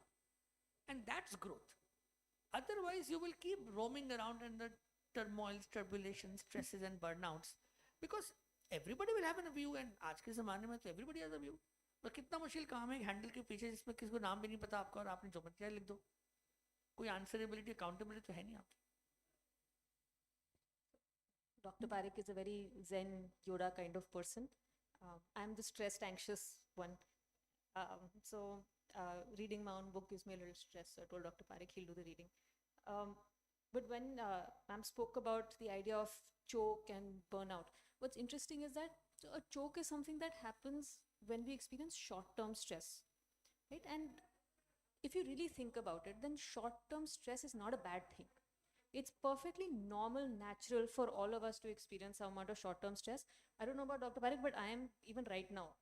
Right? My heart rate is a little bit faster than it would be at any other time. Imagine a person going for an entrance test, someone going for their Olympic tournament, right? It's not possible that you aren't stressed because it is, in some ways, it's going to feel like the most important moment of your life. And that's something called a fight or flight response. Right? You may have all heard that term, fight or flight. But what we don't think is that fight means you're going to actually become stronger to fight with someone. Flight means you're actually going to be able to run faster because you're running away. You're literally, your body is preparing you to run away from something. So fight or flight response is actually your body's way of strengthening us. We start getting scared because we think, oh, if I'm stressed, I'm not prepared, there's something wrong with me. We're not able to understand that that's just an energy boost that we're getting. So short-term stress is something that we can actually harness to make ourselves stronger, make ourselves more alert, more active. The problem comes is so burnout happens when there's chronic stress, right? So when your stress is not a single exam or a single thing, but your stress is, let's say, your boss who's sitting next to you every single day and asking you about deadlines on a daily basis for years on end, right? And you get no respite. That's when that stress is something that turns into burnout. So we need to make sure that stress comes in small bouts, but we're also giving ourselves enough time to be able to recover from that. So what else are we doing in our lives? You're a student, but you can't just be defined by your academics. I'm not a psychologist 24/7 and I do nothing else, right? So what are your other hobbies? What are your other activities? What about your friends, family? How much time are you giving there? So there has to be a little bit of balance so that we're able to counter the pressures that we experience, and then that's how we would distinguish between, let's say, stress and a choke and burnout. Thank you. Very well put. And in between, you talked of balancing recovery also. So I'll be curious to know from you, what's your advice to the audience and to me also? How do we balance physical recovery and mental recovery? But before that, you put emphasis on the word balance at several places in your book, which is something that resonated a lot with me, and that reminded me of the famous poem of Rudyard Kipling, where he's in a very creative way urged the readers to balance between success experience and the so-called failure experience. With your permission, can I read those two lines for the audience? So this poem, it's a very long poem. Please read it up on Google. You will easily find it. If by Rudyard Kipling. I'll read only three phrases from it. If you can keep your head when all about you are losing theirs and blaming it on you. If you can trust yourself when all men doubt you, read men as humans, but make allowance for their doubting too. If you can wait and not be tired by waiting or being lied about, don't deal in lies. Or being hated, don't give way to hating, and yet don't look too good nor talk too wise. If you can meet with triumph and disaster and treat those two impostors just the same. So poem is very long. I will not read the whole thing, but the last sentence is beautiful. All these ifs, and then yours is the earth and everything that's in it, and which is more, you will be a man, my son. So it's really touching and moving and inspiring poem. I hope you read. But bringing it back to the balancing, this is what the essence of this poem is. How do you balance the physical and the mental recovery? I would say if you don't proactively try to balance both your physical and your mental self, then your body and mind are going to force you to do it in any case. So if you proactively take care of, let's say, being physically active, vis-a-vis you are not physically active, eventually you will be pushed. There'll be some pain, niggle, spasm, something is going to happen where you'll have to do something. Similarly, if you don't take adequate breaks, let's say you are a student and you study, you sleep a couple of hours, you study, you don't take breaks, you don't do outdoor activity, you don't do social stimulation, you can't do well. Because your mind is going to get more and more clogged, more and more clogged. You will need to do the walks. I was recollecting this a couple of days back from my MBBS days actually. The thing that I remember from my third MBBS exam was the late night chai. We would all walk from our hostel, pick up 2 people. By that time it would become 10, 12 people. That 10-minute walk, irrespective of the weather, standard chai wala giving us a chai, having that cup of tea and coming back, rejuvenating. Because in that break you were not talking about anything else, and plus everybody identified with each other because we were all so scared that the exam is coming. So these aspects need to be given value to. I think social stimulation, which does not mean social media stimulation, because that's absolute nonsense. It's just making your brain slower and duller and essentially stupid, right? If you want not to have mental fatigue, get out of the screens a little bit. I was on a flight with Divya and I was so fascinated by some of the stupidities that I saw around me. I just felt like telling some of them that can you please go and have a life. I mean, इतनी मुश्किल से time मिला है बिना phone के.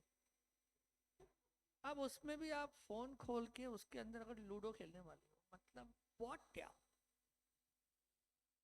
Just because you need to switch on that phone and do something on it, you can't possibly playing Ludo that too by yourself for an hour. Go get a life. कुछ मत करो यार, बाहर झांक के देख लो, अभी तो दिन है. Some sunlight देख लो, मतलब पैरीडोलिया ही कर लो, आसमान में कुछ बना लो, कुछ दिख जाएगा. Maybe your past lover, if nothing else. It'll be nice. Better than Ludo. The whole idea is that if you don't give yourself the right kind of stimulation and breaks, it just won't work. If you don't do it, you will have those moments when you are preparing for your studies and now you feel एक blackout सा आ गया है. वो blackout नहीं है, brain कह रहा है सो जाओ, थोड़ा relax कर लो, कुछ और कर लो. Meaningful relationships, physical activity, especially pick a sport. Continue with your creative pursuits in life. Arts, poetry, whatever else that comes to your mind. Adequate physical activity, balance this, you will actually do a lot better. So if you were a student studying 16 hours, 15 hours a day, I don't think you'll do well. But if you are studying for let's say about 10, 12 hours a day and the remaining 3 hours you are making sure that your mind stays on top of the game, your body is staying fine, you'll actually do much better. So if you study 45 minutes, take a break for 5-10 minutes and keep doing that, you'll do better as compared to studying for 3 hours at a row. So it's about science है, इसमें कोई बहुत complex नहीं है. So if you understand this conceptually, that your car needs servicing, you're a human being, you need your servicing. Amazing. So in fact, balance and harmony is the way of the nature. A day has to be followed by night. Waking has to be followed by rest. Everything in nature is trying to balance itself and harmonize itself with other things. Now that brings me back to a little while ago, you were talking of the process and the outcome. So you have written extensively in your book about goals, and in the context of goals contrasted the analogy of destination versus journey and results versus process. Now I think this is time we hear you about this. So most of us, when we're competing in a tournament, taking an exam, the idea is to get a certain percentage. The idea is to get a gold medal, and that's something that motivates us. That's something that drives us. But if you think about, again, imagine any sport. Imagine a tennis match. Right? Have you ever thought, is the scoreboard inside the court or is it outside the court? It's outside the court, right? Is the score changed or announced during the point or after the point? After the point, right? What does focus mean? Focus means here and now. If you want to focus on your match. You have to focus within the court and you have to focus while that point is happening. Right? If you're thinking about the result, you are there and then. Right? You're thinking in the future, you're thinking about what's going to happen outside the court, you're going to be thinking about what everyone else around you is going to say.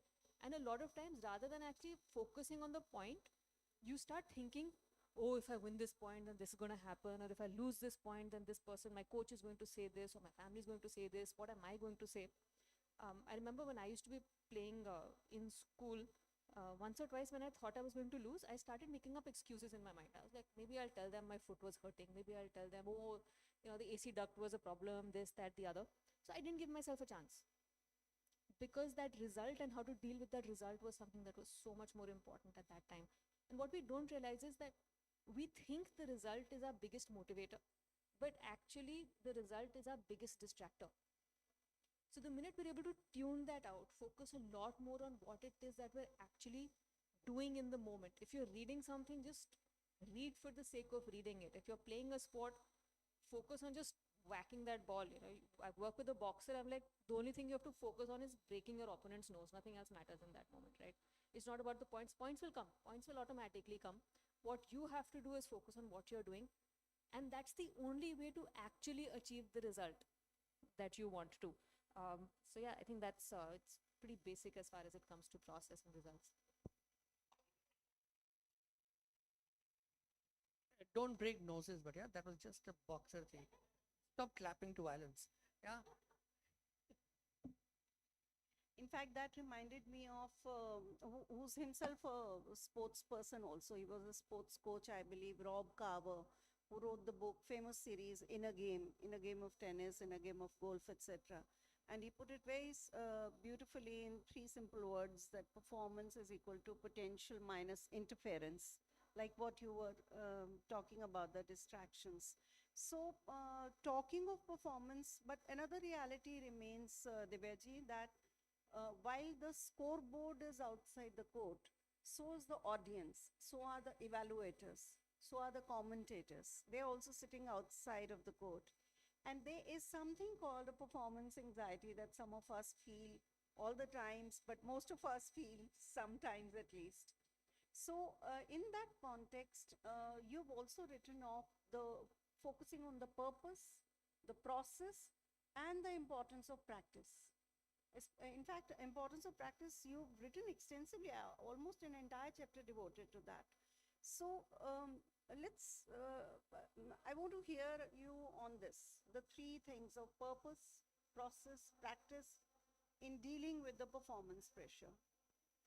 Right. So I think one thing that makes sport very exciting is that practice is a very important part of it. So when it comes to performing arts, if you're a dancer, if you're a musician, if you're an athlete, then practice is very central to your ethos. For a lot of us who are in other fields, somehow that version of practice is not something that we do. We don't actively keep training ourselves for different situations that keep coming. And I think that's something that we can actually learn from people who are in the performing field. But what happens is that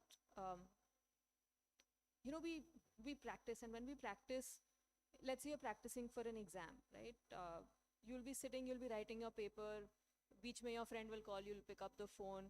If you can't understand one question, you look at what's happening, what the answer is, how to get that solution. You'll take a break, you'll walk around, you'll come back. So while you're practicing answering that question, you're not necessarily practicing how to deal with the entire environment that's going to be created, that 3-hour high pressure situation where you don't know what the next answer is going to be. Can you get yourself to skip, move forward, things like that. So the way that you perform under pressure and the way that you perform when you're relaxed are actually 2 different things. In sports, you'll find that your grip changes, your technique changes, your strategy changes, you can become faster, slower, and that has a direct impact. And the same thing also happens if you're a student, if you're doing any other aspect. So for me, an interesting anecdote, something we've written about in the book as well, is a story of Michael Phelps, right? So Michael Phelps decided he was going to win 8 gold medals in one particular Olympics, and he'd won 7 already, and he had another race to go. And he dived in the water, and his goggles filled up with water. Most regular people would choke and panic in that moment and feel like, oh, now game over, now what am I going to do, right? What does Michael Phelps do? He still wins, he still gets a gold medal. What he did was he counted the number of strokes he would take to reach the end and flip back. And how did he do this? This is something he had done because his coach had trained him on all the different high pressure things that could have happened in that moment. So he cracked his glasses also. And he said, you swim blind and then see what you're going to do. Something like that happens. So it's not just about practicing in perfect circumstances, because you could often not going to get those perfect circumstances. But can we also practice and train for all the things that may go wrong?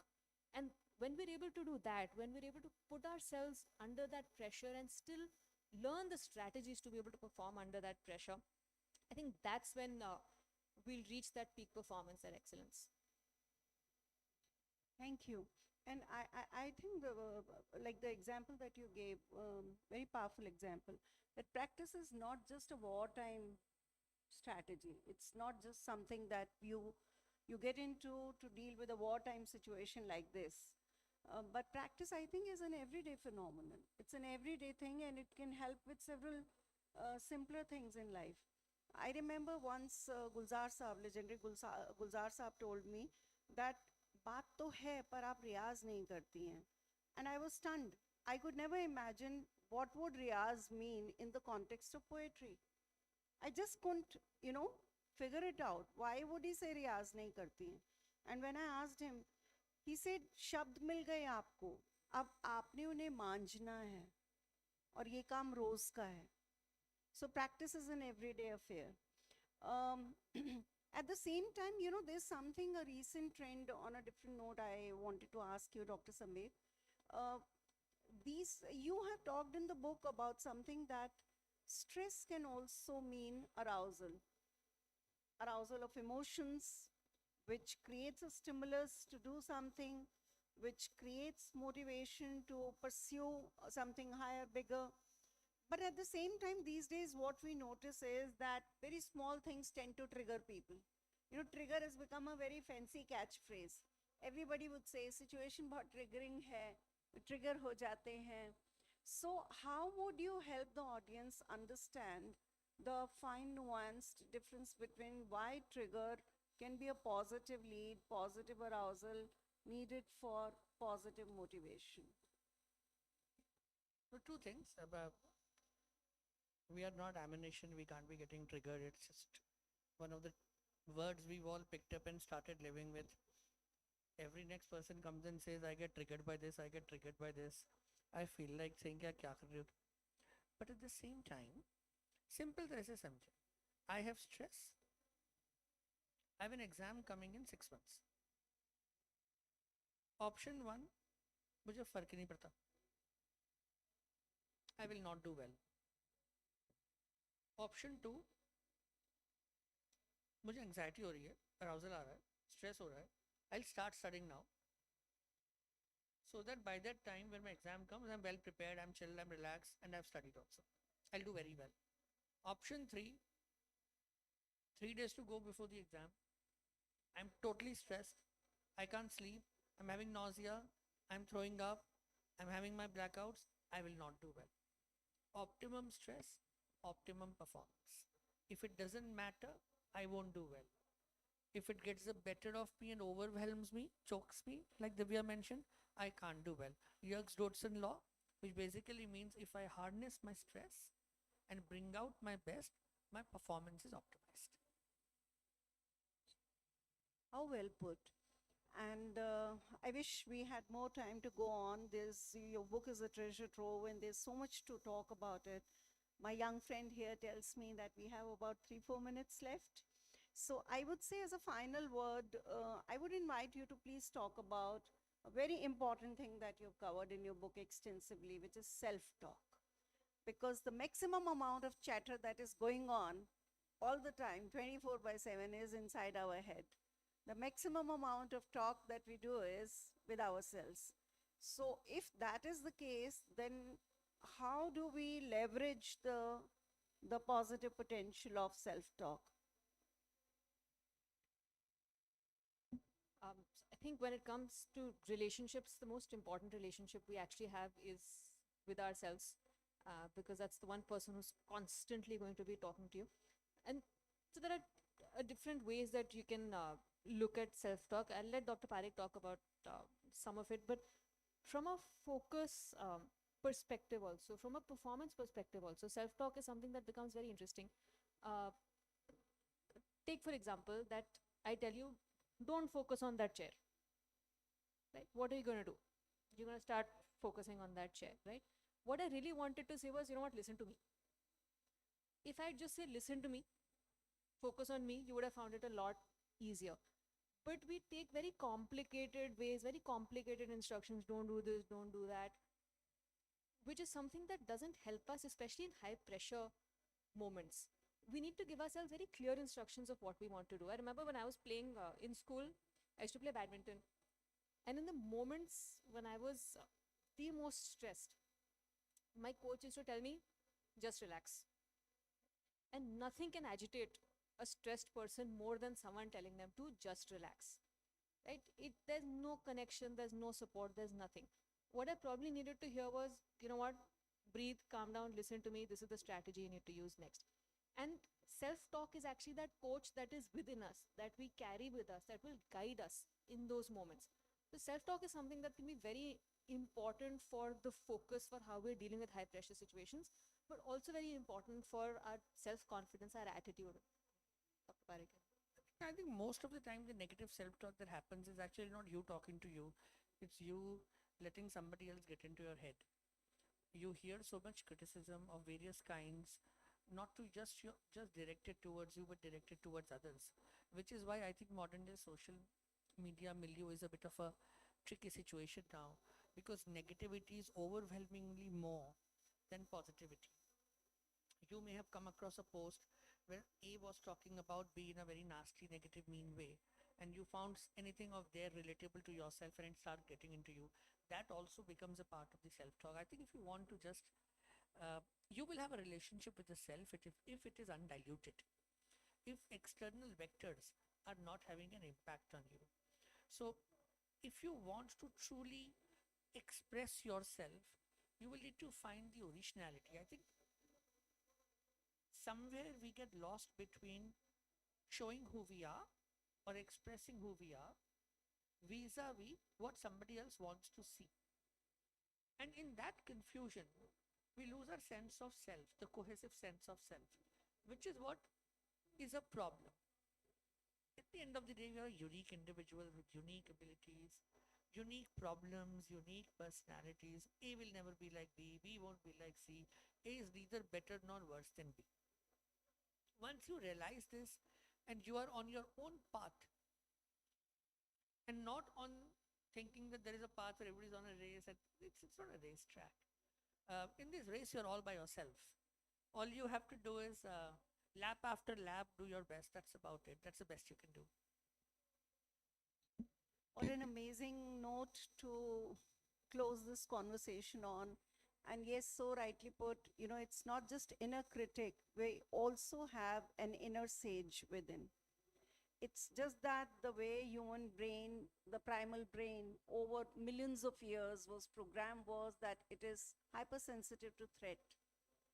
So it's not our fault if our brain experiences negative impulses. It's programmed like that. But it will become our fault if we do not self-intervene and we do not take responsibility to correct the situation and make a corrective intervention. And that's why self-talk is so important, conscious self-talk. Thank you so much, Dr. Sameer and Divyaji. I'm sure that this session and the learnings from it are going to stay with all of us for a long time. It will linger long after we will be leaving the festival.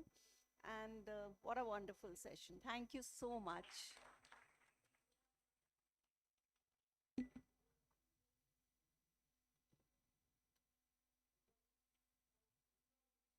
So I believe ma'am had just talked about that how she was a little nervous.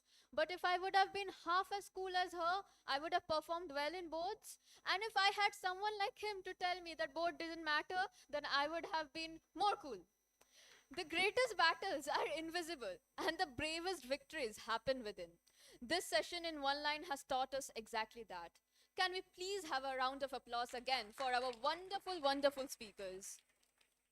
Thank you to all of you for reminding us that strength is a skill we all can cultivate. It's time to call upon Mr. Shubhrata Kumar Dash, a respected individual, to felicitate our speakers for this session.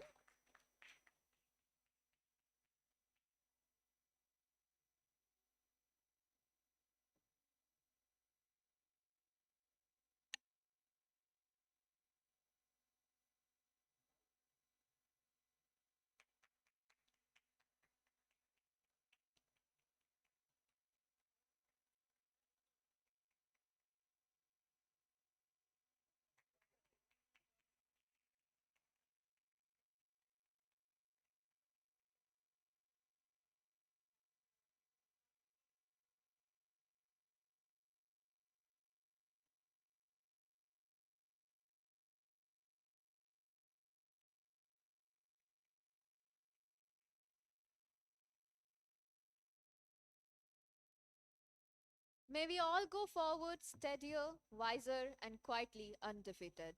I would request the audience to remain seated as we will be hosting the next session shortly after. Aratrika Chaudhary signing off.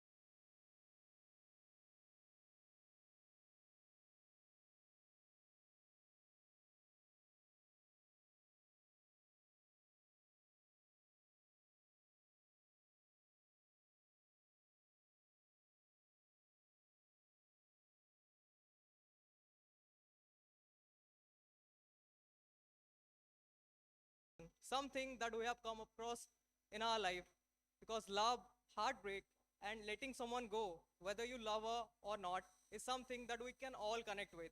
So now we are honored to have with us Dr. Milan Vora, one of the most amazing writers on romantic poetry in our country. Along with him, Lalit Kumar sir, professor Delhi University, and one of the renowned name in the Kalinga Literary Fest.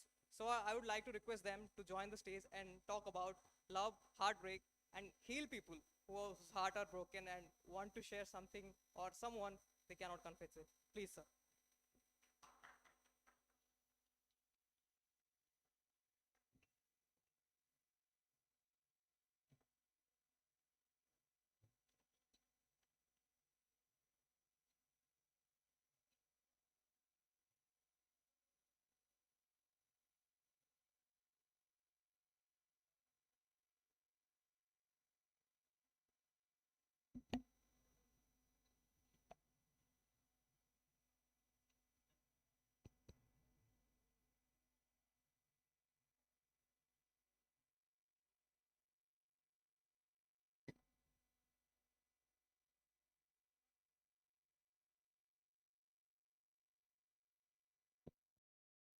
Hope it's working.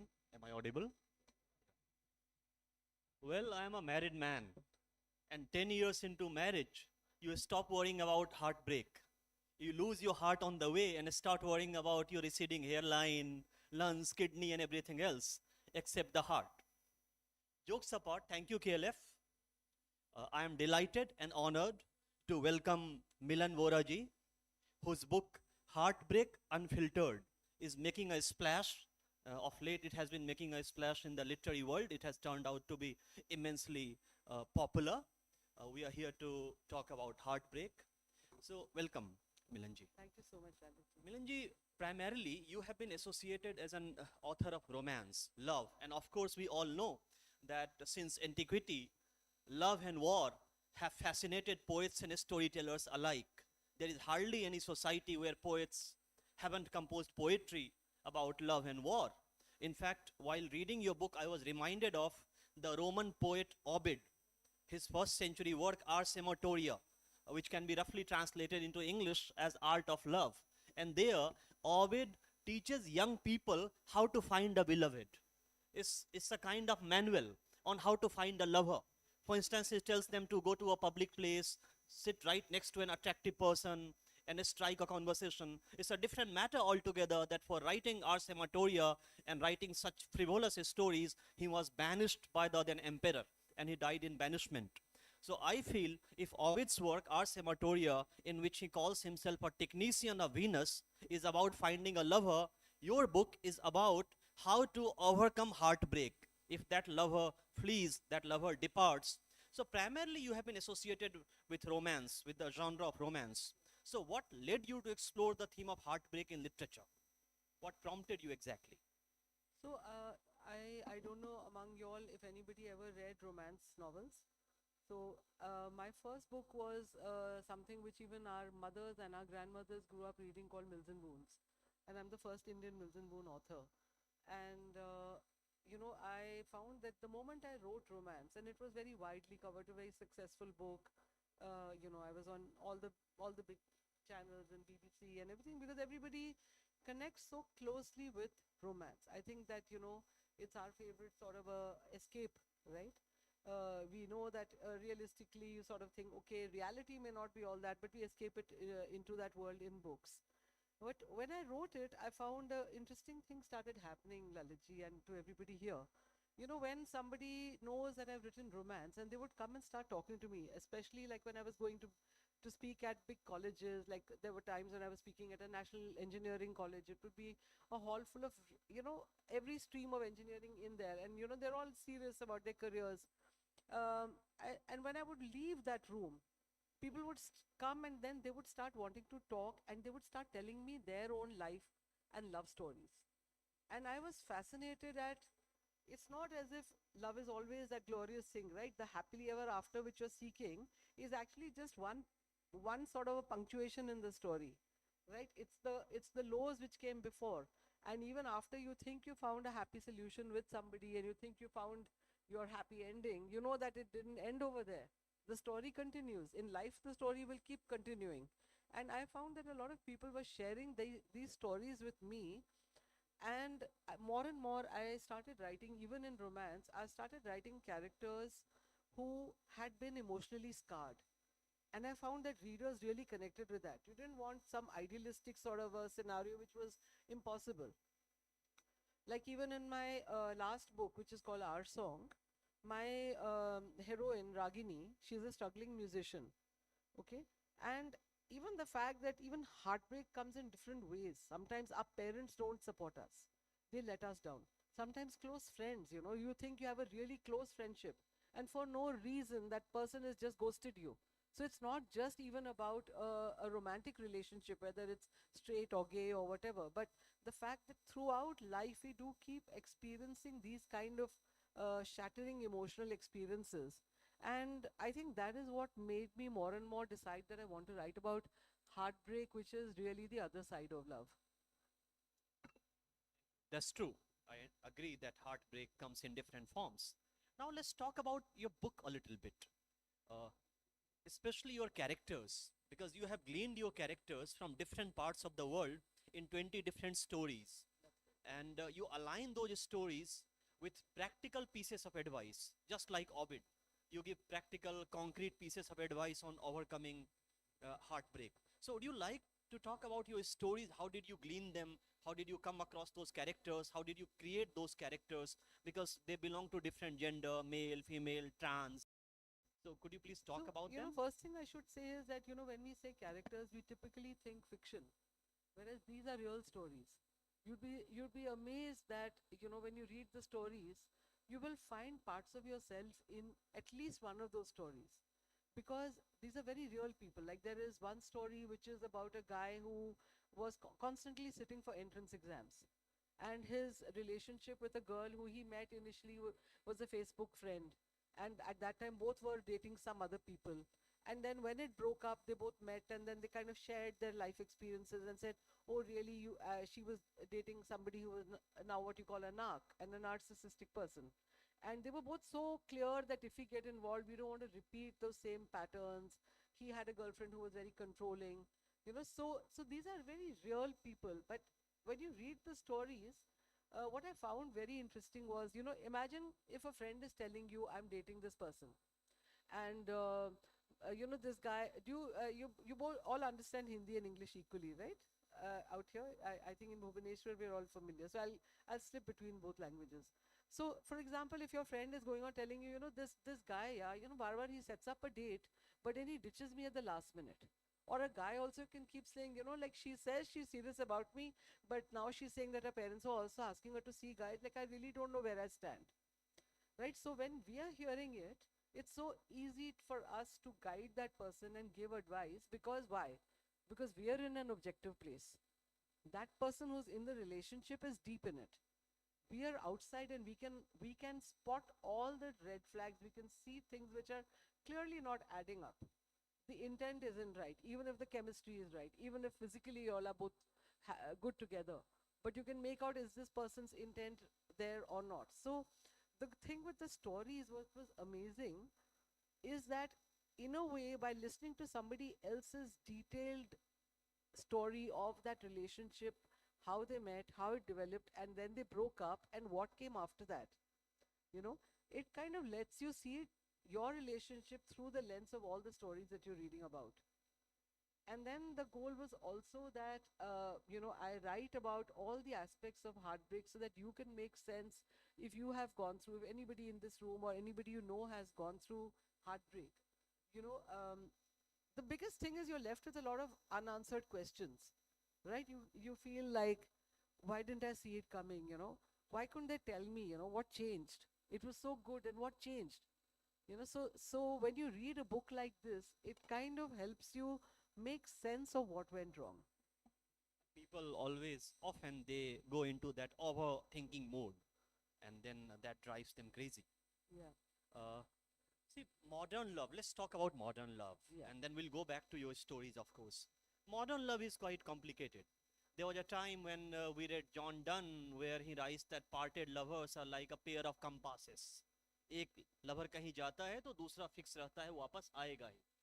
Or Shakespearean sonnet, where he writes in one of his sonnets called True Love, that love is not love that alters when it finds the alteration. But modern love is characterized by all these new terms: gaslighting, toxicity, situationship, ghosting. Even I find myself in a dilemma. I find shocked when I come across these terms. What are your thoughts on modern love? Interesting that you asked me that, because I just wrote a article for a newspaper this morning about that, on this, so it's very fresh. Um, I feel what is the most fundamental thing any of us wants, right? We are all talking more and more about self-love, right? We are saying we have to learn it through all the education we've had. Nobody taught us to love ourselves, right? So there is a greater and greater importance and need and realization to know that yes, of course we must love ourselves. If we don't, we are, the energy and everything that we put out in the world is altered by that. But I believe that one of the most fundamental human needs is a need to be loved and to love somebody. And that is not to say that you don't need to love yourself. Self-love is very important. But that very essential thing of knowing that somebody loves you, somebody is bothered about, it's got late. Are you home? Tell me, text me when you reach. The light is on when you come back. Even when we're young, it's the parents, if you're lucky, if you have caring parents, that need that somebody cares about me. If I'm stuck on the road, where are you? What happened? And the fact that you're also involved and care for somebody, that very fundamental need to love and be loved, I think has not changed ever since humanity probably began. From the time we were living in caves. And the other thing, Lalit, I realized is that, we beat ourselves up when we say, why do I keep falling for the wrong person again? I don't know why I keep on repeating these mistakes. I mean, why on earth do I even fall in love? And I found that there is a lot of research which actually proves that even this whole thing of falling in love is actually a part of evolution.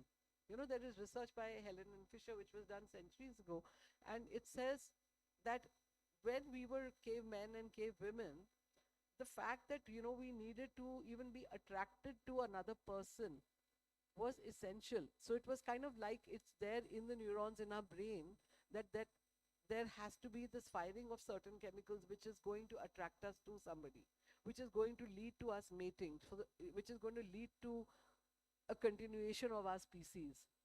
And so that is hardwired in our brain. So, on one level, I would say we should not be beating ourselves up and saying like, why on earth did I fall in love? Ya matlab kya pada tha mujhe, right?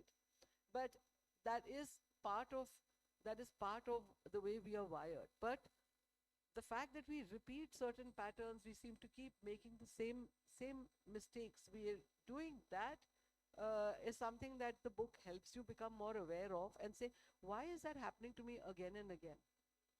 And I'll tell you, if I may just continue, very interesting thing. At one time, I just moved cities and I was, going through a lot of grief. And I've always believed that you must seek out, professional help.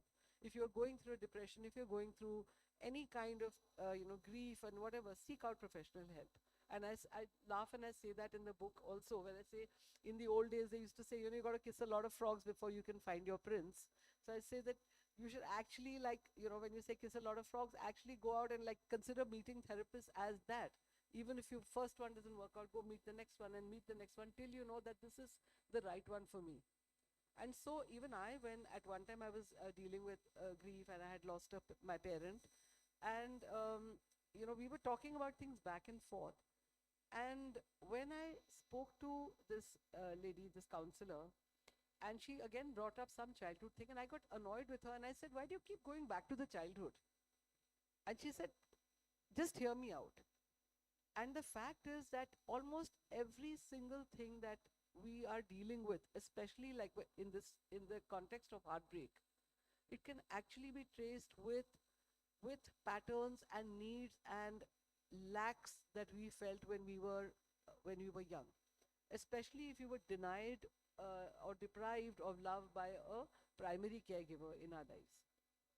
So we end up then trying to sort of find coping mechanisms which are repeated then into our romantic relationships. These are important thoughts. I'm so glad that you talked about self-care, you talked about mental health, because unfortunately, conventionally, we have been taught since our childhood something that literature, movies, and everything reinforces the notion that in love you need to sacrifice yourself. Uh, मर मिटने का नाम ही प्यार है. ये जो idea, this idea is so deeply ingrained that we are not taught the importance of self-care, something about which you discuss at length in your book. I'm so glad you did that. Sometimes I feel, Milanji, that a lover has a paradox. Paradox in the sense that at times we tend to romanticize the person we fall in love with so much that we forget the cliched expression that familiarity breeds contempt.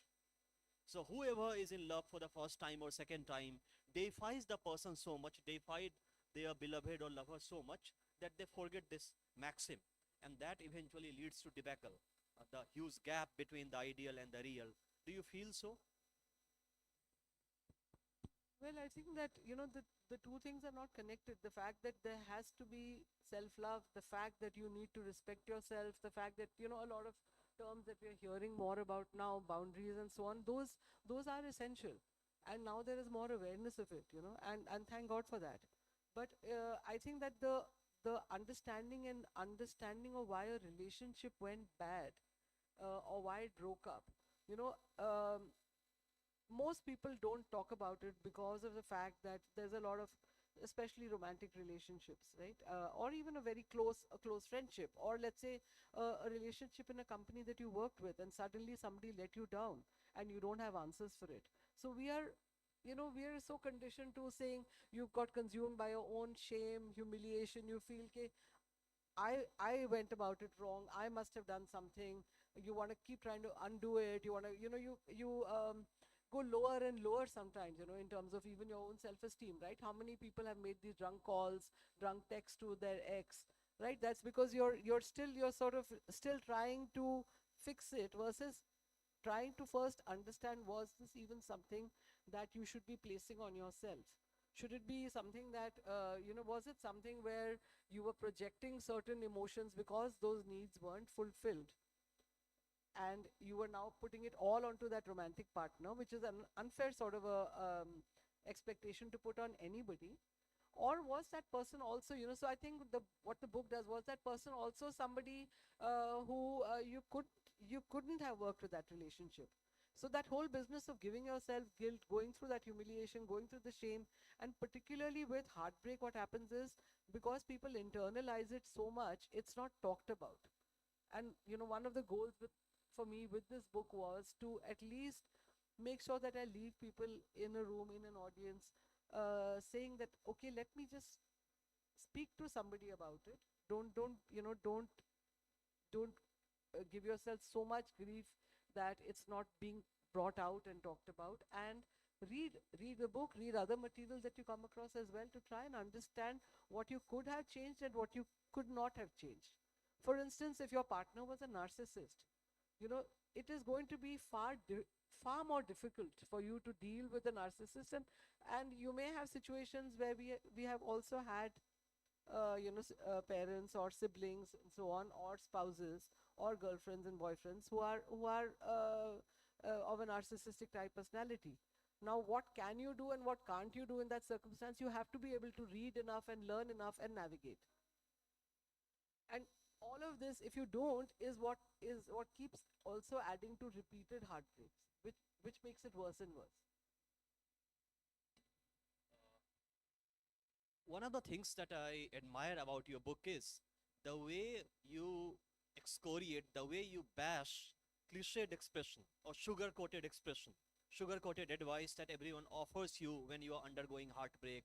For instance, someone will approach you and say, this too shall pass, खुद से प्यार करो, ये एक phase है, निकल जाएगा, वक्त है, गुजर जाएगा, time will heal everything. And I really like the way you have just criticized such approach. Yeah. So such approaches, do you think, do not help? Totally, they annoy you, right? If somebody comes and says, no, get out of your head, and these are platitudes, right? उस जने को पता ही नहीं आपके ऊपर क्या बीत रही है. वो कौन होते हैं आपको advice देने को? So somebody is coming and telling you time heals everything. That's rubbish. It is bullshit.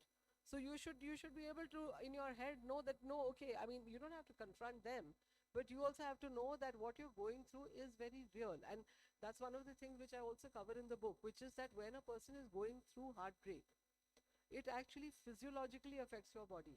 You know, there are the stories that you'll read in the book, you will realize that there is somebody who talked about developing IBS, which is irritable bowel syndrome. But then heartbreak can actually mimic a real, you know, like a heart condition.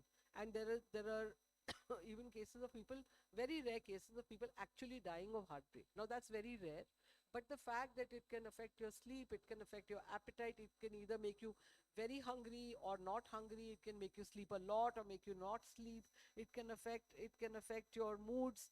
So all of these are very real, you know. And so anybody who is telling me ab chalo chodo na, ab ho gaya, time ho gaya, or people will try and tell you, you know, things like they have, people even have formula, like saying, okay, you were dating that person for 2 years, so how long should you be sitting and grieving this relationship?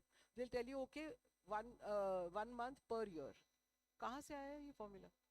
So this is all just people giving you stuff which is unscientific, and it's important to kind of, you know, go through something, speak to people, definitely speak to experts, and read a book like this, which is kind of telling it to you in a very real way. I mean, my whole objective was to talk to somebody the way a friend would, of let's say an informed friend would, you know, where sometimes that friend needs to be gentle with you, sometimes the friend needs to shake you up, sometimes the friend needs to make you laugh and say, "Matlab, who are we crying over?" And there are exercises in the book where I will tell you to sit down and write adjectives and say, okay, let's just describe this person who you're feeling so miserable about. ना सो नहीं पा रहे हो आप, और बार बार your what happens is that very often we're all such kind people, right, that we forget the bad parts of that person. We're only remembering the good, and we're remembering, oh, that guy was, you know, or that girl, you know, the way she used to bring me such thoughtful gifts. You know, like I love to go for cricket matches and she bought me a ticket for that match. Or you'll say that, you know, no, he always knew, you know, what kind of colors I like, and he would. So there are sections in the book which will explain to you that there is something called love languages. Now, a person may be an expert at giving you the love language which you need, right? It still does not necessarily tell you, does that love language add up to intent? No. And yes. You find that out by reading the stories. There are many examples, and I'll keep cross-relating examples from the stories into the chapters in the book. So for example, there is one story of this girl. It's called Sapota Sadness. And she, like in India, you know, so many people have a color complex, right? And she was always kind of made to feel not beautiful because she was of a darker skin color. Completely unfair. But it was one of her issues through life. And there was a guy who she was dating who was narcissistic guy, and he used to keep on calling her Sapota, which is a chiku, you know. And it would kind of always, you know, it would always kind of trigger her even more. And she would keep saying, I have such a nice name, why don't you use my name? Why do you keep calling me this Sapota? And then when she gets involved with another guy, he knew these vulnerabilities. That guy knew how to say the right words. So when you look at the chapter on love languages, and one of them is words of affirmation, the guy knew that she loves this. So she talks about the time for some time they started living together, and she would wake up and then she would see him looking at her, and she would get all happy and she'd say, what? Like, what are you looking at? And he said, no, I mean, you're just so beautiful. I'm just looking at you. And he was giving her those words of affirmation that she so desperately wanted, right? But at the end of the day, that guy decides to go and marry somebody who his parents decided on, and all that actually counted for nothing. So I think it's important to know how to be able to read some of these things also, and that's where the chapters and the real stories in the book both should be, you know, added up together and read. Thank you. Before we come to your story, I mean, we have some young men and women in the audience. Just imagine that someone approaches you as a counselor. Someone is undergoing heartbreak. What would be your advice? How to overcome heartbreak? It's hard to find a person who hasn't loved and lost, who hasn't loved and undergone heartbreak. वो जो गौतम बुद्ध की कहानी है ना, कि बुद्ध के पास आते हैं, एक महिला आती है कि मेरे बेटे की डेथ हो गई है, तो आप उसे जीवित कर दो। बुद्धा कहते हैं आप सरसों उस घर से ले आओ जहाँ किसी की मृत्यु नहीं हो। वो स्टोरी हार्ट ब्रेक पे भी अप्लाई होता है। किसी भी घर में शायद ही कोई ऐसा मिले जिसने प्यार नहीं किया हो, हार्ट ब्रेक नहीं किया हो, जिसका हुआ हो। तो कोई आपके पास कॉन्क्रीट एडवाइस लेने आता है तो आप क्या कहेंगे? किसी ऑडियंस में से ही कोई पूछता है how to overcome heart break, क्या किया जाए? It's a very sweeping thing, because it's different for each person, but yeah, yeah. The first thing I'll say is ke, when we think ke that person broke my heart, आपने power दिया ना, the power we gave power to that person. We gave our love, we gave it so generously, we gave it so trustingly to somebody, right? वो power दे दिया हमने, पर वो power किसका था? That power was ours. So that person cannot take away something which was yours. So first thing to remember is that you could give it because it was yours. So similarly, you're the person who has the power to take it back. And the second thing is, I would say that even if you look at anything from the beginning of time, you look at the best lyrics that are there, you look at the best art that is there. I mean, where would music industry be without songs about love and about songs about heartbreak? Both sides of the coin, right?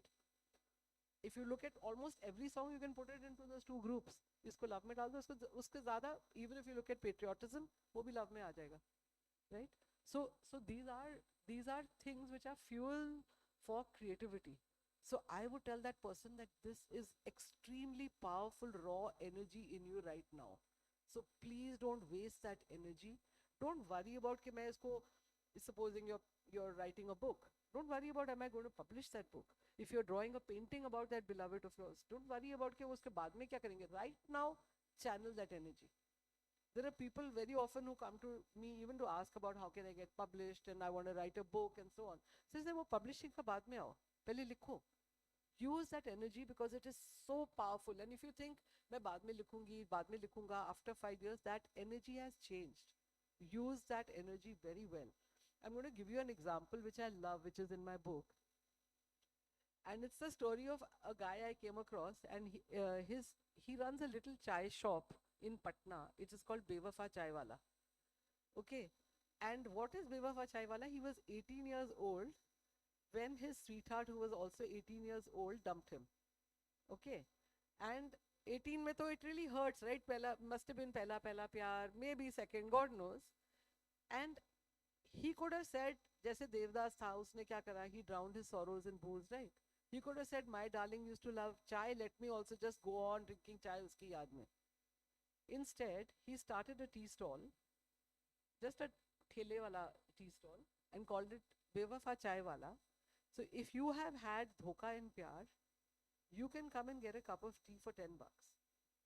And if you say, we're a couple, we're happy, or my heart is still whole, it's not been broken, whole as in WHOLE, and it's not been broken, and I'm willing to pay the $15 because I'm still proud that I'm in love or whatever. And here is somebody who says, I've had betrayal in love, and they come there, and he now sells 1,000 cups of tea a day into midnight, up to midnight. This is in Patna. It's a real story I'm telling you. And somebody even asked him, I googled him on YouTube, and somebody even asked him and says, क्या आप ऐसे तो नहीं है कि आपके साथ ही कोई धोखा कर रहा है just to get a cheaper cup of tea? And he says, no. When people come there and they stand there beside my stall, there is a solidarity. Sometimes they just come there, stand there, they're having a cup of tea and you're beside somebody. It's a shared experience. And sometimes they talk about it, sometimes they don't. And what I found most beautiful in this was that, when you say when life gives you lemons, you make lemonade, right? In his case, when he had this experience, he didn't let it break him. He decided to do something with it. And you look at other examples, right, which are in the book, like Priyanka, Live Love Life, Deepika Padukone. Okay, now her breakup was a pretty public breakup. Most people knew that she was dating this guy.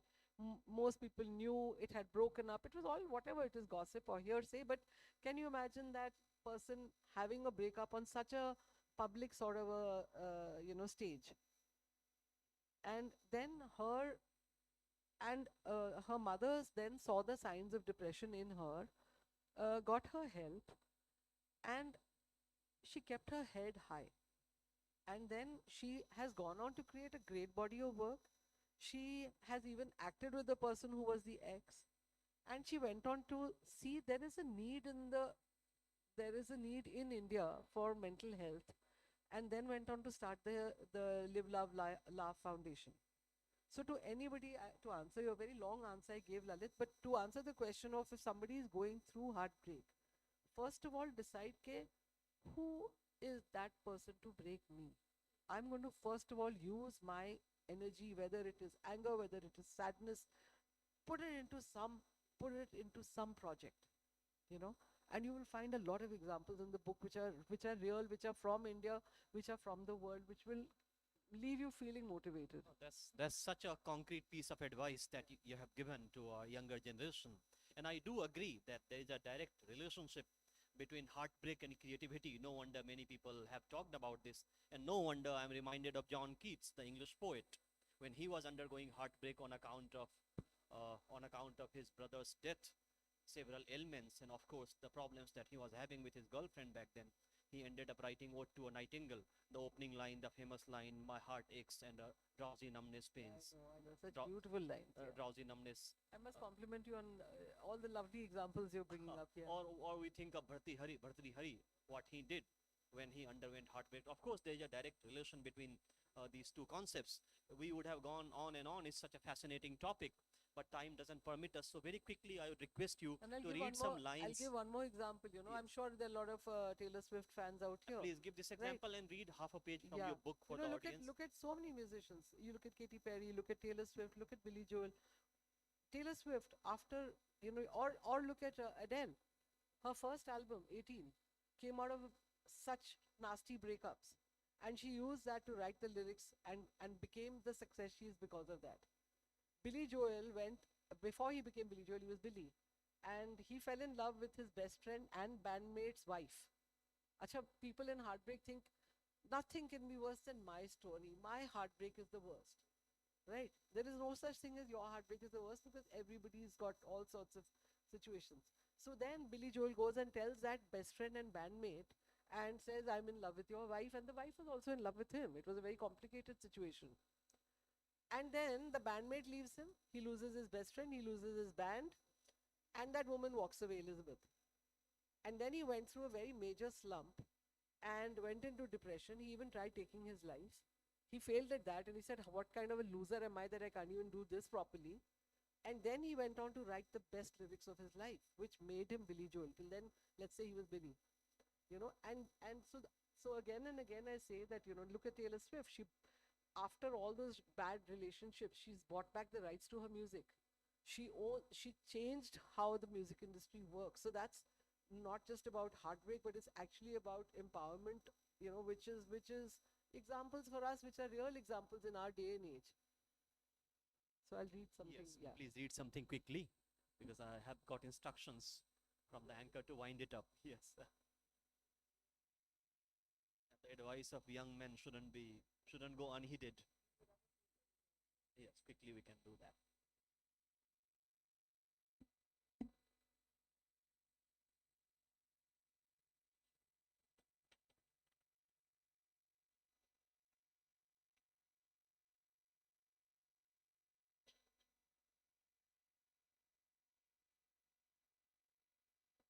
Okay, because I'll just give you a context which is right from the beginning of the book, okay? So much in life sets us up for the highs of love. The movies, books, good relationships around us all fire up our imagination and become our goals. When love appears, we fall headlong into it. And it can be so heady, that instant thrill, that hanging on edge feeling of love, because it feels so right, so good. The way your heart hammers when your phone pings and you just know it is him or her. Of course you do, because you set a special message tone on your phone just for this person. How magical it feels when the phone goes ting with that beautiful sound, obliterating every thought in your head till you've seen their latest text. anything they say, any forward they send, just a link to a song, anything, even an emoticon in response to your last message tells you so much more than the content of that text. It tells you this special person is thinking of you. Their wit, witty or not, makes you smile. And God help that friend who dares to tell you that your darling isn't as sparkling as you claim. Your heart, that very same heart that you thought was incapable of looking past that annoying qualities of the every person you met, has decided to embrace this one person in a completely unquestioning way. You marvel at the beauty of every line of their body, the shape of their fingers, the utter edibility of their ears, the timbre of their voice, the thrill of remembering the last time you met, the heightened awareness of sitting next to each other at a movie, at a cafe, your legs pressed together. So grateful for this moment with this person, and nothing could feel righter until it goes wrong. Because nothing, absolutely nothing, prepares us for the low when love ends inexplicably. Why is it that you never saw it coming? How could you not have had any inkling at all? How? When did it change? What did you do wrong? What could you have done to stop it? There was nothing, not the slightest hint that this would be the last time for both of you. It is over. Your heart knows it, yet it refuses to believe it. If any of this rings true, then it's not a coincidence that you, all of you in the audience today, are here at this point in time with me listening to this section. You know me as a romance writer. You know love isn't all, I know that love isn't all rainbows and sunshine. And that's why I like to write about real people. And it's about people who overcome their issues despite everything. The despite everything is the important difference. Despite losing your ability to trust another person again. So it's for you to take this book and say, I need to make sense of what happened, because as I said, there are all these unanswered questions that you're left with. And the first thing is to try and make sense, because somewhere our mind is looking for closure which we didn't get. Our mind is looking for answers. And when you make sense first on a logical level, then it's a way to say, okay, now let me be able to at least start. In a way, it's a lot like the 5 stages of grief. You say, okay, now at least let me start processing it on an emotional level. Thank you. Yeah. Thank you for reading out that passage, interesting passage. We have one question, quick question, pointed question, just one at least.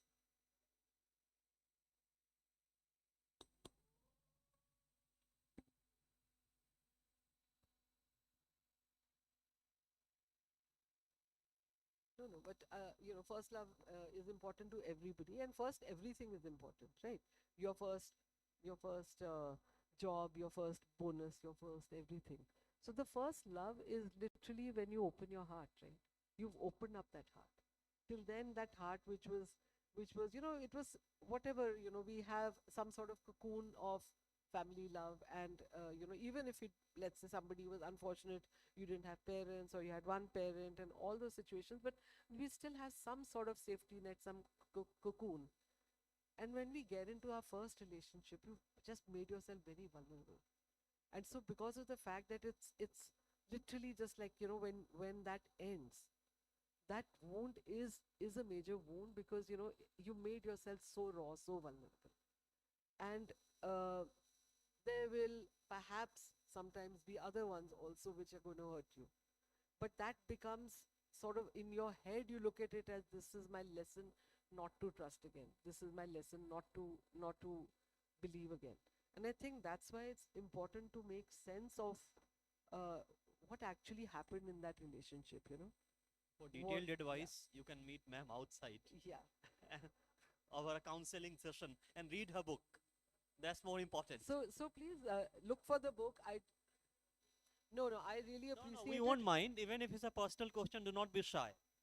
No, but I It's natural appreciate to fall in love. I appreciate you asking the question, because the person who stands up and does this, you're actually doing a service to everybody in the room, right? Somebody may have thought it, but they may have felt shy about asking it. So I really thank you for that. Yeah. And this is a book. If it's available upstairs, you can go and get it.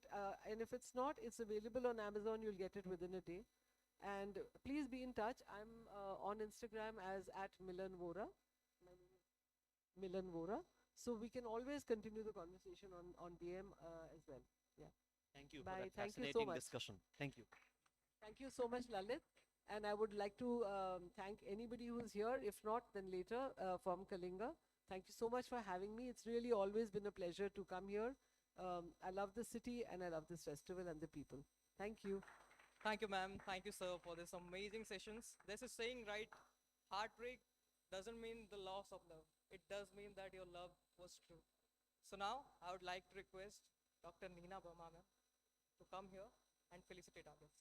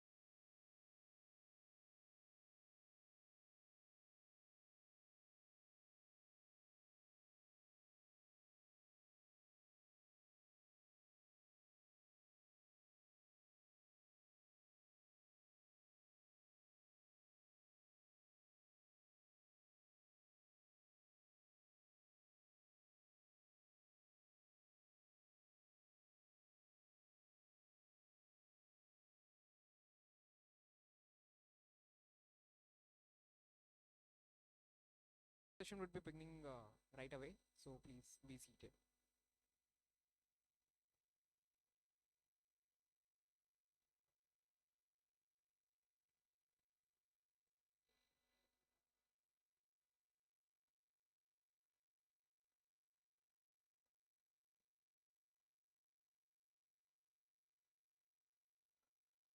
Okay, so very good evening, ladies and gentlemen. This is your host for the evening, Navdeep, and I'll be taking forward with this session.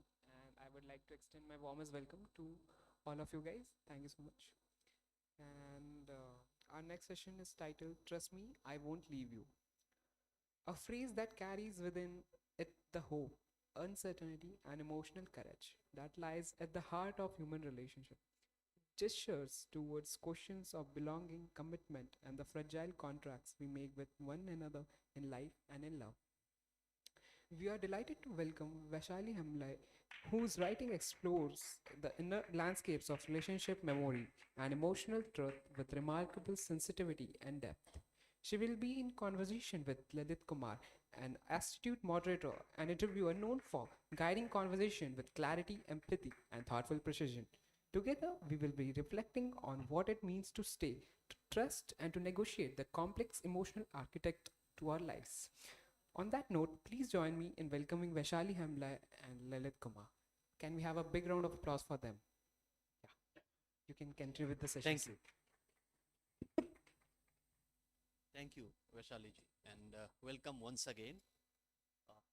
I am delighted to have with us Vaishali Hamlai ji, whose book Trust Me, I Won't Leave is a moving account of an abusive relationship.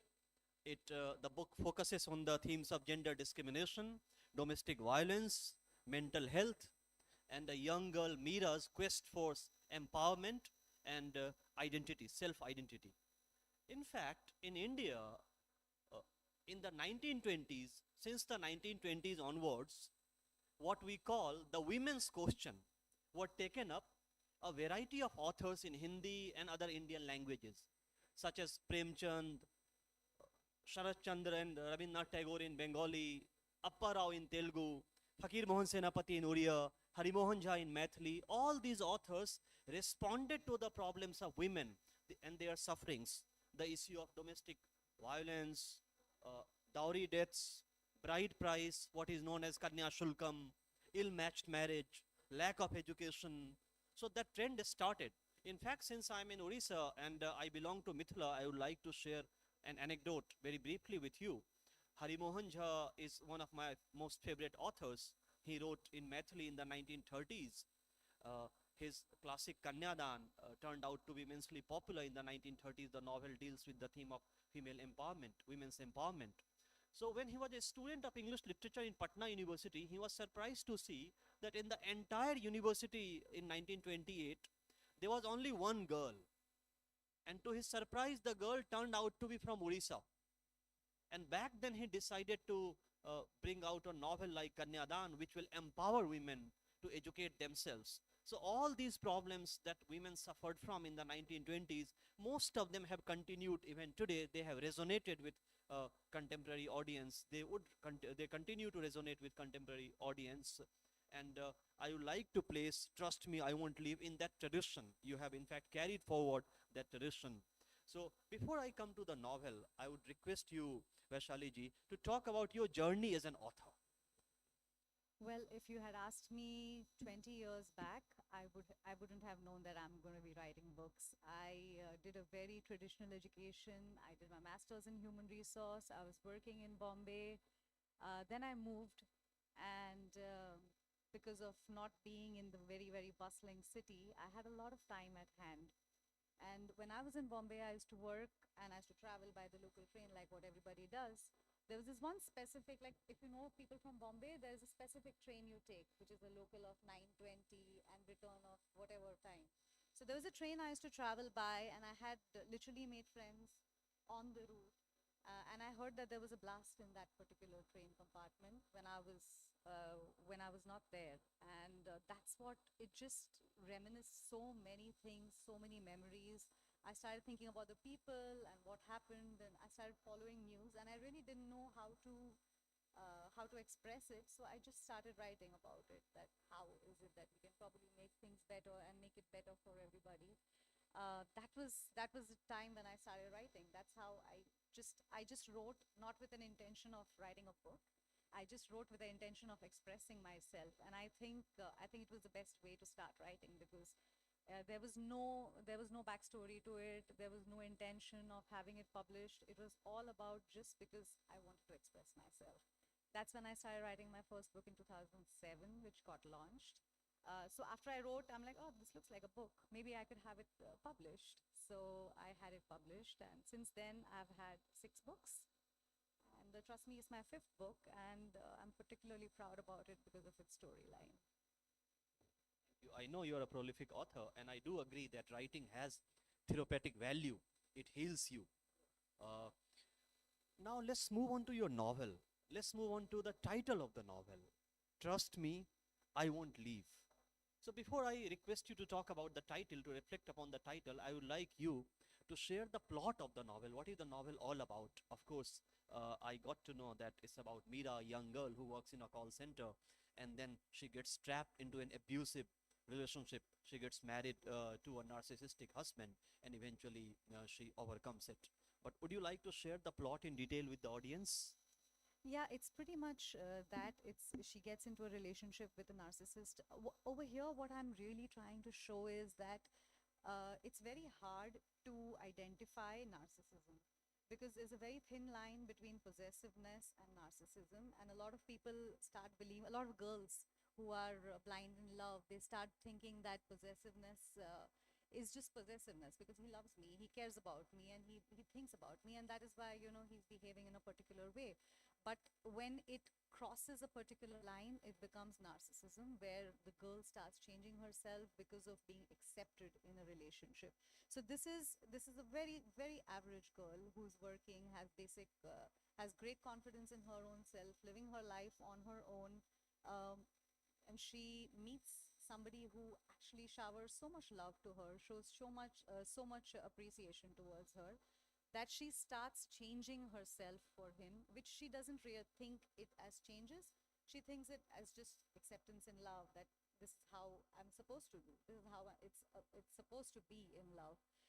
But slowly and gradually, when she after she's married, the first time when he physically abuses her is when she thought that maybe this is not acceptable, but she still continued doing it. In the whole ordeal, she lost her confidence. She stopped working. She stopped believing in her own self, and she became fully dependent on the partner. And which is where "Trust me, I won't leave" comes, because he says, "Trust me, I won't leave because you are absolutely dependent on me. The source of your life is me, and hence why should I leave? Because it gives me an ego boost that anybody else cannot give me." Yeah, so true. I mean, when Meera is trapped into that abusive marriage, she finds an unexpected ally in her mother-in-law, which is a rare thing to see in day-to-day life, because usually mothers-in-law side with their sons and barely supports the daughter-in-law. She is a unique character, a powerful woman who in fact persuades her to come out of that relationship. What would you like to tell us about her character? Mother-in-law, the bond I between personally mother-in-law and don't believe daughter-in-law. that. I know it's a accepted norm that yes, mother-in-law is usually not accepting to the daughter-in-law, but I don't believe it. I feel if you see resemblance of yourself in your daughter-in-law, it's very easy. Like which in the story, she saw resemblances of herself. She saw resemblances of occurrences which happened to her in her marriage, and now she's seeing her going through it with her son. So it was I don't think it was about the mother-in-law and father-in-law. It was more about a women to a women relationship, which is what clicked over there, and which is what made her mother-in-law actually tell her explicitly that you really need to watch about how you're going about with your life, because you're literally you're just doing things which are out of your character. But eventually, despite suffering a great deal, how does Meera overcome? How does she manage to regain herself, her confidence, and how does she complete her quest for self-identity? How does she empower herself towards the end? So I think there was in the story there was a lot of self-awareness that she went through. It started off with her mother-in-law when her mother-in-law pointed it out to her. As I said, first it was the physical abuse. Then her mother-in-law came to visit them, and she pointed it out to her that she is actually changing herself. And there was a part in the story where he had gone on a business trip or whatever, which is where she started feeling good about him not being around. That itself made her realize that she's going down. There was a part where so because you have small dreams, you have dreams like which are very very ordinary, and for her it was a great achievement when she got her driving license, and she had a car, second hand car, and she felt freedom with that. There was a point when she had to give up that driving because she didn't have that confidence in herself. I think all these things together just made her realize that there's something which is not working out for her. She also sought help from a therapist in the story. So she did a lot of things for her own self to help her own self. She also had a very close confidant or friend who kept telling her repetitively that you are changing as a person and you really need to do that because these are signs, absolute red flags.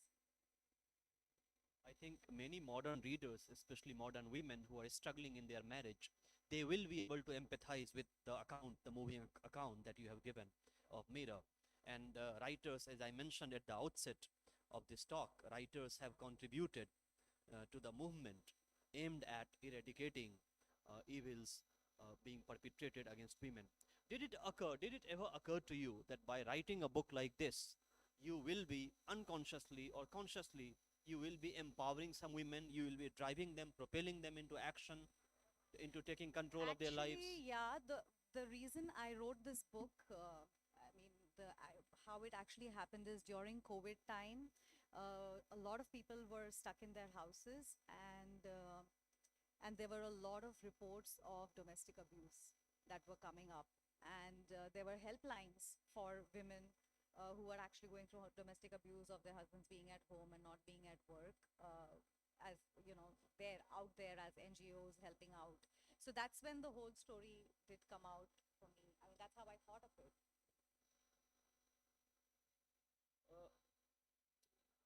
One of the points that your novel, in fact, raises is the issue of mental health. And of late, I mean, for the last a decade or more, we have started discussing mental health at length, even in colleges and institutions. How important it is for you? I have also written a book on mental health. It's called Mind Trap.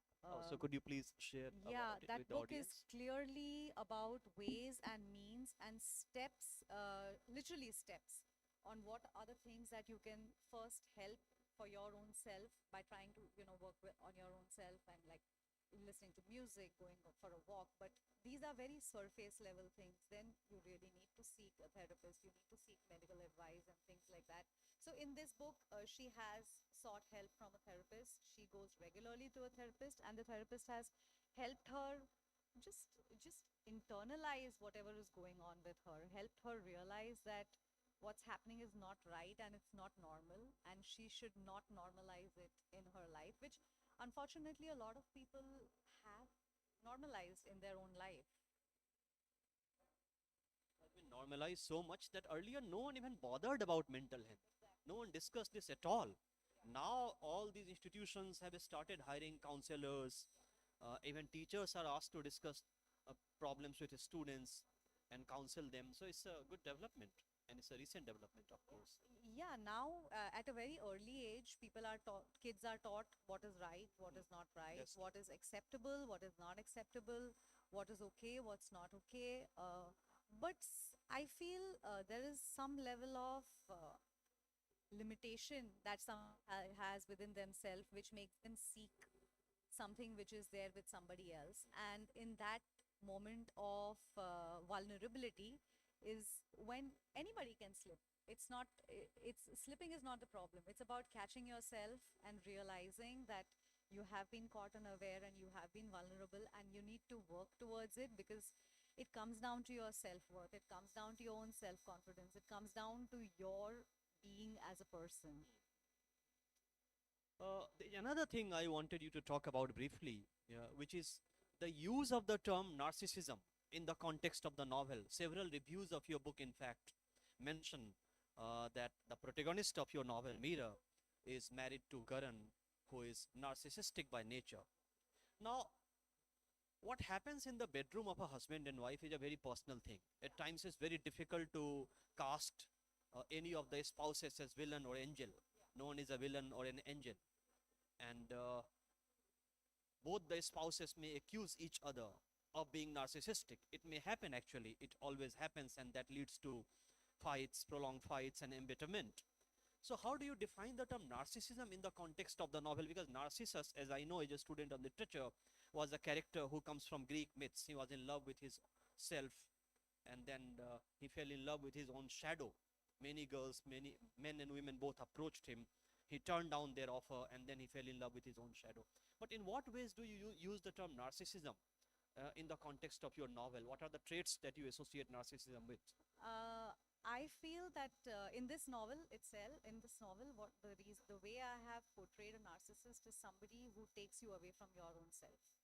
So he has taken her away from her real being, not for making her better, but for making her worse than what she was, and putting her lower, making her feel inferior, making her feel not confident enough. Somebody who's not not helping you get up there and helping you get down. That's where a narcissist is. Of course, clearly there is physical abuse that has happened over here in a few cases, but more so it's about the emotional dilemma, is the emotional torture that she has gone through, and how it has made her self-worth low is how I have defined narcissism over here. Narcissism can be defined in very, very different terms. Like a narcissist can be a narcissist to somebody and not to somebody else.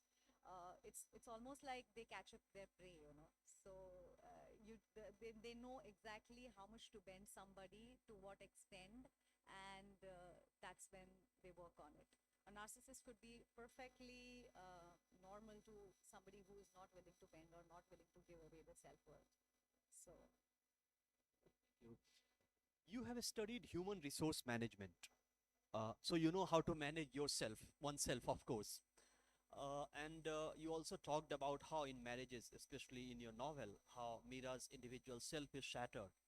So what would be your advice as a scholar of human resource management to young women or men for that matter who get into marriage? How can they preserve their individuality, their identity, and not get shattered by an abusive relationship? What are the precautions that they should take? If someone is watching us and wants to know your advice as a counselor, any women should be, number one, financially or independent. man for that matter. Any women, okay, man or women should be financially independent and emotionally independent. You cannot expect your happiness from somebody else. Your happiness comes from within. You have to create it, and somebody else also does it for you. That's great, but there has to be not that level of dependency where you feel that my whole soul, my whole world, and everything is dependent on this one particular person. I think that's what gives a lot of power to the other person, or maybe it just makes the other person also take you for granted.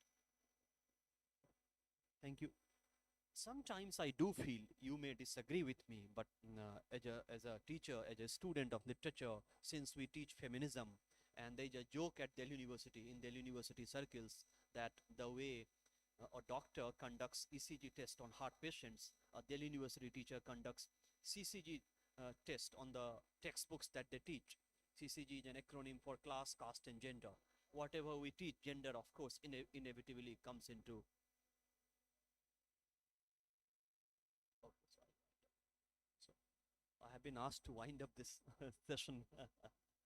So sometimes I feel that instead of using the word independent, why can't we simply focus on educating women, empowering women? Because I feel, I mean, as I said, you may disagree, that none of us, whether male, female, irrespective of our gender, none of us in society is independent in true sense. We are the sum total of ties and bonds that we share with other people. I'm dependent on many people. My life will be useless without my friends, my parents, my wife, my daughter. All of them play an instrumental part. So the moment we start asserting our identity, I feel that it may lead to friction. I mean, I don't know, you may disagree, but why do we insist on the word independent so much? Are we truly independent? Can anyone claim to be independent for that matter? I think it's to secure your own self.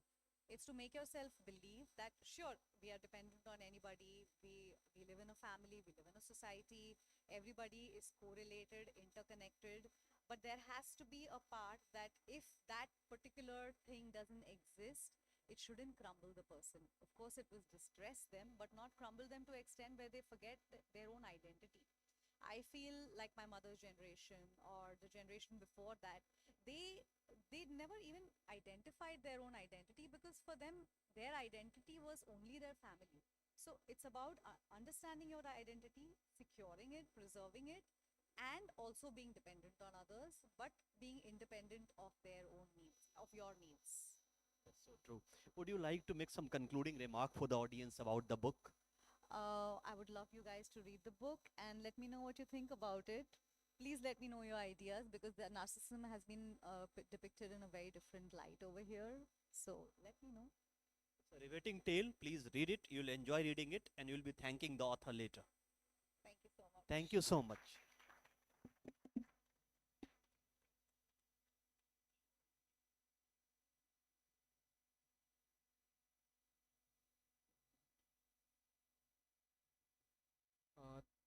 Anyone is having any questions to ask to sir and ma'am? Is there any questions that you would like to ask sir and ma'am? Yeah. Yeah. How will your question set, ma'am? Yeah. Anyone?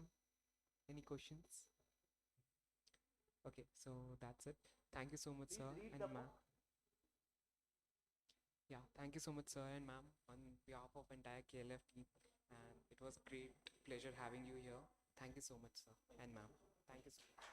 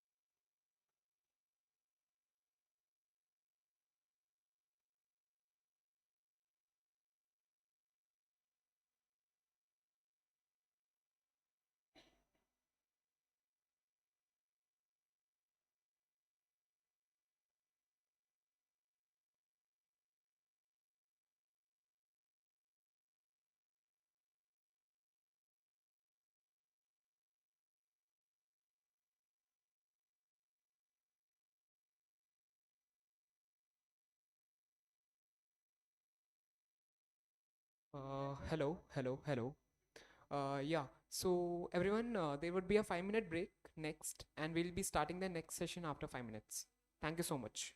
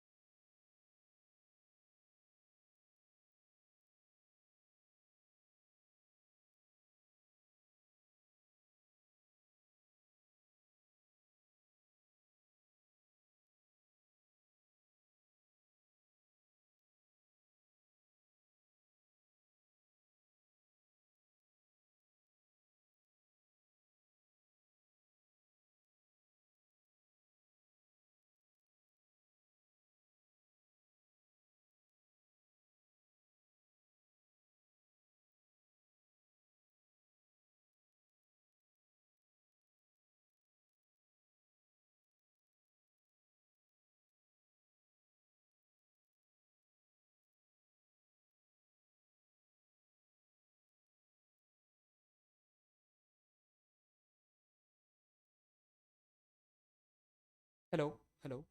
Yeah, so sorry for the delay and very good evening, and we would be starting the session, the next session. So please be seated, everyone. And yeah, so very good evening, everyone present over here, ladies and gentlemen. And I would like to begin. I'll like to begin the session with giving a view about cinema as in general. Cinema is not just what we watch on screen, it is a record of who we are, how we think, and how we remember. To understand cinema deeply, we need to understand the voices that have observed it with patient insight and integrity. Joining him this evening is Joining us this evening is Bhavna Somaya, a distinguished film critic, columnist, and author who has been writing on Indian cinema for nearly 5 decades. She is the former editor of Screen and the author of acclaimed biographies of legendary stars including Hema Malini and Amitabh Bachchan. Her work continues to guide students of cinema at institutions such as Whistling Woods, Mumbai, Manipal University, Bangalore, and JNU Delhi. We also have with us Vidurta Patnaik, adding a contemporary voice to the cinematic conversation here at KLF 2026. Please join me in welcoming our speakers for what promises to be a thoughtful and engaging evening with them. Please, I would like to welcome them on the stage. Yeah.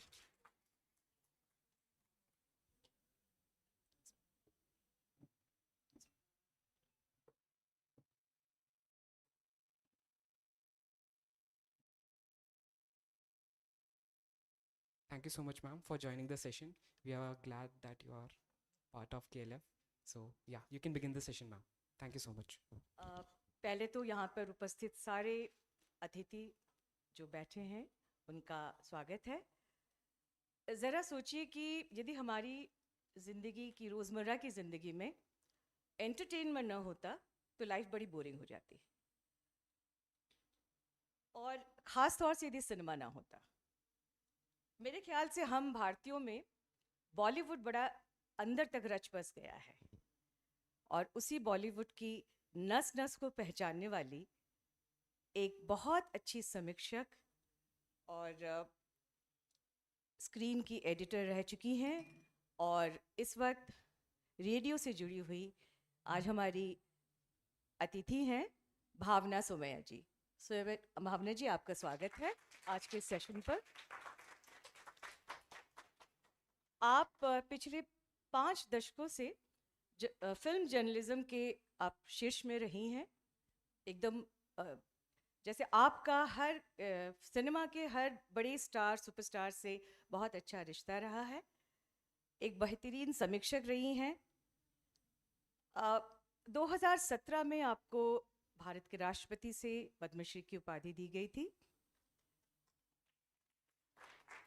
भावना जी, थोड़ा सा मैं जानती हूँ कि आज हम आपकी किताब पे बातें करेंगे ज़्यादा, बट थोड़ा सा यहाँ पे बैठे हुए दर्शकों के लिए मैं जानना चाहूँगी कि क्या आप एक एक्सीडेंटल कब रिपोर्टर थी, क्योंकि आप तो लॉ पढ़ रही थी, लॉयर बनना चाहती थी कि नहीं?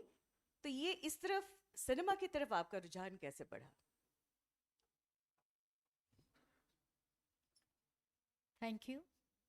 एंड थोड़ा सा ही सिनेमा पर बात होगी क्योंकि my latest book is called farewell Karachi, and I would like to focus on that. I just finished a cinema session in the adjoining room. After graduation, all my friends were not keen on pursuing studies, and I wanted to do further studies. So first I enrolled in MA in psychology. तो वहाँ पे कुछ बहुत दिल नहीं लगा. So I enrolled myself in law college in the morning, and in the evening I was doing post-graduation in journalism. So after 1 year, and the law took about 3 years, my father said that now you have to make up your mind whether you want to be a journalist or you want to be a lawyer. And I said, I want to be a journalist. And I think my father was disappointed because उनको लगा कि भूखे मरेगी और writing से क्या कोई पैसा कमाता है क्या. But आज मैं कोर्ट के बाहर देखती हूँ तो काला कोट पहनकर वो लोग भी इधर उधर भीख ही मांग रहे होते हैं। उससे बेटर तो हम हमारा दिमाग और दिल इस्तेमाल करते हैं और पैसा भी कमाते हैं किताबों से कम, अपने प्रोफेशन से ज़्यादा। तो ऐसा कोई सपना नहीं था, कोई आइडल नहीं था। मुझे तो एक्चुअली वर्किंग वुमन भी नहीं बनना था। I had no dreams and no aspirations, I wanted to be nothing. तो because I am the youngest in my family and I am the 8th child of my parents. तो मैं बहुत नाजों से पली थी, तो मुझे लगा कि काम वाम क्यों करना है, कोई ना कोई मेरे को डांट देगा, मुझे कुछ आएगा नहीं समझ में, क्योंकि घर पे कोई ना कोई और डिसीजन लेता था हर चीज़ के लिए। तो जब कुछ होना होता है तो बस हो ही जाता है। तो आई थिंक कि एक my parents had gone to meet my brother in Canada for 3 months and there was an ad in the paper that said that wanted college girls with flair for writing. उस ज़माने में अगर आप interview के लिए जाते थे तो आपको साड़ी पहनकर जाना होता था। मेरे पास तो कुछ साड़ियाँ थी नहीं, मेरी बड़ी दीदी की साड़ी थी और कुछ उसके प्लेटफॉर्म हील्स पहनकर ताज होटल में वॉक इन इंटरव्यू था। ताज होटल में हमारे कॉलेज के बॉयफ्रेंड्स हमको ले नहीं जाते थे, हमको कॉलेज कैंटीन में 25 पैसे की चाय पिलाते थे और उस 25 पैसा हम खुद देते थे, क्योंकि दे यूज्ड टू से कि you want equality, pull your own chair and make yourself equal and pay for your own tea. तो अच्छा है कि हम लोग को ऐसे कॉलेज फ्रेंड्स मिले थे जिसने हमारे पर खर्चा नहीं किया, ताकि उनको भी हमसे कोई ज़्यादा उम्मीद नहीं रही। तो ये ताज होटल में मैं गई और पूरा भरा हुआ था, तो मैं हैरान थी कि so many people assume themselves to be writers and so many people read newspapers. तो उन लोग ने मुझसे कुछ सवाल जवाब किए and then within 10 minutes they said that okay, we are giving you this job. So I said, what is the job? So they said, a film journalist. So I said, I don't want to be a film journalist. So they said, but we are giving you 500 rupees. I said, no, I don't want. उसके बाद my parents had returned from the Canada trip और MTNL का एक phone घर के बीच में रखा था, ताकि my father had a proper eye on मैं और मेरी बहन किसके साथ कितनी देर तक बात करते हैं। तो ये स्ट्रेंजर आदमी दिल्ली से बार बार फ़ोन कर रहा था। तो मेरी माँ ने पूछा कि ये कौन है और तुमको क्यों बार बार फ़ोन कर रहा है? तो मैंने कहा कि वो दिल्ली से कोई अखबार निकालने वाले हैं एंड वो कहते हैं कि वो मुझे काम देना चाहते हैं और 500 रुपये देंगे। तो मेरी माँ ने कहा कि तुम में ऐसा, तो मैंने तो कभी कोई हुनर देखा नहीं है, तो ये तो पक्का फ्रॉड आदमी है। तो उसने बोला मना कर दो, हमारे घर की लड़कियां ऐसे सब फिल्म वाल्म में कुछ काम नहीं करेगी। तो मैंने उनको बोला कि I don't want to do it. तो उन्होंने कहा कि you ask your mother what is the problem. So I told my mother, she is asking what is the problem. तो मेरी माँ ने कहा कि किसी को 6 बजे के बाद इंटरव्यू नहीं करोगे, you will not go for a film party and you will not go anywhere out of town. तो महात्मा गांधी की माँ की तरह मेरी माँ ने भी 3 शर्तें लगा दी थी।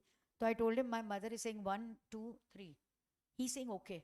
Now my mother became even more suspicious. She said, एक तो तुम में मैंने कोई हुनर नहीं देखा है, ऊपर से वो तुम्हारी सारी शर्तें भी मान रहे हैं, तो ये आदमी तो पक्का गड़बड़ है। तो पता नहीं क्या फिर मेरे माँ बाप ने अपने आप में डिस्कशन किया होगा, उन्होंने सोचा होगा कि लेट अस इंडल्ज हर, थोड़े टाइम में शादी करके चली जाएगी, कुछ नहीं है। तो उन लोग ने हाँ भर दी और मुझे कोई ऐसे खास रस नहीं था। मैं तो कॉलेज में जाती थी, वो लोग मेरे को बोलते थे यहाँ जाओ वहाँ जाओ, तो मैं चली जाती थी, इंटरव्यू कर लेती थी। मेरे अंदर कोई डर नहीं था, क्योंकि मेरे अंदर कोई एम्बिशन नहीं था। इट वॉज नथिंग लाइक कि मुझे ये पाना है और वो मेरे बारे में क्या सोचेंगे। जैसा आता था वैसा लिख के मैं दे देती थी। पता नहीं कैसे ये कुछ हफ्ते की बात 50 साल हो गए। कॉलेज में सीधा, मैं कॉलेज से सीधा जाती थी स्टूडियोज़ में, मेकअप रूम में जाके, रेखा हो या कोई और, मेकअप रूम में हम नॉक करते थे और कोई ऐसी ग्रूमिंग भी नहीं थी। अभी सुबह से आप एक कपड़े पहनकर कॉलेज गए हो, पूरा दिन आपके 4-5 लेक्चर्स होते हैं, उसके बाद एक मामूली ट्रेन में बैठकर आप उतर के वहाँ से चल के जाते हो। मुझे याद नहीं है कि कभी मेरे पर्स में कंघी या आईना भी होता था। और ऐसे कोई अमीर घर के थे नहीं, मिडिल क्लास घर के थे, जैसे चप्पल थे जैसे कपड़े पहनते थे। बट क्या है ना, आजकल के जो बच्चे हैं वो हमसे ज़्यादा खूबसूरत और इंटेलिजेंट है। मैं इसी बात पे आना चाह रही थी कि भावना जी, आपने अपने 70 के दशक, 80 90 के दशक का फिल्म जर्नलिज्म देखा। वो एक बहुत अलग प्रकार का था मेरे ख्याल से, क्योंकि मैं भी एक फिल्म बफ, बहुत फिल्में देखती हूँ, मज़े आते हैं मुझे।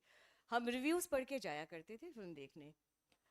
तो उस वक्त का जो आपका एक निष्पक्ष भाव से फिल्म को रिव्यू करना आपके लिए एक बहुत बड़ी जिम्मेदारी थी। क्या कभी आपने किसी दबाव को महसूस किया? क्योंकि आज के ज़माने में सोशल मीडिया में हर दूसरा तीसरा बंदा एक फिल्म एक्सपर्ट या फिल्म क्रिटिक बन के अपनी राय देता है।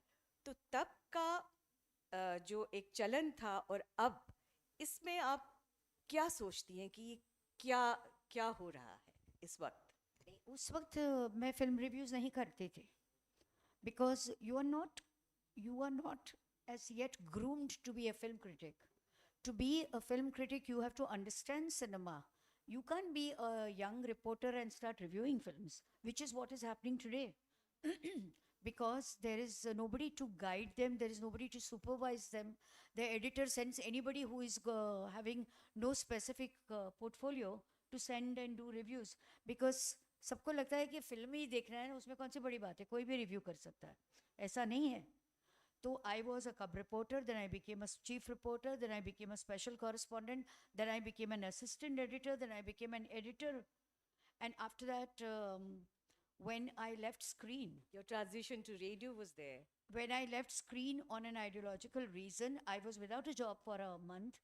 और Big FM radio ने मुझे फ़ोन किया कि we want you to be a film reviewer, तो आप आके रिव्यू पा का कर दीजिए। अमिताभ बच्चन की फिल्म थी पा। So I went and I reviewed the film and I came back. Big FM का स्टूडियो मेरे घर से सिर्फ एक सड़क दूर था, तो मैं चल कर जाती थी। और मैंने सुना है तब आपको हिंदी बोलनी उतनी अच्छी नहीं आती। मुझे I think in English, I write in English, and my identity is as a English writer. And Hindi Bombay में सबको लगता है कि उनको आती है, मगर वो हिंदी नहीं है। आप जो बोल रही है वो हिंदी है। वैसे मैं भी बॉम्बे में ही रहती हूँ। नहीं, मगर आपकी ज़बान अच्छी है, आपकी आवाज़ अच्छी है, आप साफ हिंदी बोलती है। तो I did the review and I came away and I was called back in 5 minutes because I done the review in English, and the CEO said that भावना जी आपको हिंदी में रिव्यू करना पड़ेगा। तो I said नहीं, मेरा उच्चार ठीक नहीं है, मैं हिंदी में नहीं कर सकती हूँ, I don't think in Hindi. He said वो सब मैं नहीं जानता हूँ, तुमको करना पड़ेगा। फिर मैंने घर जाके रोमन इंग्लिश में, जैसे इंग्लिश में ही लिखा, and I went back and did it। तो जो इंजीनियर मुझे याद है कि the engineer who was recording me, he looked shell shocked and he could not hide his expression, and when it was over he said ma'am please don't go. He went and called the CEO to the recording room and he played it in front of me and it was bad. मतलब I think it was bad according to what they were expecting. After that they both looked at each other, then he played it again, then again they looked at each other. And then my CEO, young boy, the average age of the Big FM was 25, 35. Because it was a It was a very young blossoming thing, and I was the oldest. And he said that Bhavna, your Hindi is not up to the mark, but there are two things which are very good. One is your voice, and second is your content, and I will gamble on that. And you promised that you will work on it. I said I'll try. अब उस वक्त मेरे पास नौकरी नहीं थी, तो मेरा हाथ तंग था, तो मैंने सोचा कि मैं कैसे अपना हिंदी ठीक करूं। तो मैं कोई गुरु या ऐसे नहीं रखना चाहती थी। तो उस दिन मैंने 2 नियम बनाए कि मैं सबके साथ सिर्फ हिंदी में बात करूंगी, even if they start the conversation in English, because I was confident of my English and it was parked, and the English was not going to change. I needed to work on my Hindi, so I would speak to everybody in Hindi and I would reply to everybody in Hindi. And second, I started watching Hindi news. I stopped watching the English news that I was accustomed to. Beginning में फिर भी बहुत मुश्किल था, क्योंकि जैसे for example, अगर मुझे anxiety, तो I would write anxiety and go there and I catch one of the Hindi RJs and I say Rani मुझे बताओ कि एंग्जाइटी को हिंदी में क्या कहते हैं, तो उससे मुझे कुछ बहुत कठिन शब्द दिया, तो मैंने कहा नहीं ऐसा नहीं, थोड़ा सा फीमेल वर्ड जैसे मेरी ज़बान से निकले ऐसा दो। तो उसने कहा उत्तेजना। मैंने कहा अरे वाह ये तो कितना अच्छा शब्द है। तो इस तरह से ढूंढते ढूंढते कुछ फिल्म डायलॉग से, कुछ ज़िंदगी से, कुछ कलीग से, आज मैं कॉन्फिडेंटली दोनों भाषा अच्छी तरह से बोल सकती हूँ। ये तो कहा जा सकता है कि आप में गट्स है और आप किसी भी चीज़ को सीखने में कभी मना नहीं करती हैं। आपने कहीं पे कहा कि मैं फूलन देवी हूँ किसी रेडियो पे। नहीं, फूलन देवी तो मैं इसलिए कहती थी क्योंकि आप जब एडिटर होते हो तो आपके डेडलाइंस होते हैं। अभी जैसे screen is a broadsheet 36 pages, it has to go to print, और सबके डेट्स होते हैं कि ये टाइम पे इतने पेजेस जाएंगे, इतने पेजेस जाएंगे। तो अब मैं अकेली तो नाच नहीं सकती हूँ ना, तो जो मेरे राइटर्स हैं उन लोग को वो टाइम पे कॉपी देना ही पड़ता है, तो आर्टिस्ट पेज बनाएगा, तो वो प्रिंटिंग के लिए जाएगा। तो मैं निकलती थी छड़ी लेकर फूलन देवी की तरह, not literally, and I sit on everybody's head, जल्दी करो जल्दी करो जल्दी करो, ताकि अगले दिन ताकि बराबर सही समय पे जाए। तो 1-2 हफ्ता लगता है उनको समझने के ये फूलन देवी है, तो अपने आप सब आ जाता है टाइम पे, एक इमेज जमाना पड़ता है उन पर। मगर एक चीज़ मैंने आपने जब रिव्यू का कहा, तो अभी क्या है today, if you notice any film releases, somebody is giving it 1 star, somebody is giving it 5 stars. So every time everybody asks me that how can there be so much of disparity? The disparity is because there is a 20-year-old who is a reviewer and there is a 70-year-old who is also a reviewer. 70 मतलब वो मेरी उम्र है, मेरे को शर्म नहीं है कहने की, 50 साल से मैं लिख रही हूँ और 20 साल की थी तब से मैंने शुरू किया है। So the mindset of the 20 and the 70 is completely different. Your sensibilities are different. Your aesthetics are different. Your understanding is different. Your background is different. Your personal choices are different. So it's different. कई बार मैं देखती हूँ कि जो film मुझे पसंद आती है मेरे किसी कलीग को पसंद नहीं आई है, तो आप अगर घबरा के डर के कि अरे मैंने तो गलत नहीं कर लिया, जिसको जो सोचना है सोचे। मुझे ऐसा लग रहा है आपको फिल्म देखनी है तो देखो, नहीं देखनी है तो मत देखो, आपको मुझे जो बुलाना है बुलाओ। तो एक ऑनेस्ट रिव्यू करना बहुत ज़रूरी है फिल्म देखने वाले को जो रिव्यू कर रहे हैं। रिव्यू कर आप एडिटर, मतलब बेसिकली आप अपने शब्दों के साथ खेलती रही हैं और करते करते आपने किताबें लिखी, यू बिकेम अ ऑथर। आपने अमिताभ, कई जगह पे आप शायद इससे पहले भी बात कर चुकी होंगी, अमिताभ बच्चन पे आपने 3 किताबें लिखी। आप क्या इतना उनको सही, इतने करीब से जानती थी कि आपको लगा कि मैं इनके ऊपर 3 किताबें लिख सकूं, या उसके पीछे की कोई कहानी है? ये बार बार पूछा जाता है, सत्यजीत रे को कोई नहीं पूछता है कि Apu trilogy why you did it. Satyajit Ray ने भी तो अपू पर 3 फिल्में बनाई थी। देखिए अमिताभ बच्चन मीडिया से 18 साल बात नहीं कर रहे थे, तो he was a forbidden fruit for everybody.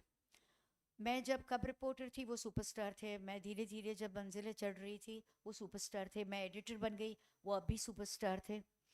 तो उन्होंने एक दिन अचानक मीडिया से अपना बैन लिफ्ट कर लिया, and I was the first journalist he spoke to. So you were fortunate that नो, शायद मैं दूसरे से थोड़ी ज़्यादा अलग सॉफ्ट लग रही होंगी, तो ऐसे शक्ल से साड़ी वाड़ी पहनती हूँ ना इसलिए, तो हूँ भी, ऐसा नहीं है। तो उनके साथ बहुत सारी बातें की थी, बार बार इंटरव्यू होता था। तो 90 के दशक में computers were new to India, and I had not yet learned the computer. I had a secretary, so she used to type my articles. And one day she told me that, ma'am, please don't do any more interviews with Amitabh Bachchan because I don't know what name to call the file. Kyunki AB, Big B, Bachchan, Amitabh Bachchan, Amit. She said I've even put my family names on Amitabh Bachchan's stories. इतनी ज़्यादा हो गई है। तो मैंने कहा नहीं नहीं ऐसा नहीं हो सकता। तो भी I re-looked at it and I made it into a book. उसमें से क्या है, पब्लिशिंग लॉज होते हैं कि सारा कितने पेजेस होने चाहिए, कितने वर्ड्स होने चाहिए, क्योंकि उनको इकोनॉमिकली परवड़ना चाहिए। तो बच गया था, मेरे पास पड़ा था। और फिर जो दूसरी किताब थी बचनेलिया, which came exactly 10 years after the first one. He had the posters of Amitabh Bachchan and he was looking for content. And what जो portion निकाल दिया गया था, वो सब ये था जो ट्रिविया थी उनकी हर फिल्म के बारे में. तो that became the second book. So आपके इन 3 किताबों से जो फिल्म के पढ़ने वाले हैं उनके लिए बहुत ही फ़ायदा रहा अमिताभ जी को एक अलग तरीके से जानने का.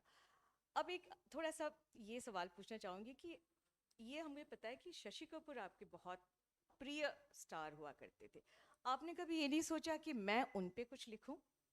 नहीं, बस वो मेरे हार्ट थ्रॉब आपके है. दिल पे ही रह गया? हाँ, नहीं, वो मेरे हार्ट थ्रॉब है. मेरे को ऑफर आया था, मैंने कहा नहीं, मैं नहीं करना चाहूँगी, क्योंकि मैं उनको देखते ही इतनी खुश हो जाती थी. इतना गुड लुकिंग आदमी. मैं कॉलेज के ज़माने से उनको मिलने जाया करती थी. कई बार मेरे एडिटर बोलते थे कि फ़ोटोशूट उनके साथ करना है तो तुम अभी चली जाओ. तो मैं अपने कपड़े देखती थी और मैं बोलती हूँ आज नहीं जाती हूँ मैं. तो उन्होंने कहा क्यों? तो मैंने कहा नहीं, आज मैं अच्छी नहीं लग रही हूँ. तो उन्होंने कहा तुमको उसकी तुम्हारी शक्ल से कुछ नहीं है, तुमको सिर्फ उनसे बात करनी है. But he was very sweet, very nice, very charming. और ऐसा नहीं था कि क्रश था, एक सचमुच का लगाव था. प्यार नहीं था, लगाव था. तो बहुत अच्छे इंसान की तरह से आपके सामने और वो कितने पेश आए. सालों से चलता रहा. फिर वो मोटे हो गए, फिर वो बूढ़े हो गए, फिर भी मैं उनसे मोहब्बत करती थी. पृथ्वी थिएटर में पृथ्वी फेस्टिवल होता था, ओपनिंग में हमेशा इतने सालों से वही जाती मेरा रही हूँ. सवाल यही था कि उनकी इतनी डाइवर्स पर्सनालिटी थी. He was from theatre and Prithvi theatre is a legend. It's like in Bombay who goes would और लाइक टू शशि कपूर के बड़े बड़े बच्चे हैं, कुणाल, मैं ये कहती कि आपके पास तो बहुत कुछ था, आप एक और किताब लिखने का सोच नहीं, सकती तो वो हैं. लोग मुझे बोलते थे कि why do you like my dad? I said he is gorgeous, he is my boyfriend. फिर शशि जी नहीं रहे, तो जब मैं पहली बार पृथ्वी थिएटर गई, मुझे लगता है कि जितना मुझे दर्द हुआ पृथ्वी थिएटर में पाँव रखना, क्या है जो परिवार के लोग होते हैं जो खो देते हैं, उनको धीरे धीरे उस इंसान के ना होने की आदत पड़ जाती है. मगर जो हम बाहर वाले उनको प्यार करते हैं, उनके लिए बहुत मुश्किल है. और ये जगह ऐसी है कि आपको लोगों से लगाव हो जाता है, उनको आपसे लगाव हो जाता है. जैसे यश जी, यश चोपड़ा. तो I could not enter Yashraj studio to watch a film or to go for a shooting event or something. I used to feel a lot of pain in my heart because I was very fond of Yashji, and Yashji was also reciprocating that kind of affection to me. बल्कि जब मैं screen की editor हुई तो उन्होंने phone करके कहा कि अब तुम, क्योंकि screen is a cinema paper, so it's not like the बाकी other newspapers. मैगजीन की तरह. तो उन्होंने कहा अब तुम हमारी बिरादरी में आई हो, और मैं जब फ़ोन करके बोलूँ कि यहाँ आना है तो मुझे सवाल पूछे बगैर आना है. ये एक मिथ है कि ये बहुत डर्टी जगह है या यहाँ के लोग अच्छे नहीं होते. ऐसा नहीं है. आपको बहुत कुछ सीखने को मिलता है. एक आम इंसान के लिए थोड़ा मिस्टिकल सा लगता है क्योंकि उनकी पहुंच नहीं होती है वहाँ उनकी तक. पहुंच नहीं होती है और इतनी दूर है ये लोग आपसे कि आप लोग सिर्फ अपनी राय बना लेते हो और फिर उस राय में जिंदा रहते हो, और जो सच है वो सिर्फ हम देखते हैं. तो यश जी जिस तरह से बातें करते थे, गुरु की तरह बात करते थे. और शशि कपूर भी, जैसे कि मुझे याद है कि उनकी एक फिल्म थी फांसी, तो उस वक्त मेरे को हिंदी अच्छी नहीं थी, तो मैं कुछ फांसी, because in English you spell it S FAANSI. तो ही सर क्या कहा, तो 4 बार बुलवाया, तो उसने कहा फांसी कुछ नहीं होता है, फांसी होता है. तो वो सिखाते थे. एक बार मुझे याद है उनकी शूटिंग में मैं गई तो वो मेकअप रूम की कुछ कमी थी, तो he was sharing a room with Bharat Bhushan ji, senior actor. तो मैं उनसे बात कर रही थी तो उन्होंने मुझे ऐसे इशारा करके कहा कि you are not talking to Bharat Bhushan ji. तो मैंने धीरे से उनसे कहा कि मैं उनको नहीं जानती हूँ. He got up and he said नहीं जानती हूँ मतलब तुम हो कौन? बैजू बावरा नहीं मालूम, तानसेन नहीं मालूम, उठो. सबको बोला, सबसे, डायरेक्टर, प्रोड्यूसर, राइटर, कोरियोग्राफर, जितने लोग थे सेट पे, बोला सबको नमस्ते करो. वो लोग भी हैरान थे कि ये जर्नलिस्ट से सबसे नमस्ते करवा रहा है. Basically he also taught you how to respect artists. Very sweet, and so much. He used to say that a journalist should build a relationship with an actor or a filmmaker on the foundation of trust. ये नहीं कि अपना काम करके निकल जाओ, आपको इस तरह से इंटरव्यू करना चाहिए. और इस तरह से लिखना चाहिए कि जब आप फ़ोन करो तो आपको कोई मना नहीं कर सके। एक क्रेडिबिलिटी का एक स्टैम्प लगना चाहिए कि भावना का फ़ोन आया है तो वो अच्छे सवाल ही करेगी और अच्छा ही लिखेगी। So he must be so proud of you, Bhavna ji, that you have that credibility as a film journalist. Bhavna ji, आप कितने लोगों के स्टार, सुपरस्टार, लेजेंड सबसे आप मिलती रहीं, तो कितना आसान या कितना कठिन था कि आप वहाँ ग्लैमर वाली वर्ल्ड से जब आप अपने घर लौटती थी, how was the transition when you come back home, when you come back to your own parents? So do you think that your parents' upbringing kind of made you the way you are, who's not मतलब चकाचौंध से आप उतनी प्रभावित नहीं रहीं, आपका अपना एक personality है? Of course, the parents, of course, played a big part in what I am today. In fact, whatever I am today is because of the parents. मगर वो चकाचौंधी से मुझे क्या, मैं थोड़ी फिल्मों में काम कर रही हूँ, ना मुझे फिल्म में काम करना है, ना मुझे उनसे शादी करनी है, तो फिर मुझे क्या, अपनी रेगुलर ज़िंदगी में वापस आती थी। और मेरी सारी दोस्तों, जो पूरा college crowd, they were also not at all overall. आज तक वो मैं हमारे पूरे ग्रुप में आई am the one in the most glamorous profession. वो लोग एयरलाइंस में है या कुछ और चीज़ें करते हैं, मगर वो सब मेरे से ज़्यादा ग्लैमरस है। वो लोग लेटेस्ट बाल स्ट्रीक करा के ऐसे मॉडर्न कपड़े पहनते हैं, मुझे अच्छे नहीं लगते हैं क्योंकि मुझे सूट नहीं करते हैं। तो मैं सबसे क्या बोलते हैं, देसी हूँ। नहीं, पर आप अपनी गरिमा में रहकर हमेशा नहीं, वो कोई बात नहीं, जो भी है यही है। अभी अभी तो क्या बदला जाएगा। तो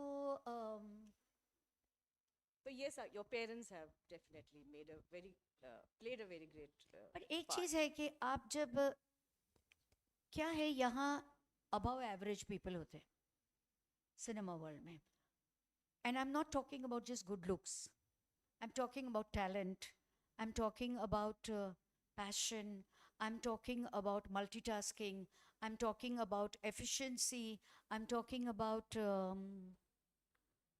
efficiency. तो ये इतने कलाकार लोगों को मिलने के बाद आपको जीवन साथी मामूली ज़िंदगी से चुनना और उसके साथ ज़िंदगी निभाना मुश्किल है। तो मैंने जब ये शुरुआत की थी तब मेरे माँ बाप ने कहा था कि ये फिल्मी दुनिया में गई है तो अभी इससे हमारी बिरादरी में से तो कोई शादी नहीं करेगा। तो एक तरह से ये बात सच भी हुई। तो ठीक है। भावना जी, आप Can any youngster come and just open this bottle and pour me water? Where is my fellow? Okay, भावना जी, ये इतनी सारी विधाओं के बाद, जैसे आप प्रिंट मीडिया में रहीं, फिर रेडियो में आई, फिर डिजिटल प्लेटफॉर्म भी आपने, अब सोशल मीडिया, सो इतने आयामों के बाद आप लेखिका रहीं, ऑथर रहीं, आपको कौन सा वाला क्षेत्र आपको लगता है बहुत ज़्यादा अट्रैक्ट करता है? क्योंकि मुझे लगता है एज अ राइटर, अभी रिसेंटली जो आपकी किताब आपकी पब्लिश हुई है, farewell to Karachi, which is not a filmy writing, ये बिल्कुल अलग, ये आपकी निजी ज़िंदगी से जुड़ी हुई है, आपके पिता की कहानी है, आपके परिवार की कहानी है। और ऑडियंस को मैं बताना चाहती हूँ कि हम लोग सोचते हैं कि पार्टीशन पे लिखी गई ये किताब, अक्सर ये देखा जाता है कि पार्टीशन को नॉर्थ के साथ जोड़ा जाता है, पंजाब के साथ जोड़ा जाता है, पर बंगाल के साथ। पर ये किताब जो है भावना जी ने लिखी है एक गुजराती फैमिली की, जो कराची से इंडिया आते हैं। मैं उनसे सुनना चाहती हूँ कि इस किताब के बारे में कहाँ से शुरुआत हुई और उन्होंने क्यों सोचा कि अपनी इस निजी कहानी को एक पुस्तक के रूप में लाने की क्यों उनके विचार आया उनके ध्यान में? So I have done 20 books. This is my 20th book. Out of these, 3 are on Bachchan, 1 biography on Hema Malini, 2 books on Lord Krishna, 1 book on Garbh Sanskar, and I forget. Yeah, 2 books on translations of the Prime Minister's book. I was saying that मेरे को याद क्यों नहीं आ रहा है. Thank you. तो ये book मैं बहुत बहुत सालों से लिखना चाहती थी, but it was not happening. I just didn't know how to begin the book because I felt that मैं जब से पैदा हुई हूँ तब से हम घर पे हमेशा कराची की बातें सुनते आ रहे हैं कि कराची में ऐसा होता था, कराची में ऐसा होता था, मगर कभी माँ बाप के साथ बैठ के पूरी कराची की माइग्रेशन की कहानी नहीं सुनी. मुझे ऐसा लगा कि I can only do the book if I visit Karachi, and going to Karachi in present times is impossible. Before that I tried 2-3 times. Trip plan भी हो गई मगर प्लेन में चढ़ नहीं पाई, किस्मत में नहीं था. और मुझे लगा कि I can't write this book unless I smell the soil of Karachi.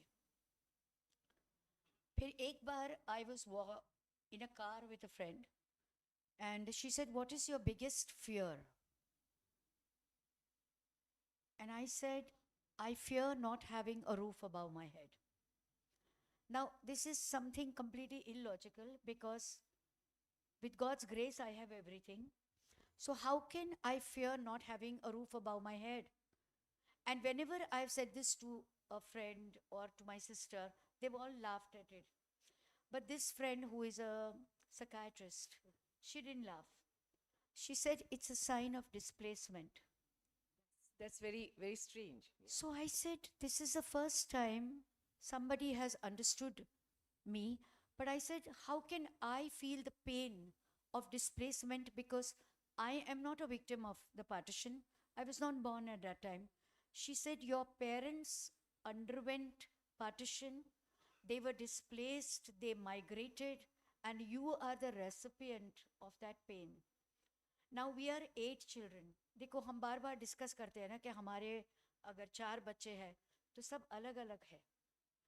माँ बाप एक होते हैं और वो एक ही संस्कार देते हैं अपने बच्चों को, मगर वो बच्चा इज एन इंडिविजुअल और वो किस तरह से खिलेगा और कौन सा ज़्यादा खिलेगा वो किसी को नहीं मालूम, और कौन सा बच्चा रेसिपिएंट होगा. So the 6 children of my parents were born in Karachi. My parents were married in Karachi, engaged in Karachi. My mother was in school when my father was taken to the school and from far told that that is the girl you are getting married to. My mother was in a frock, she went and sat in her car, and my father went and sat in the Tonga. Time ho gaya. After that, they got married. It was a large joint family. There were 3 sisters-in-law and सबको अलग अलग काम दिया जाता था. और मेरी माँ बहुत ही अमीर घराने से थी और उसको उसकी जेठानी और दूसरी जेठानी ने काम दिया था घर का कपड़ा धोना. तो वो रात को मेरे पिताजी से कहती थी कि मेरे रिस्ट दुखते हैं. तो my father used to tell her कि दूसरों के कपड़े धोना, मेरे जो कपड़े हैं वो उसको मत धोना. जब मैं नहाने जाता हूँ तब मुझे चुपके से दे देना, मैं खुद धो लूँगा. मैं बात इसलिए बता रही हूँ कि this is the real man, a supportive man, the new man, not a chauvinist man. उसके बाद when the World War I happened, the World War II happened, they experienced that, and then they had packed bags and they were told that go back to Kutch. Then the partition, the war, this happened, Hindustan Pakistan. और फिर किस तरह से उन लोग ने pack करके 6 बच्चे की स्टीमर की टिकट, माँ बाप यानी 8 लोग स्टीमर में बिठा के he came to drop my mother and the children to Kutch, where my maternal grandfather had taken a villa for them and he settled them there. And in this riots, my father went back to Karachi because he used to work for the Bharat Petroleum, that is Bharat Petroleum today. At that time it was Burma Shell, और उनको work orders नहीं दिए थे. So he continued to be in that riot place and he said that till I get my work orders in my hand, I will not leave the soil. And when the British boss of his said go, he said, no sir, I have 8 mouths to feed. And there must have been something so sincere about my father that that British boss immediately sanctioned his work order. And then my father booked a ticket and got back to the thing to come back. But it was a horrible journey because the steamer was overcrowded and he could not hop onto it. The steamer sailed away. तो कुछ वहाँ लोग थे जो एक fisherman boat जा रही थी तो उसमें जंप कर लिया. तो my father said कि I had two choices. Either I jump onto the fisherman boat and maybe never reach Kutch, or I stay here and get killed. तो 4 दिन लगे थे on that fisherman boat to reach Kutch. They had nothing on the boat to eat or to drink. It was raining, storm, and दोपहर में धूप ऐसे कि काले हो गए. My father said that when I got off at Kutch, I first checked if I had all the fingers on my hands and if I had 4 limbs. And when he reached my house, where I was not yet born, my oldest brother, जब gate click हुआ तो उसको लगा कि शायद cattle, गाय या भैंस वहाँ कुछ परेशान करने आ रही है. तो लकड़े से वो ही घुमा रहे थे. He look like a beggar, my father, because इतना उसको सारा उसको स्टीमर में जाने से पहले उसको स्ट्रिप करके उससे सब कुछ ले लिया. उसको 4 महीने का सैलरी मिला था. Everything was robbed and he was stripped off his clothes और anything. And after all this, how he healed, how he got a shift to Bombay, then how he went to Bombay, then he called his 6 children and my mother to Bombay. And then in 54, my oldest sister was born. Exactly like the film Badhai Ho, जैसे नीना गुप्ता को पता ही नहीं था कि she's pregnant. My mother was having fever, she just went to the lady doctor. And the doctor said, "You're pregnant." And my father and mother looked at each other. And that makes a very important chapter in the book, because I always wanted to know that my bhabhi was pregnant at the same time, my oldest sister was pregnant at the same time, and my mother was pregnant at the same time. That how did my parents handle this? How did they break the news to their children that they are pregnant? But you know, this is all overthinking on my part. They just went through the experience organically.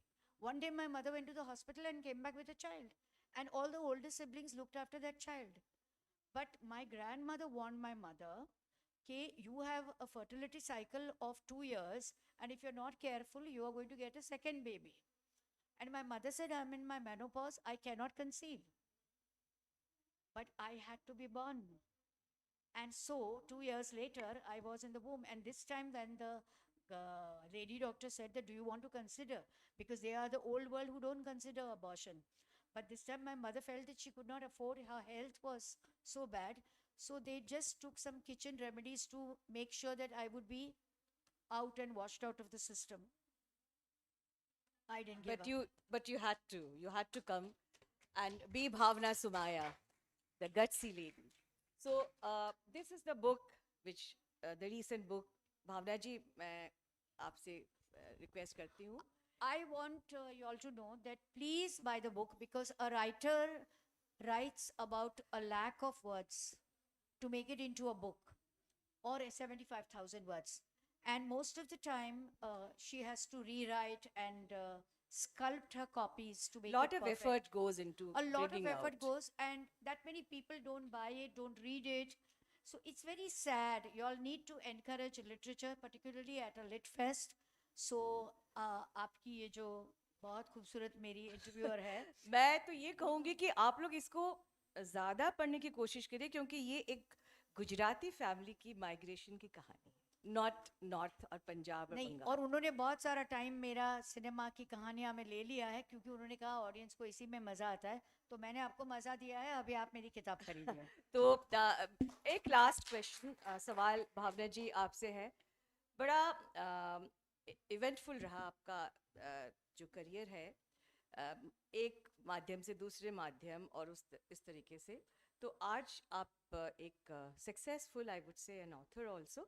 So how would you rate yourself? You have been reviewing films. आप अपनी इस journey को क्या rate करेंगे, क्या review देंगे? कितना rate? 5 पे 5? न मुझे अपने आप को रेट करना है, न मुझे किसी से कोई अपेक्षा है. जो है जो हो गया, बात खत्म. तो भावना जी, हम चाहते हैं कि आप इसी तरह से लिखते रहिए, अलग अलग सब्जेक्ट्स पे, विषयों पे. आपका बहुत बड़ा ज्ञान का भंडार है.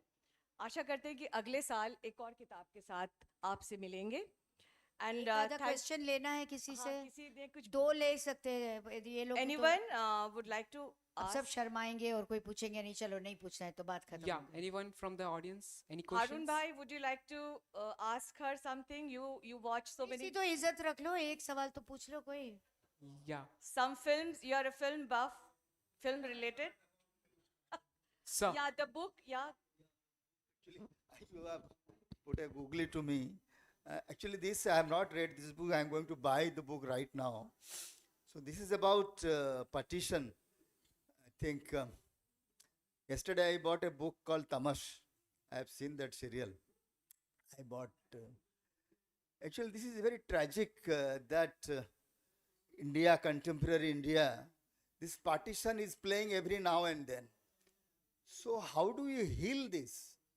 How do you heal this? And I think I look forward to people like you, as authors, as There is a commentators. film which is just released in the theater, but before that, if my volunteer is around, I think the copies should be kept here and somebody should be taking the money of people who buy it. Otherwise, they will go out and they will not buy. I'm telling you, they will not put their hand in the pocket.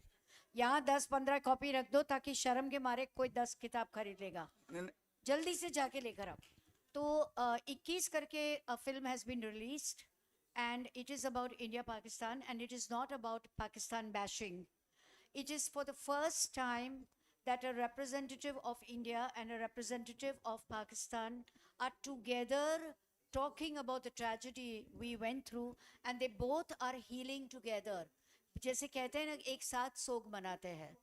It's a very mature representation और मुझे धर्मेंद्र जी का जो आखिरी dialogue है वो बहुत पसंद है क्योंकि वो प्रकृति से प्रेरणा लेकर कहते हैं कि अगर ज़मीन फिर से उत्पन्न हो सकती है, अगर पेड़ पौधे अपने आप फिर से खिल सकते हैं, तो फिर हम इंसान प्रकृति से क्यों नहीं सीखते हैं और जो बीत गया सो बीत गया, अभी आगे बढ़ो. That's a wonderful ending to our session, Bhavna ji. Thank you so much giving me this opportunity to talk with you. And audience, आप सभी का बहुत बहुत धन्यवाद. आप लोग बैठकर आज हमारी बातें सुने. आशा करते हैं कि इसी तरह से मिलते रहेंगे. Thank you to all of you. Thank you so much, ma'am, for your. किसी को और खरीदनी है तो ये दो ले लो, चलो Yeah. So, any more questions from anyone? Okay. So, thank you so much, ma'am, for your presence. It was really very insightful conversation that we had with you. I want to give a few tips to Kalinga. Number one, if you are putting bottles, you are supposed to open it and keep because you cannot expect that I look at her, nod, and also open the bottle. Then there were many tips I wanted to give, but now I've forgotten. These cushions is a good idea. ये लोग क्या करते हैं ना, खूबसूरत कुर्सियाँ लगा देते हैं. इतनी डीप होती है और कि आप छोटे फ्रेम के हो ना तो अंदर जाके सो जाओ और इसलिए एकदम ऐसे बैठो.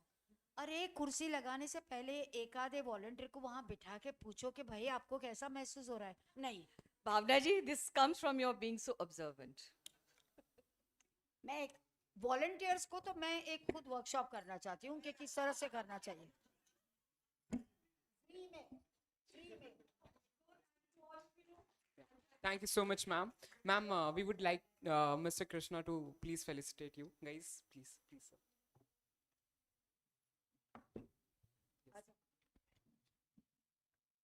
अच्छा मैंने एक सेशन में तो ये ले लिया, क्यों दूसरा वेस्ट कर रहे हो?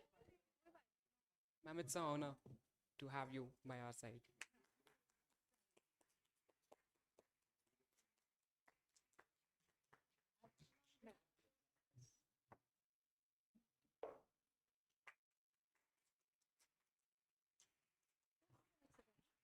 हम लोग एक फोटो निकालते हैं. ये आप बट डोंट वरी, ये फोटो मेरे को कोई नहीं देगा. मैंने अपना इंस्टाग्राम में डाल नहीं पाऊँ, ये वेस्ट है. अच्छा इस वक्त तो she is looking the cheapest.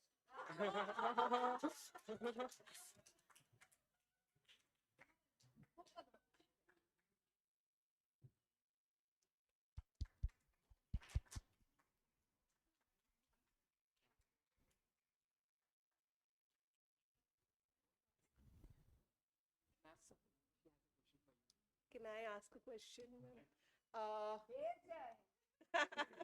No, it's nothing to do with the interview. I just wanted to know, how did you like Orissa, and would you like to come back here? I would like to come back. This is my second trip, and both the times I would tell the person or the organizer कि मैं उड़ीसा आती हूँ मगर मुझे पूरी जाना है. तो जाते ही पहला सवाल, पहला आंसर बोलेंगे बहुत दूर है और बहुत भीड़ है. तो जाना है क्या? मगर दूर है और भीड़ है तो क्या हुआ? पूरी तो जाएंगे ना. जाना है. You can't leave Orissa without going to Puri. Thank you. जाके आई मैं इस बार. Thank you so much. अच्छा, ये कुछ कमाल का है. हाँ, मैं लेकर जा. बिल्कुल. आप एक सेकंड रुकिए, मैं किताब लाता हूं. Thank you so much, ma'am.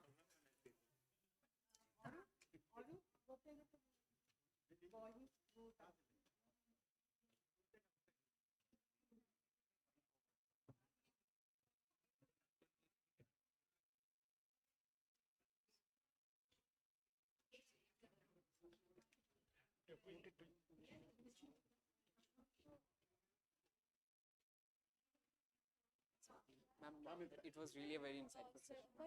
Really, ma'am. Really, ma'am. I was really paying very kind attention to the session, ma'am. It was really amazing. Yeah, so. एक request.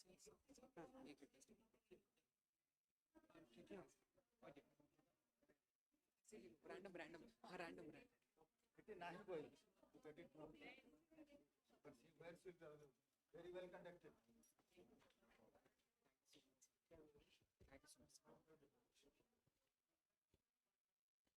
She'll be here or she'll be going?